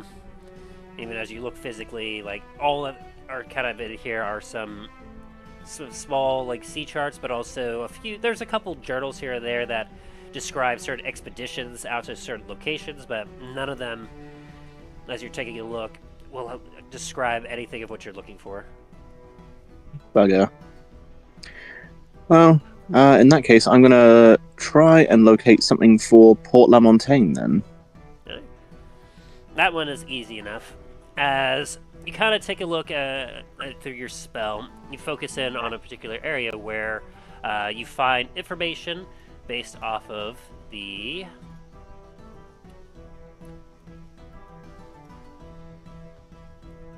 particular lake. As it is connected to the sea, it's shallower. As you're taking a look, you can see the different parts of the channels on the sea charts. There's all sorts of things. You're able to see like the old Duskwood that hasn't been updated yet on one particular chart, and Port La Montagne. You can see that the sea charts kind of go all across that lake there. And was there any particular like information you were kind of looking at? Just seeing if there was anything like really interesting or of note about the area. I mean, I know that I know that we've been in Port La Montagne and Duskwood and such, so more just like the lake itself, seeing if there's anything about there, because we did find bits and pieces of stuff along the way. Absolutely. Let's see. Did you know about the name of the lake? Was it Mammoth Alasar? Yeah. You will note that the sea charts actually, some of them are a little older. They do actually describe the lake not as the colloquial term that you use, but actually they call it Lake Mammoth Ar Alu.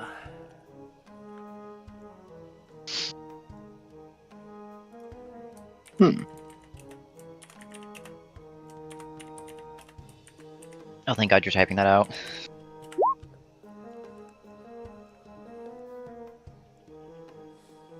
Which you don't know Elvish, I believe, right?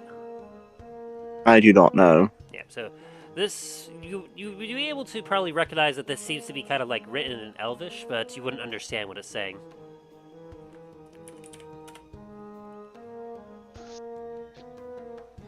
Yeah. Well, bugger.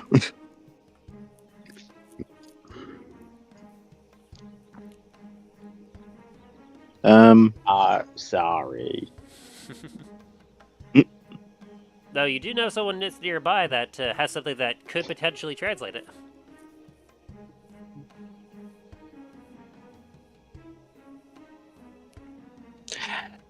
I just look over towards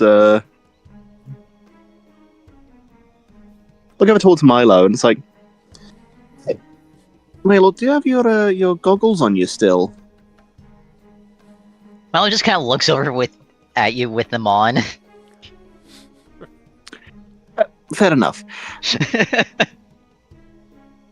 If you're not busy, can you have a look to see what this says? I found something about I found one of the maps of the lake by Port La Montagne, but it's not the regular name. Yeah, sure, pass it here. I'm gonna pass it over to him. Give me an Arcana check. Oh, thank God you didn't say higher lower again. 19. Alright, as you're taking a look at this, you initially see, like, the name of it, and you know that most people call the lake outside Mammoth Alusar, which you believe means to be, like, big lake. But as you're taking a look at these, you kind of put your fingers on the words Mammoth, Ar, Alu, and it takes a minute for each one, but... And it is weird because the glasses are somewhat struggling with it. You're able to tell with your Arcana that, like, this particular, like, dialect of Elvish seems to be kind of older and, like, almost lesser used. But through the magic of the glasses, you're able to finally kind of, like, focus in and determine that the direct translation in Elvish to, like, Mamith Alu, Ar Alu, means Magical City Great Water. Hmm. You find something out? Well, I think this more or less translates to Magical City Great Water? Magical City Great Water. What? Yeah, I'm confused on that as well. Even my goggles are struggling trying to read it. Oh, that's odd. I mean, from what I remember you saying, it's pretty much almost an instant translation with those. Yeah. Usually is. Might be some kind of like older dialect of it, I guess. Maybe. Would make sense. I mean, I know. Well, we know up in Andrakulis with the Feywild with the elves up there, so maybe they had something by or in the lake. Potentially.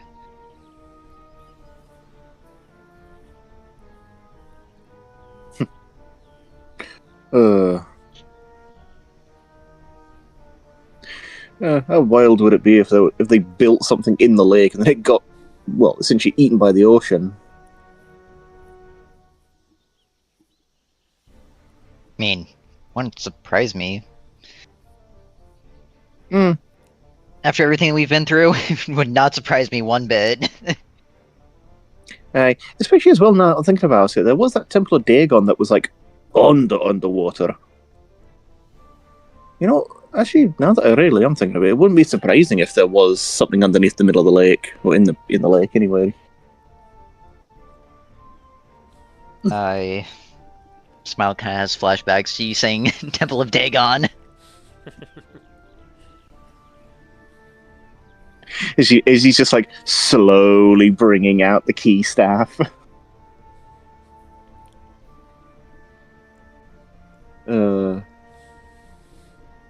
As you kind of continue to look through those sea charts, Dane, you do notice that there's a few that like outline the middle of the lake as well.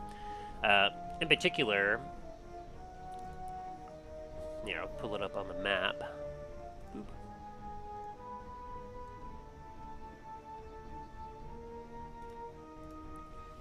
Kind of in particular, as you're kind of looking over at Mammoth Alusar,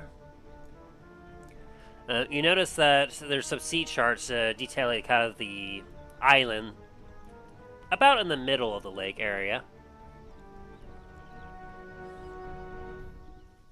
And as you're taking a look and studying those particular sea charts, you can see that the entirety of the island is charted out on the sea charts as this. It doesn't go obviously far enough, and it's basically an island on its own. So the entire thing is essentially charted.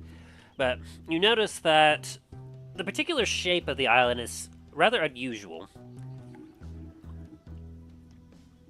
Along with the fact that it looks to be like a crescent moon, just the way that it looks, according to, especially as you're taking a look at the sea chart, you're noticing that the bay just on the western side of it seems to have a very sudden but then gradual drop in the water, according to the sea chart that Milo is able to kind of point out.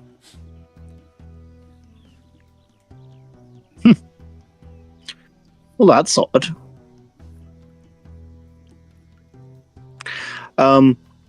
Would it be the island suddenly just has massive cliffs and then going into the ocean, or the seabed just kind of drops?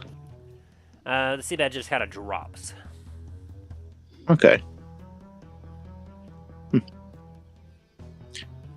Hey, well, that suddenly looks weird. It almost looks like the entire, lake bed there just kind of disappears for a bit.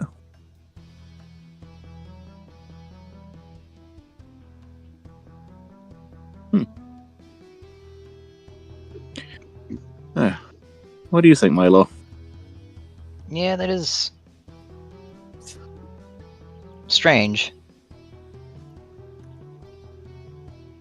Not sure really what to think about that, to be honest. That's fair. Something to think about later on. Did you find anything about the village that you're looking for, or that we were looking for?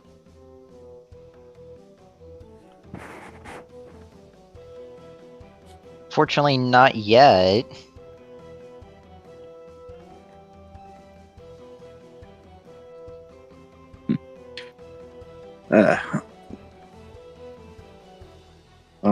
I'll try and have a look as well.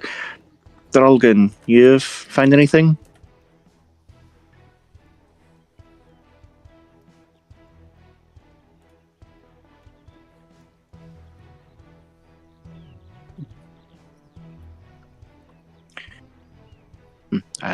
I'll take that as a no. You see him just drooling and snoring on a chair next to a table of charts. I go over and have a look at the charts he's been looking at. You see that there's a bunch of charts that have open water, as you see one that actually you recognize some of the wording on it as it is the island that Drallgon originally came from.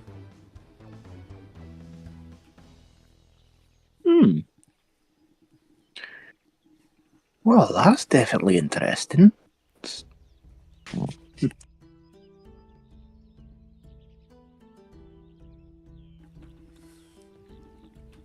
Ryan, you still with us?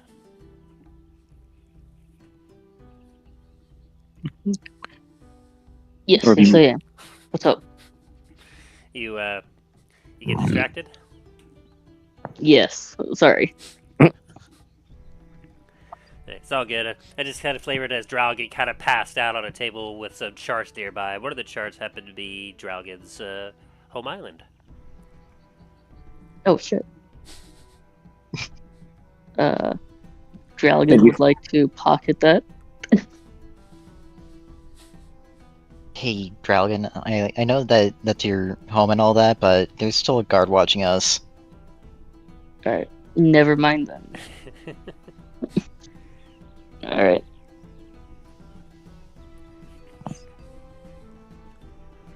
As he kind of gives a yawn. Well, we've got all the information you need. Not quite. Could I say longer by chance? I prefer not to. It's getting late and I need to go eat more dinner. Could I just walk out on my own? Of course not. I'm going to be here until you leave. So you're not outright kicking me out, is what I'm hearing. He kind of squints his eyes at you.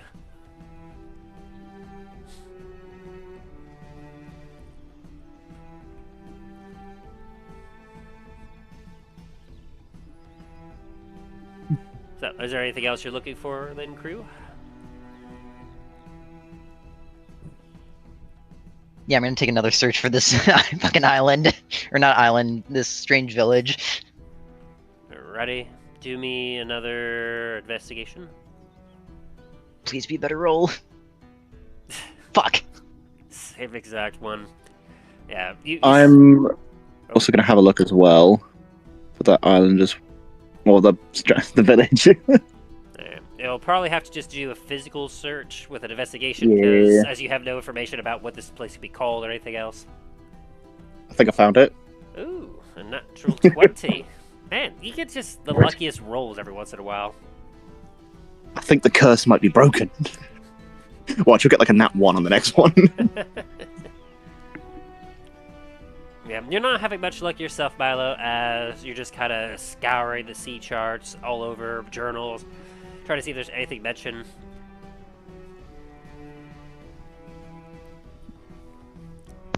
It's because Talos isn't in the room. His lucky feet absorbs it from Dane. Maybe that's where it's all been going. Fuck, at this point it wouldn't surprise me.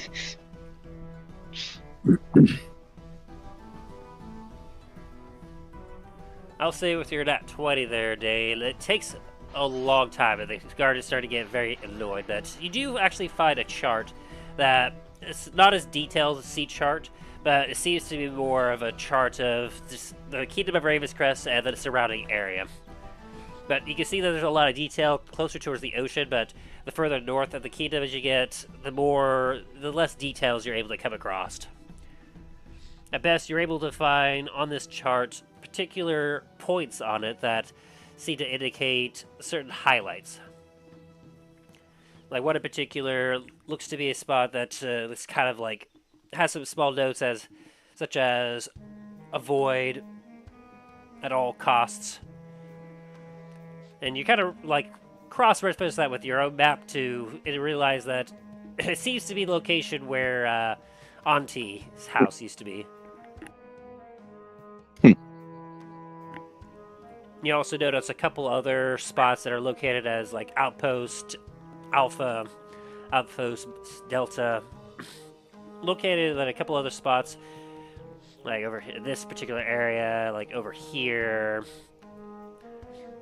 But the further north it gets, there's almost no information.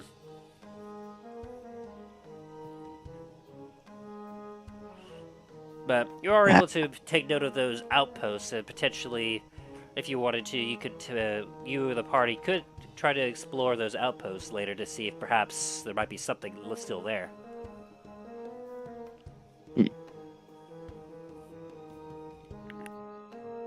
Yeah, I'll mentally make note of the outposts so that I can pop them down on the map later. Mm-hmm.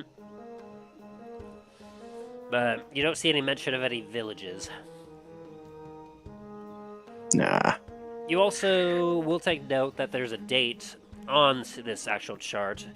Obviously, it's of the second era, but with you're able, since you've been dealing enough with it, to know that this particular chart was made about 20 years ago, give or take.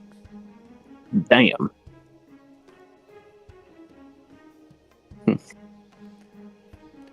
Which, especially with that 20, give me a quick kind of history check. 15. With that sort of date, you're able to kind of determine that it's likely that the chart you're currently holding is likely like a chart that was made in the early days of the Kingdom of Ravenscrest. After the kingdom had been established, the outposts were likely put in there as a means of trying to explore further up into the swamp. And so this was essentially just kind of a trailblazing map.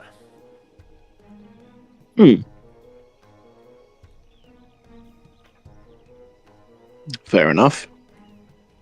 With the 15, you can determine that either A, they never came across the strange village that Drallgon had visited before, or it's possible that maybe it's newer than this chart, or potentially way older.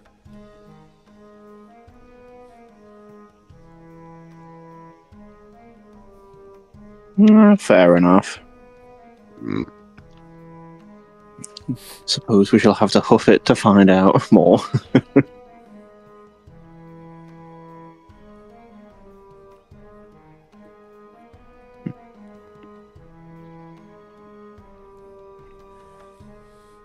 So the last the guards are like, "The sun's getting low out there. Suppose that means without the light on the outside, you'll have a much more difficult time reading your charts. Perhaps it's time to chop, get yourself some supper." Milo is going to open up his bag and pull out a fucking candle. He kind of squints his eyes at you.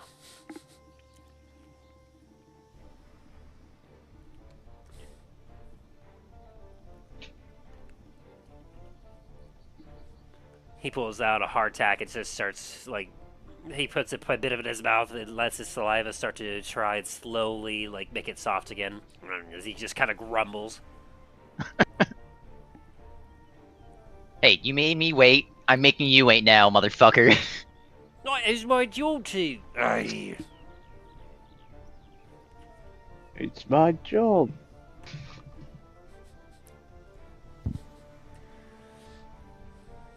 Meanwhile, back at the Comet's Landing, Talos, you have finally finished cleaning up all the swamp muck from your armor.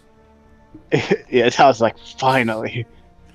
And you take a No look more outside, muck. and you see that it's starting to get dark out, and your companions still have not arrived yet. Wonder where they are.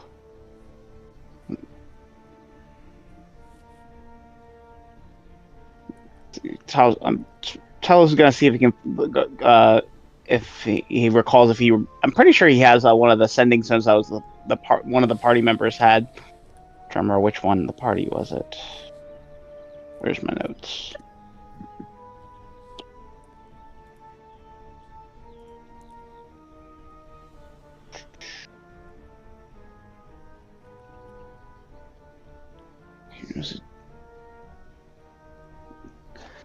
Of course, I did not label it. It just says link to party member. Because of course this note was like updated a while back, so it's like, oh, of course. Did perhaps that party member themselves make a note about it? Well, I know it's not me. Would have been to Drallgon, or perhaps probably to Milo? Yeah, I'm looking right now. I don't see any setting stone like that.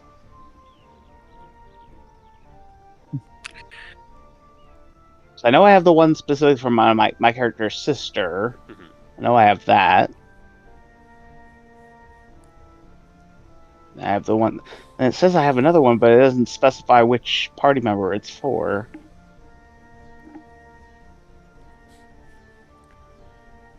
It wasn't for one of the ones you left behind at the Citadel, would it? That might have been it. Shit. Yeah, that might have been it. You know what we could do? We could just have Talos say a message, then Tim roll a D whatever to see, just randomly see who it goes to.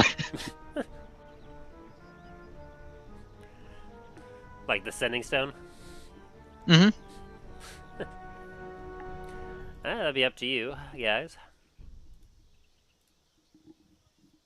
Especially since you can't recall who exactly you had that setting stone given to. Tell us.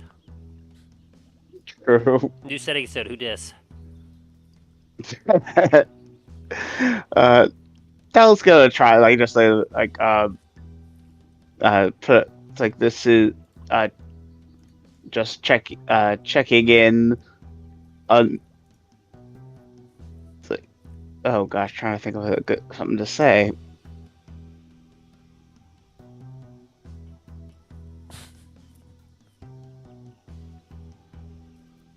Of course, my brain wants to draw a blank right now on what. Stupid brain.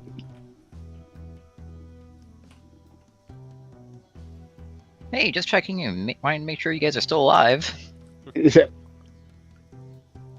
By the way, it's Talos.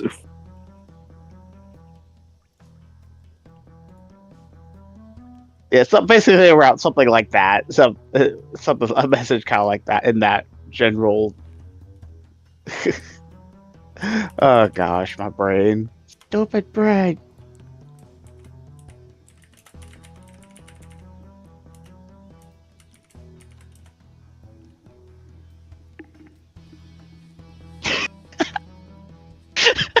Oh god.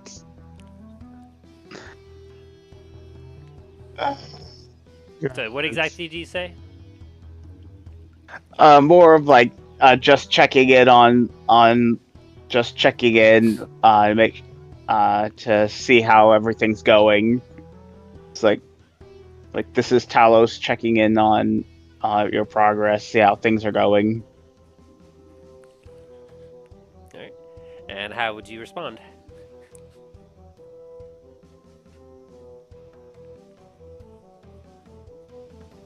Yep.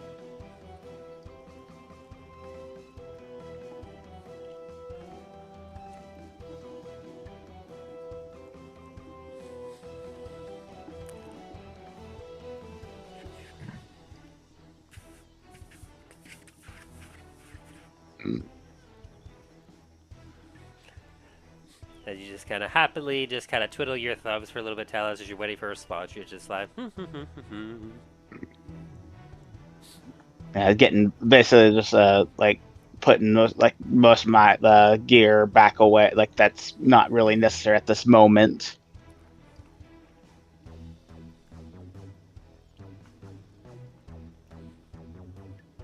Now, do I have to say this in this character's voice, or yes.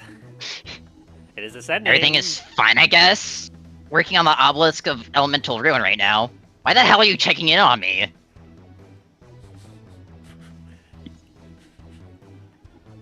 Well, I can't respond now because As you realize, you have a sending stone to Dampoodle. huh. That's the second one he has from the party now. No, that's the only one. No, I've got one as well. You got one to damn football? Yeah, I've got a sending stone for Namfiddle with a cog on it. This is awkward. He's got two. It's like, who's it? Who's it? So, Like you just find that. So you might want to make a note of that, Talos. Yeah, I'm making a note right now. Yeah, I rolled randomly for it. That's what we got. Yeah, tell us about after making sure after receiving that and getting everything and getting his stuff squared away. He's kind of in more of his casual clothes. He's gonna probably step out and try to outside and try to see if he can figure out where they might have gone. Oh, ready? Well, you know where we've gone. We told you where we were. At least see what's taking you guys so long. As Talos, you slowly make your way up to the fortress.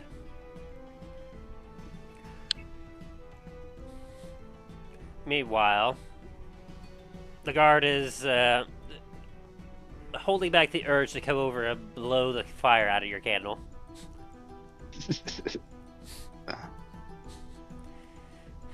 As he's almost finished gnawing through his hardtack.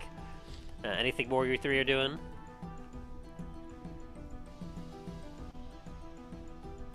Can I make one final check? Sure. You looking just for any more additional stuff for... Yeah. I will say that Dane got himself a nat 20. He was able to find just something that gave you a little bit more information about, like, the city isn't that old, and even they don't have any information on that particular chart about any sort of, like, settlements within the swamp. So it's unlikely you'll be able to find anything more from that. But Especially after you maybe I spent get a most nat of the day. 20 with a higher modifier. Yeah, you can go ahead and give it another roll. Shit! I got a higher roll, though! A higher roll. But unfortunately from that, you're still not able to find anything more aside from just some sea charts of the coasts around the swamp. But they don't go deep enough into the swampland to give you any additional information. It seems that they kind of purposely avoid the swamps. For some reason. Very well.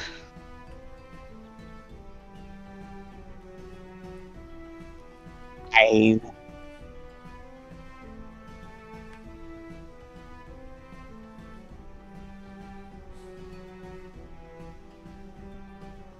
So, what do you do?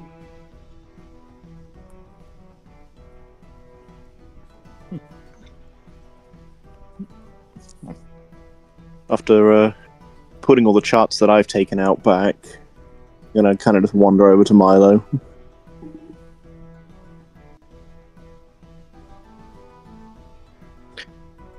You find anything else? No, not really. But also at the same time, I don't want to leave yet, because I want to make this guy fucking hate his life even more than he already does, probably.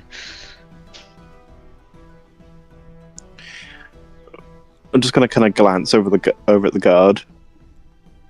His eyes twitching.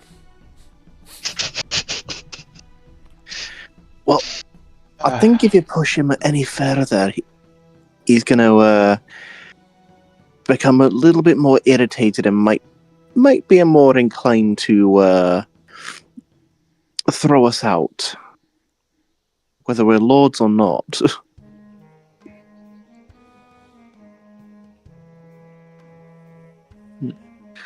I will say on my end, though, I did find almost like a trailblazer's map of the area. There's a couple of outposts out up in the swamp that might be able to shed some more information, but I couldn't find anything about the village.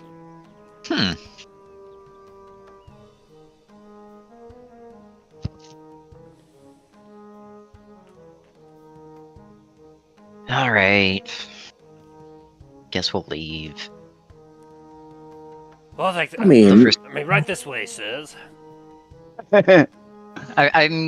Was whispering that to Dane, not saying it out loud.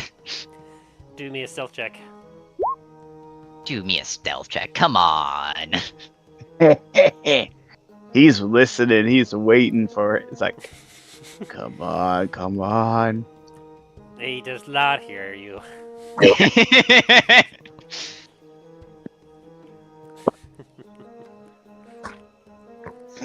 Excuse me, guard. Could you point me in the direction of the bathroom? Oi, lord, right this way. You can find it just down the stairs, out the courtyard, and through the gatehouse. Go piss in the ocean for all I care. I'm sorry, is that any way to speak to a lord? Sorry, sir, but all of our bathrooms are currently under maintenance. Oh, very well then. Can you fetch me a bucket? Exercise at you. Sorry, This guy's sir. All of our buckets have holes in them. about to have an aneurysm. Ah, man, it's a real shame. Yeah, real Well- shame that. There's a window there. Let me just stand on the windowsill and piss from there. Don't be obscene. Is any of your bathrooms available then? I can see if one is fine. If you just want to follow me this way. And all of you, that'll be Very all well. of you, I ain't leaving a single one of you unattended out here. Milo starts following this guard. He locks up the door behind you all as you exit, as he takes you over to an edge of the wall where there's a door there. He goes, you could use that there. It's fine now. You know, I have to say, you guys do really great maintenance around here, because back where I'm from, it would have taken forever for this bathroom to be done. What can I say? God. It's magical. It really is. As Milo all of a sudden has a really strong itch on his forehead that he only can get with one finger. You hear just a little growl as he just stares daggers at you. God. So, as Milo goes into the bathroom, is there any way for him to get out of here without the guard noticing? I mean, it's not the nicest way, but as you take a look, this is one of those old fortress restrooms where essentially Oh, as you open up no. It's just a hole. that goes all the way down the wall into the ocean. Oh, no. You know what? Actually, is there any windows in here, or is it just the hole? It's just the hole. Just the hole? Mhm. And You sit down and it goes black. Oh, God. hang on, I want to check something. There is a bucket in there that has some water in it, though. Oh, neat. It smells of salt.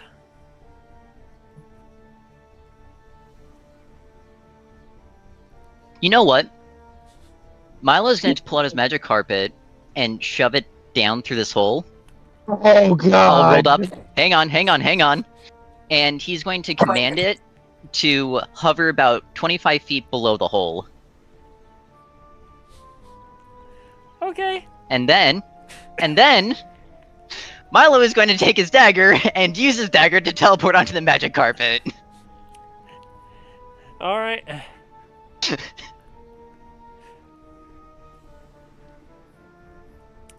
Milo is then going... It is about nighttime, and there's plenty of shadows for this to work, but as the magic carpet makes its way down the toilet hole, it does float just a little bit down underneath the for you to teleport onto. As you teleport onto it, you notice that your carpet has picked up a distinctive smell. As That's fine, it'll wash out. yeah, as the hole was big enough that I could squeeze down through, but obviously you couldn't squeeze down through it. But, yeah, as you take a look back up, you can see that the hole is a lot cleaner than it was when you looked at it originally. Oh, God. Milo's going to continue flying around the castle until he finds the window to the library. Oh, God, Milo. Oh, God. Meanwhile, back at the outside, the guard starts to bang on the door, being like, all right, did you, fall in or something? Milo. Actually, you know what? Before Milo starts flying around, Chaos. can I...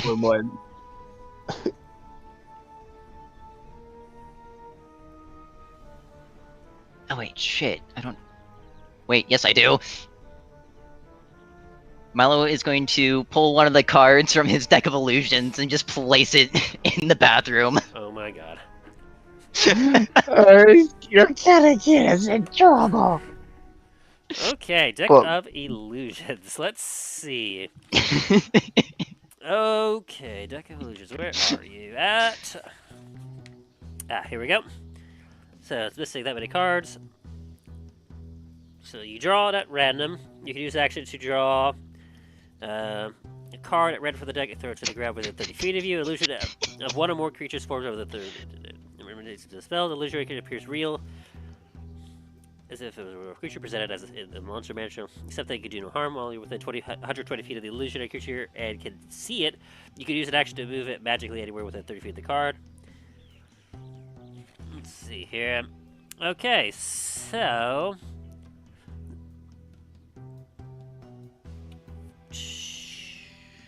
Well, okay. How many cards was it missing for its deck? There are 18 cards in the deck. Man, it was missing that many. No, I don't. How many cards are in the deck itself? It was to begin originally with? supposed to have 34, but then it was missing 1d20 minus 1 cards. Yes. So Okay. 18. Okay, so... roll me a 1d20.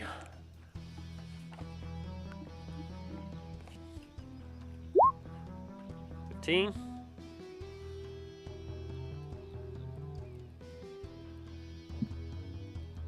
So now, what is in the bathroom waiting for him? After a few minutes of waiting, he's alright.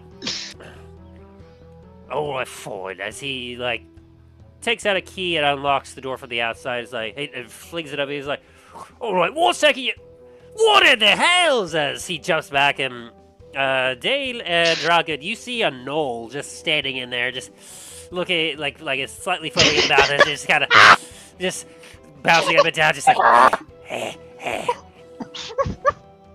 It ain't Milo. By the ancestors. It Actually, ain't wait, sorry. I thought the library was in a different area, so they wouldn't have seen this. well, they all had to follow. Because he said he wasn't no, leaving anyone in the library, so, or the study. Oh, I thought he locked it. Oh, this is really awkward then. Yeah, he locked the door after all three of you departed for the restroom. Ah. Do you want to use your time magic and rewrite history? Nope, I made this decision. I'm sticking with it. As he suddenly draws out his sword, alright, we got ourselves an intruder here. Put your hands up and get out of there right now. As the thing just continues to just have a jokerish smile on his face as it's just staring at all three of you. How does Drallgon and Dane react to this?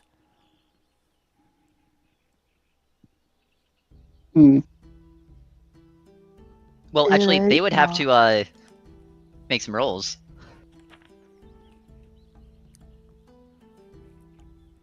I mean, yeah, if you guys, would you guys try to, see if this is an illusion, or would you immediately just believe that there's, Milo just suddenly turned into a were-knoll? Let me, do something then. What type of roll do I need to make? Investigation. Investigation, got it. Oh no, Wow. shit! You literally made the DC. As you're taking a look at this thing, you're kind of what the? Dang, there's just a knoll just sitting there, not moving, not doing anything. It's just basically just kind of breathing as it's just kind of as it's staring out of this bathroom towards you all. But Drallgon, you're able to tell that this thing is an illusion.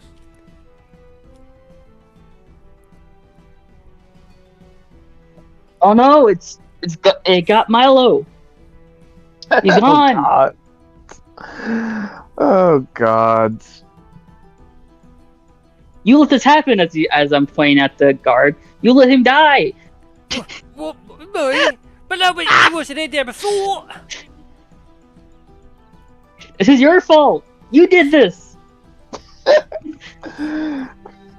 God. But who shall avenge him? As he takes his sword and charges at the knoll. Hold on. Can I kind of swipe the key back? That would be a sleight of hand. Alright, let me see if I can swipe the key. Oh no. As all this is happening, can I just appear again right behind all of them? You look through a window and you just do a shadow jump into the room. Actually, I'm gonna make it a little bit more complex for myself. I'm gonna fly up first, have Merce swallow the flying carpet, unfortunately, and then teleport in. Thank God. Well, he doesn't really. Most the mimics eat whatever, so I don't think the taste would be mind. As you kind of start to like bounce about to him as he's charging, he like uses his hip to kind of shove you off. Don't worry, I got this! As he swings at the knoll.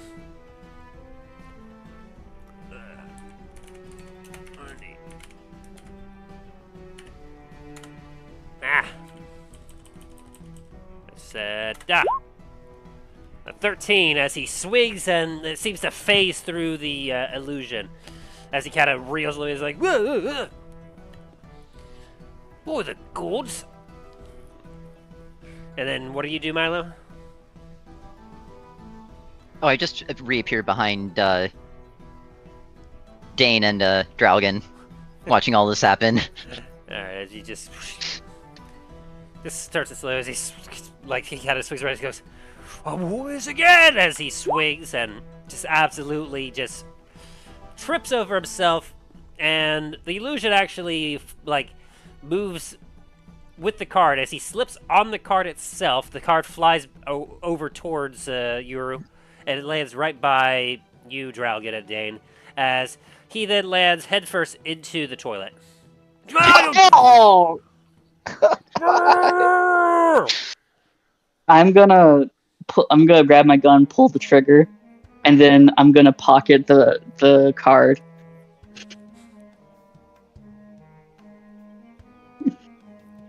And you know what? As he's doing that, can I make the Null start running down the stairs?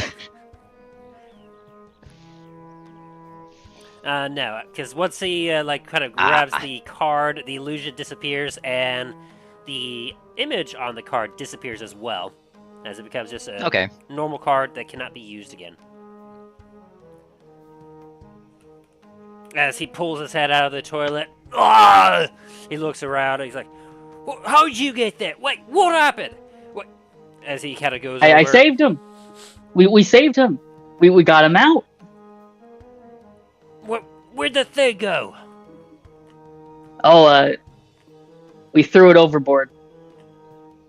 Yeah, we had to throw it out the window. Didn't want to stink the place up too much. Yeah, it was pretty stinky. He kind of... Sir, are you feeling all right?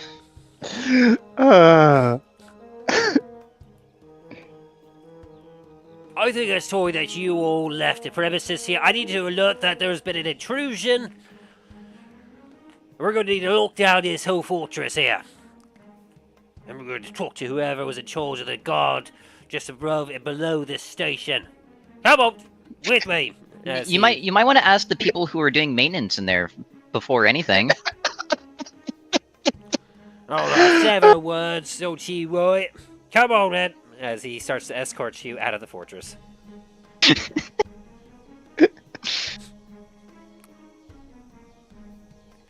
Like Tal's just getting up to the entrance.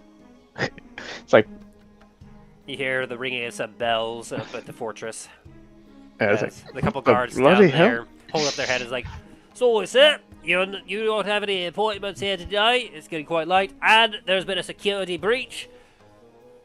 Understandable. I was just checking on my companions that were supposed to. They haven't come back yet. I'll wait out here for them if they're being escorted out. I can wait out here for them then. I hope everything's all right in there. Right, we're keeping a strict guard over here. So you can see they're very vigilantly looking out and around the area. Whoever that intruder is, if he tries to go this way, we'll be sure to put him down real quick. Well, don't mind me. I'll make sure to stay out of your business. I sure hope they haven't gotten into any trouble. After a couple of minutes, you hear the gate open as a guard is leading Milo, Drallgon, and Dane out as he goes, hey, you all safe and sound outside the fortress? You get yourselves home safe. We're going to do a couple patrols around the castle for that beast. Sorry, real fast before we leave, can I talk to your sergeant? I could pass a message on for you. I would rather talk to him in person about this, considering that a guard just got shit-faced on duty. Oh, fuck. He leans down to you, and to where you can smell the absolute disgustedness on his face as he growls and goes, "Have a good day, sir." Oh, God. He then turns face and marches back into the citadel, or the fortress. Can I look at one of the other two guards that are guarding the gate? Be like, can you tell me his name? This is a very serious matter. Talos is just looking at what's going on. I was like, what the hell's going on? He just kind of looked at him, looking at you, and they go, "What do you do to him? He's usually not that hostile." I didn't do anything to him. He's just having a bad day, I guess. Would explain why he got shit-faced on the job today. He's far as I know, he only ever drinks at night when he's off duty. Thank you for bringing this to our attention, sir. We'll be sure to talk to the sergeant about this to see if he could use some assistance. Thank you so much. I really appreciate that. Especially with him, you know, or all of you guarding, Solora. Don't think anyone wants someone like that. Talos is just standing there like, okay, what the hell did I miss? Of course not. We'll be sure to double check all the guard, make sure whatever the security breach was, the sergeant will get down to the bottom of it. Thank you. I really do appreciate it.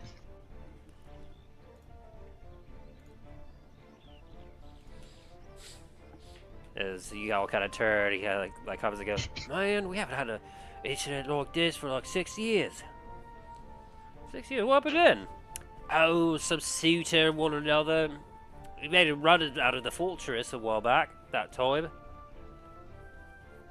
Not quite sure exactly what the whole deal was, other than that we were told that if he were to show his face again, we should arrest him immediately."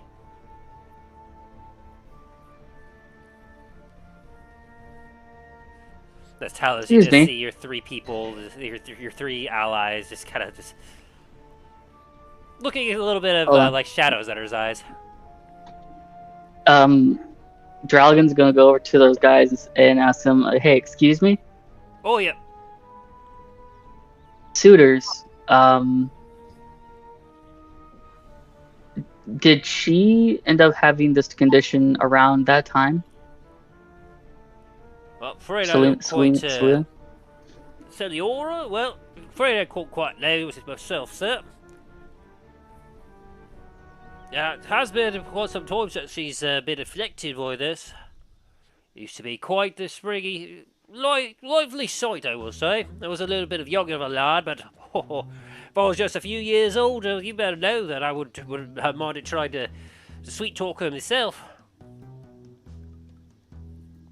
She had all sorts of suitors try to like get her, but she was always a free one. That. Alright, me pa always used to say that it'd be hard for any man to tame her. As wild as sea she was, much like her brothers.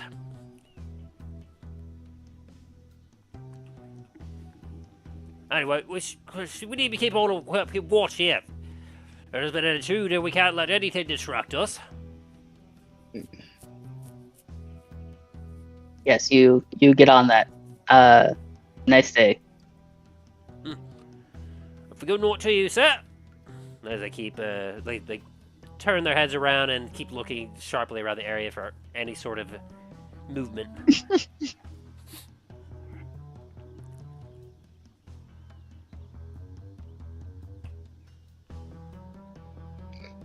Talos is just very confused. He's like,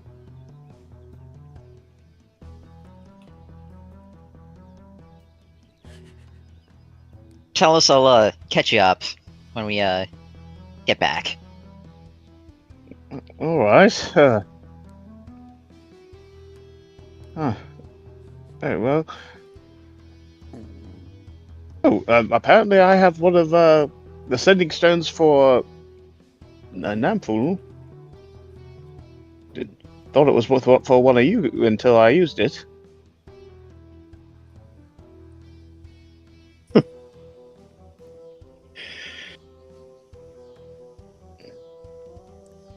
Did you?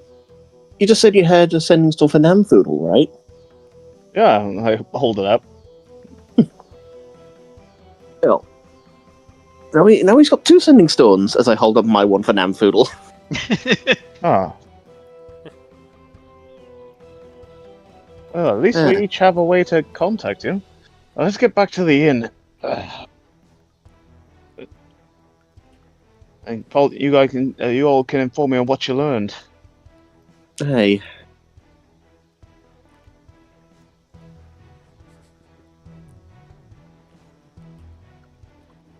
Right. So as you all make your way back, as the night begins to fall, you begin to kind of like relay information of like some of the sea charts you found, the lack of information.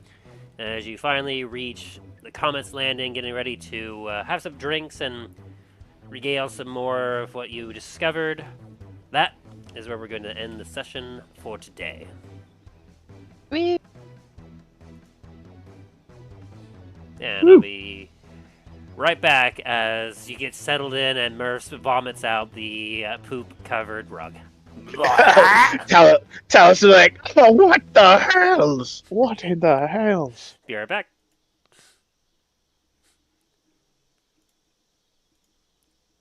As our heroes prepare themselves to find this elusive, mysterious village deep in the Veilwood Swamps. Will our heroes be able to quickly find it? Will they be able to solve the mystery of this strange village and find some sort of clue to Maldraxxus? Find out next time on the Adventures in Dundras.